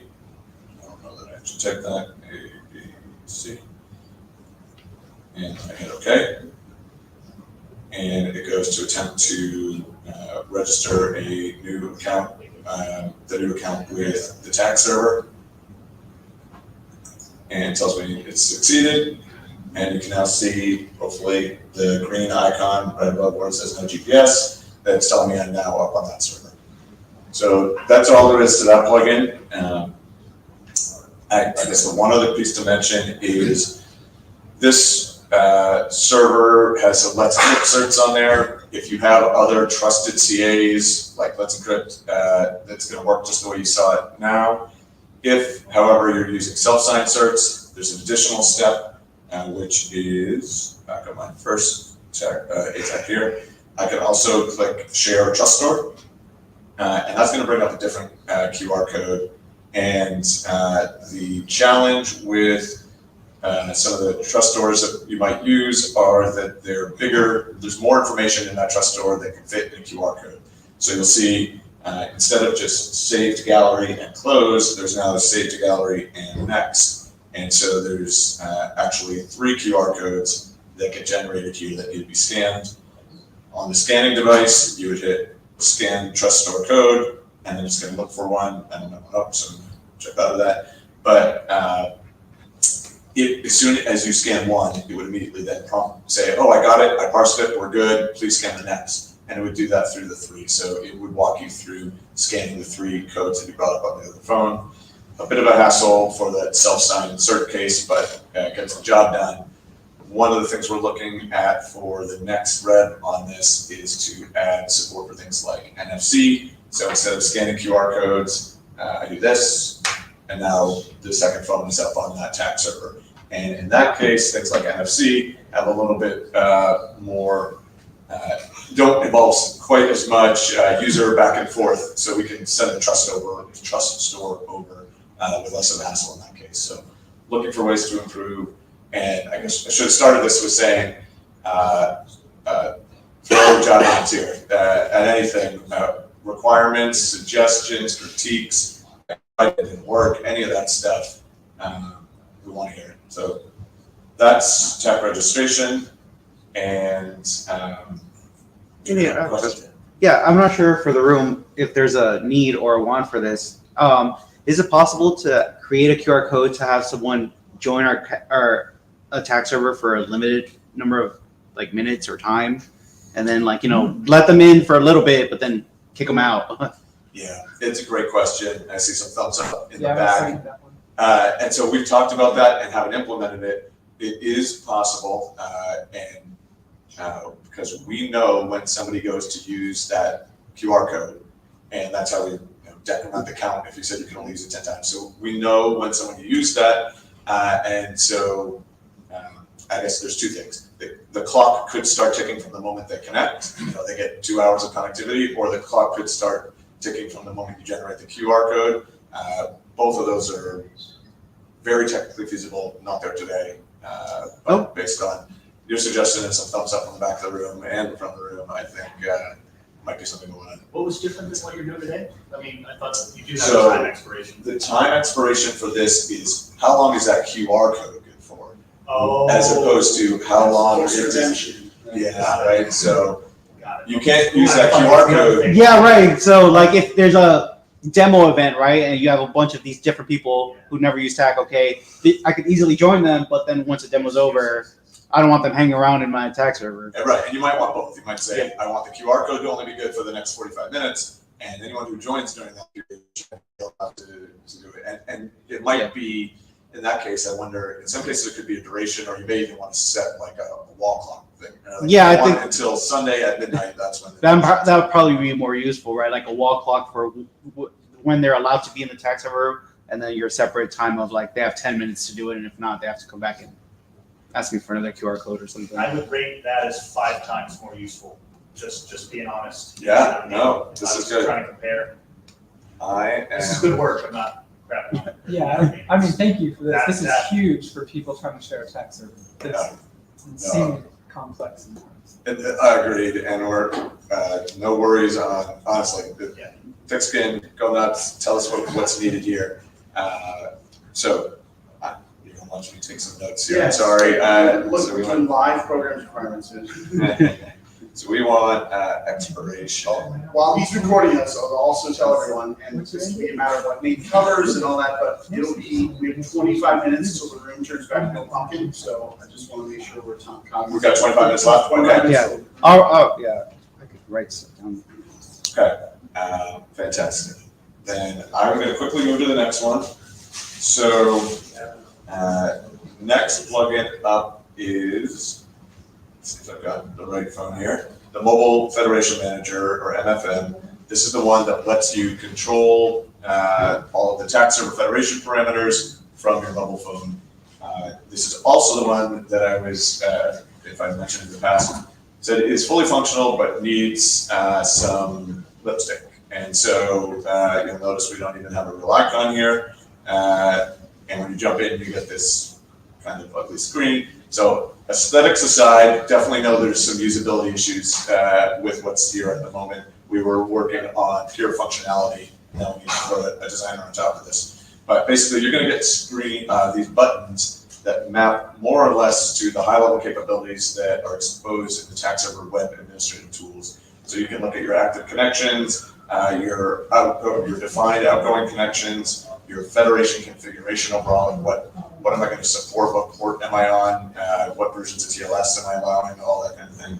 And then your federates, where you can get into mapping groups and all those kind of things. So I believe just about everything you can do in the TAC admin console you can do through here, and we just need to lay it out in the right way and get some icons and all that goodness. So the one thing in the meantime that I want to do is just go out to my outgoing connection, and because I've got a million servers defined in here, it's asking me which one I want to work with. You can already sense an optimization here where if you've got all red and one green, maybe we default, but in any event, we now get to a point where it says, oh, there's one outgoing federation configured, federate configured. It's this remote tag cloud, and jump into that. And the other thing I want to bring up here is here's the corresponding tax server admin page. And you'll see that we've got the remote TAC cloud, and here in this case, the word remote is corresponding to the fact that we have an in-person TAC server and a remote TAC server for this TAKathon. And you'll see that it's currently disabled. And so here in the tool, I'm going to just toggle that switch to, say, enable connection. At the moment, there's not like a save button on here, and toggling it doesn't do the trick itself. So you need to actually back out a screen to get the change to reflect, but you'll see that automatically here in the web admin tool, we're now see that federate configuration went from disabled to enabled, and now we have an active configuration, and I don't know who is over, just a handful of folks over on the remote connection, remote tax server that are now piped in. All right, so I'm not going to go through all of the other buttons and screens here. They map to web admin console and work in much the same way. But thoughts, questions, comments, concerns? Would you have to have the admin credentials on your ATAC device to? Great point and question. Yes, in today's world, you have to have an admin cert on there. My hope and vision for the future is we go from a world in which there are normal certs and admin certs into a world in which there are certs with permissions associated with them. And one permission might be federation management, and another might be data sync management, another might be whatever.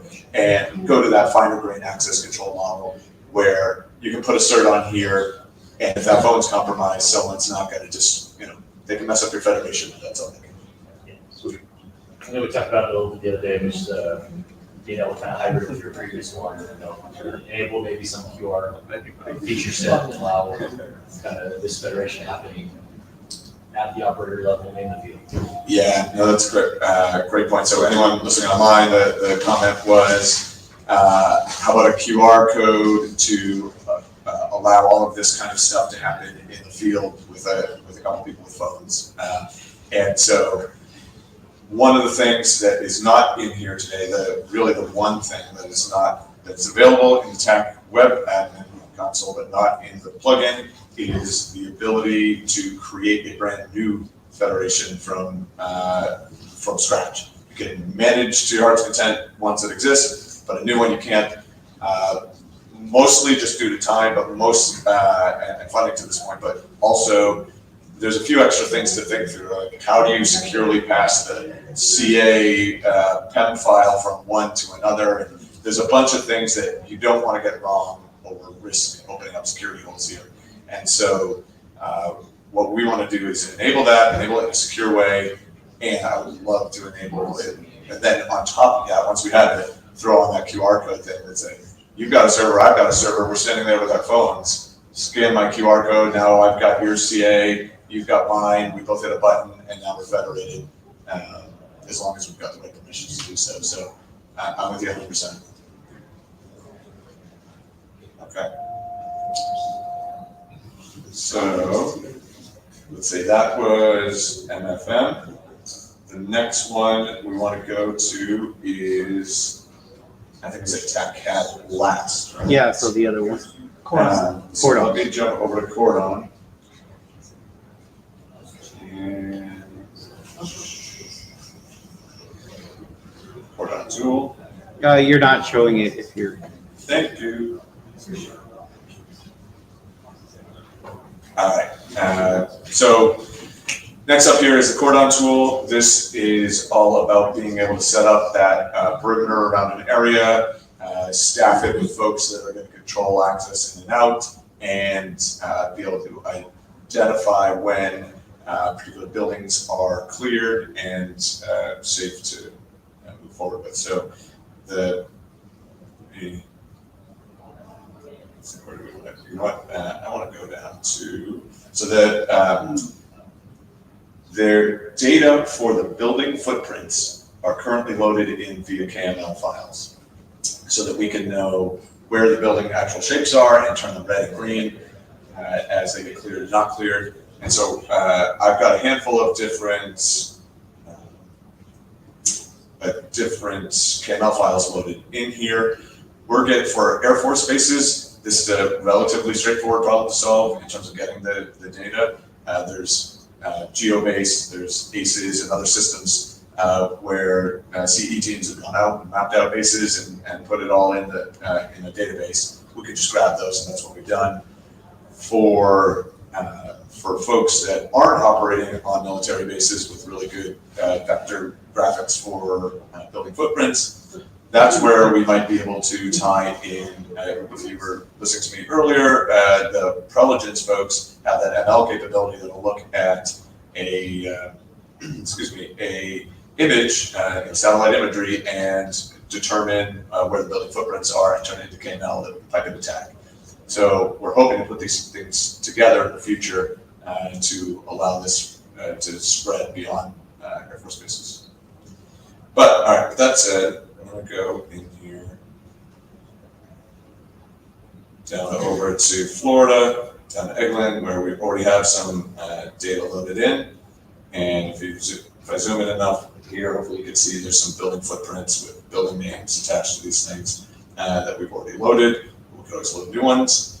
And then I'm just going to go and add a new cordon. At the moment, it defaults to 500 meter radius. You can change that. I'll just click the button and then tap on the map here. And you'll see once I did that, the cordon is drawn and all the buildings that were previously whitish gray turned red, meaning that they have not been cleared yet. So then I can go and say, let me add some new traffic control points. And I tap a button to get into TCP adding mode.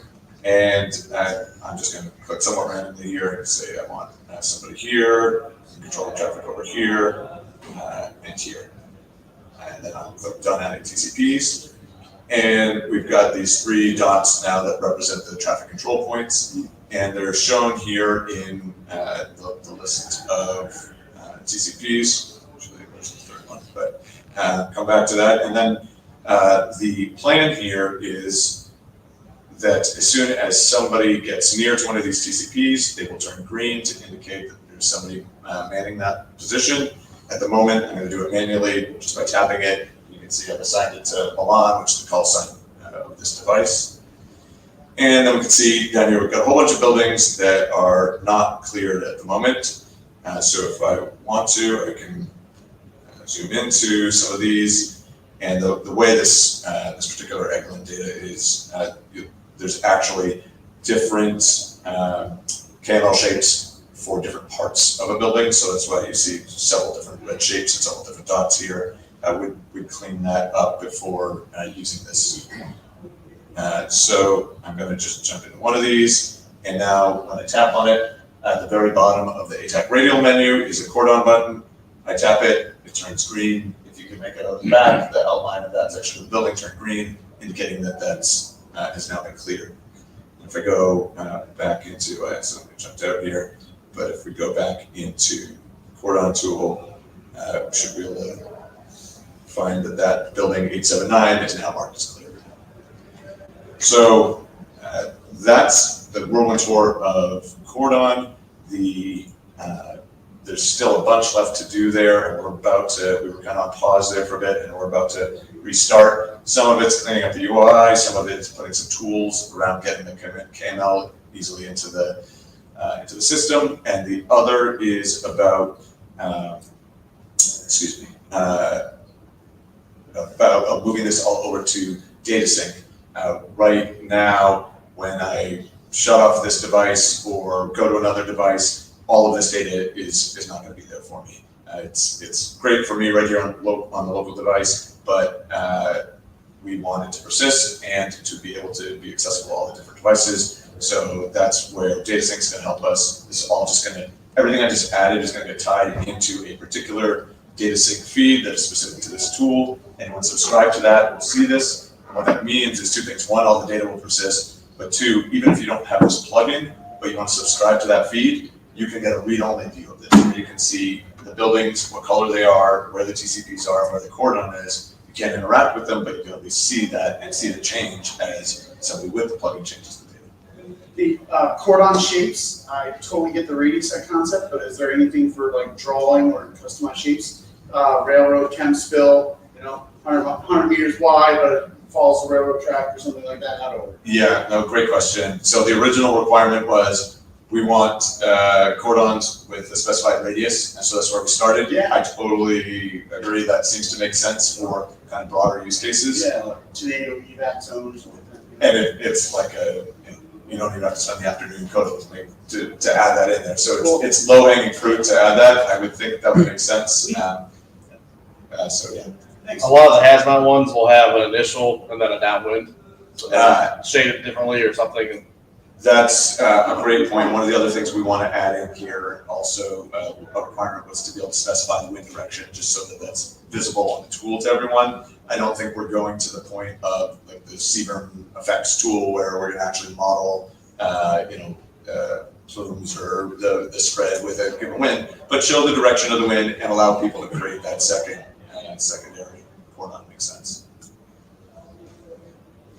Just kind of things that probably make it a little easier for the user. So you have your data box says how many buildings are inside, but you can, first off, like a summary, it's not like the total number of buildings. Yeah, 27 out of 54 clear. Yeah, exactly. And then be able to sort by status or building number, obviously it's going by building number now, but also sort by status, not clear. I want to see not cleared first. Yeah, I've done a poor job here of taking notes. No, that's a great one. So. Another one that kind of goes in with that, if you have a hazmat, is a route of travel, so people obviously aren't driving through the cloud. Say that again? A route of travel, a suggested route. Safe route. Yeah, route around. Safe route, preferred route. Fire. Doesn't have to be the whole thing, but hey, come in from the south and take this. Yeah, Only no, a point B on either side, and then it just figures out which way to go. yeah. Like, you don't even have to give them all the direct, maybe it's just a pen line of, Yeah. I want you to come in from this way. While Nate is frantically taking notes, I'll call the 11-minute warning. Okay, thank you. And there And then might- sort was the other one. Sort. Sort status and building number and. There's a Discord question, Nate, on the TAC registration plugin. Okay. If their phone doesn't have native QR scan support, is the QR live in the plugin? QR lives in the plugin.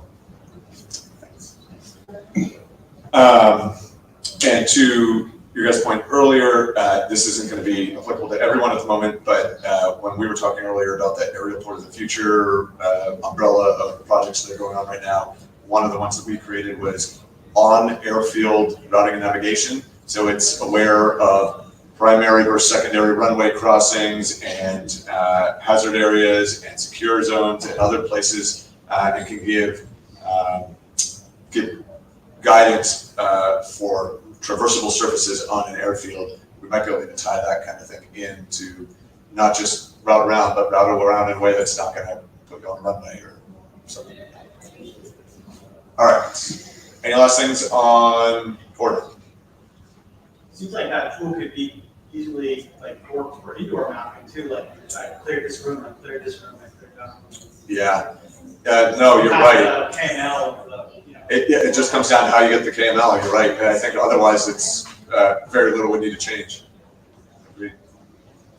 Other one, you might want to be able to import the distances from an ERG. I think that's a plugin. Import distances from ERG. All right. Great. Thank you, guys. Okay, last one up here. Last 10 minutes.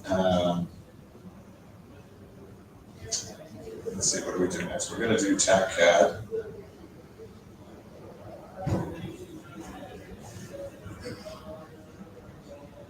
All right, so see this stuff going? Okay, great.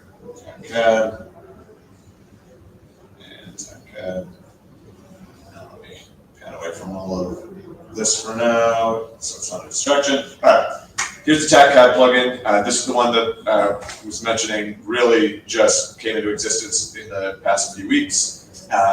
We were able to open source this, so it's out on GitHub. After us, we also put the pre-built APKs out on GitHub for 4.8.4.9 SID release of ATAC, just because it is not yet on TAK.gov, purely through lack of cycles before this week's events.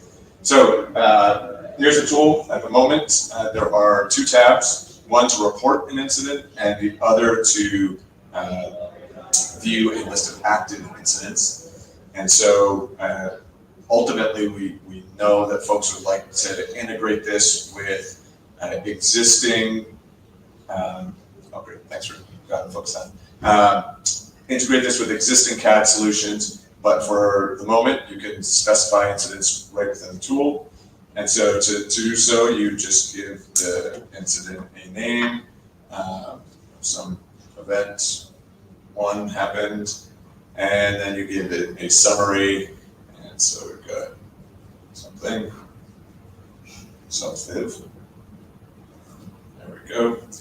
All right, so now I've got a title and a summary, and I'm going to go and specify where this happened. And so maybe we say something bad happened over here. And so now I've got a name for the incident, a summary, and a location, and then I just hit submit. And if I am actually both on the same TAK server, we saw this earlier actually. Leo. Oh, no, I'm on the wrong TAK server, sorry. If you have two devices on the same TAK server. The other one popped up in the other one. Oh, maybe I am on multiple TAK servers then. So, all right. So I don't know why that delay occurred. We'll have to look into that. Maybe something with our network here, but it's just sending a COT message. It just needed to get from one device to the other through TAK server as a COT message.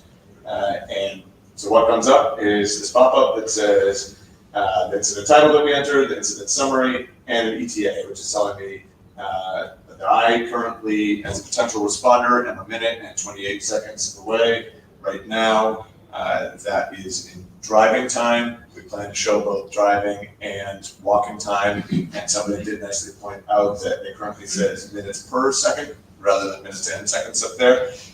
So we can fix that label. But then I have the ability to say no, I'm not going to respond to this, or yes. And so in this case, I'm going to hit yes. And then what we'll see is if I think we're dealing with something fun with the network here at the moment. I'll give it another moment, but what I will see in a bit here is that under active incidents here, we should see a list of incidents, including the one that I just generated. Yeah, Kat. 4 minutes? Okay, thanks. Hopefully the clock doesn't take longer than 4 minutes to get over here. The incident will pop up and list who is currently responding, list their ETA, and then as you tap on it, you can go and actually see the route that was generated for them, so you can see what direction they were being told to go to. There it is. Wow. I could carry it from one tap server. Yeah, response time is 7 minutes. So now if I pop this open, I'll see that Milan responded, that there's their ETA, distance. Right now, we're showing this in meters. We probably want to adjust the units based on preferences and scale here. But the other thing to note is you can now see, it's hard to tell it's not me because I'm right on top of, both phones are right on top of each other here, but that there is a route being shown there that shows the way to get there. And if I were to move, interesting, but if I were to move the responder, the ETA in the active incidents view would update to show us a shorter ETA and shorter distance, so that as each device is moving, updates are being sent, so you can see real-time view of when folks are going to get there. And if the route recommendation changes, the route's automatically updated there too. So I think I'm probably out of time. Would love to get your feedback. If we can't do it right now in the session, happy to get it afterwards, and we'll have to look at what's going on with the network, because now the other user fell off the network here. So. Good job. Doesn't work. It won't install. What doesn't? Your APKs won't install. 4.9 doesn't install. It's not working. We can't load it. For TAKathon? Oh, yeah. And you're on TAKathon? Yeah. Yeah. Yeah, Civ and Go. Yeah. And what does it say? Failed to load. Failed to load. Okay, I will look at that. Yeah. With like approximately 1 million different CAD systems across the country, are you guys just planning to like show your documentation somewhere and then basically rely on agencies to sort of twist their vendors' arms to He get offered into it to me, the I should call back tonight or tomorrow. Did you go back? Yeah, so I was gonna do it.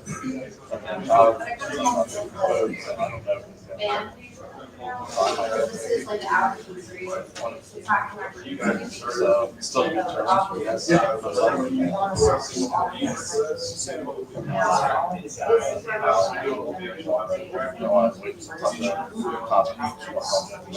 Let me, I would say I would help, but I'm gonna give someone a probably. This isn't all good. Like, Yeah, it's it's No, just- it's okay. Just talking about, Let me, sure. you have some arrangements, I'll give you So email address and everything. they needed some way to get in this standard. So if a thousand code systems want to integrate, this is kind of the way they would enter regardless. And maybe they could. Can I make one announcement? all of the standard Okay, so we have to be out of here by 5. Can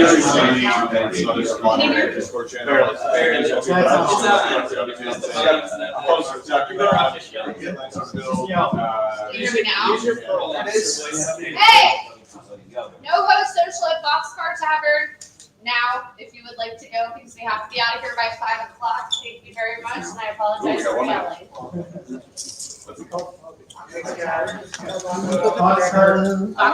If not, we can do it tomorrow. So yeah, I got 2 cases. It's 4 minutes Same off thing. from here. Thank you. Are those batteries Question. I can email. If you email me, hey, send me those subjects. I will literally. straight up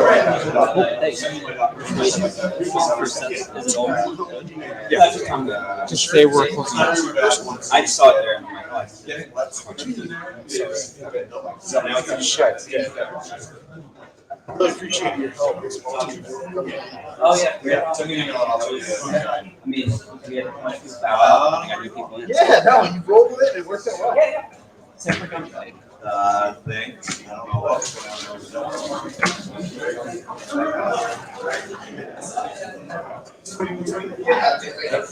on. Yeah.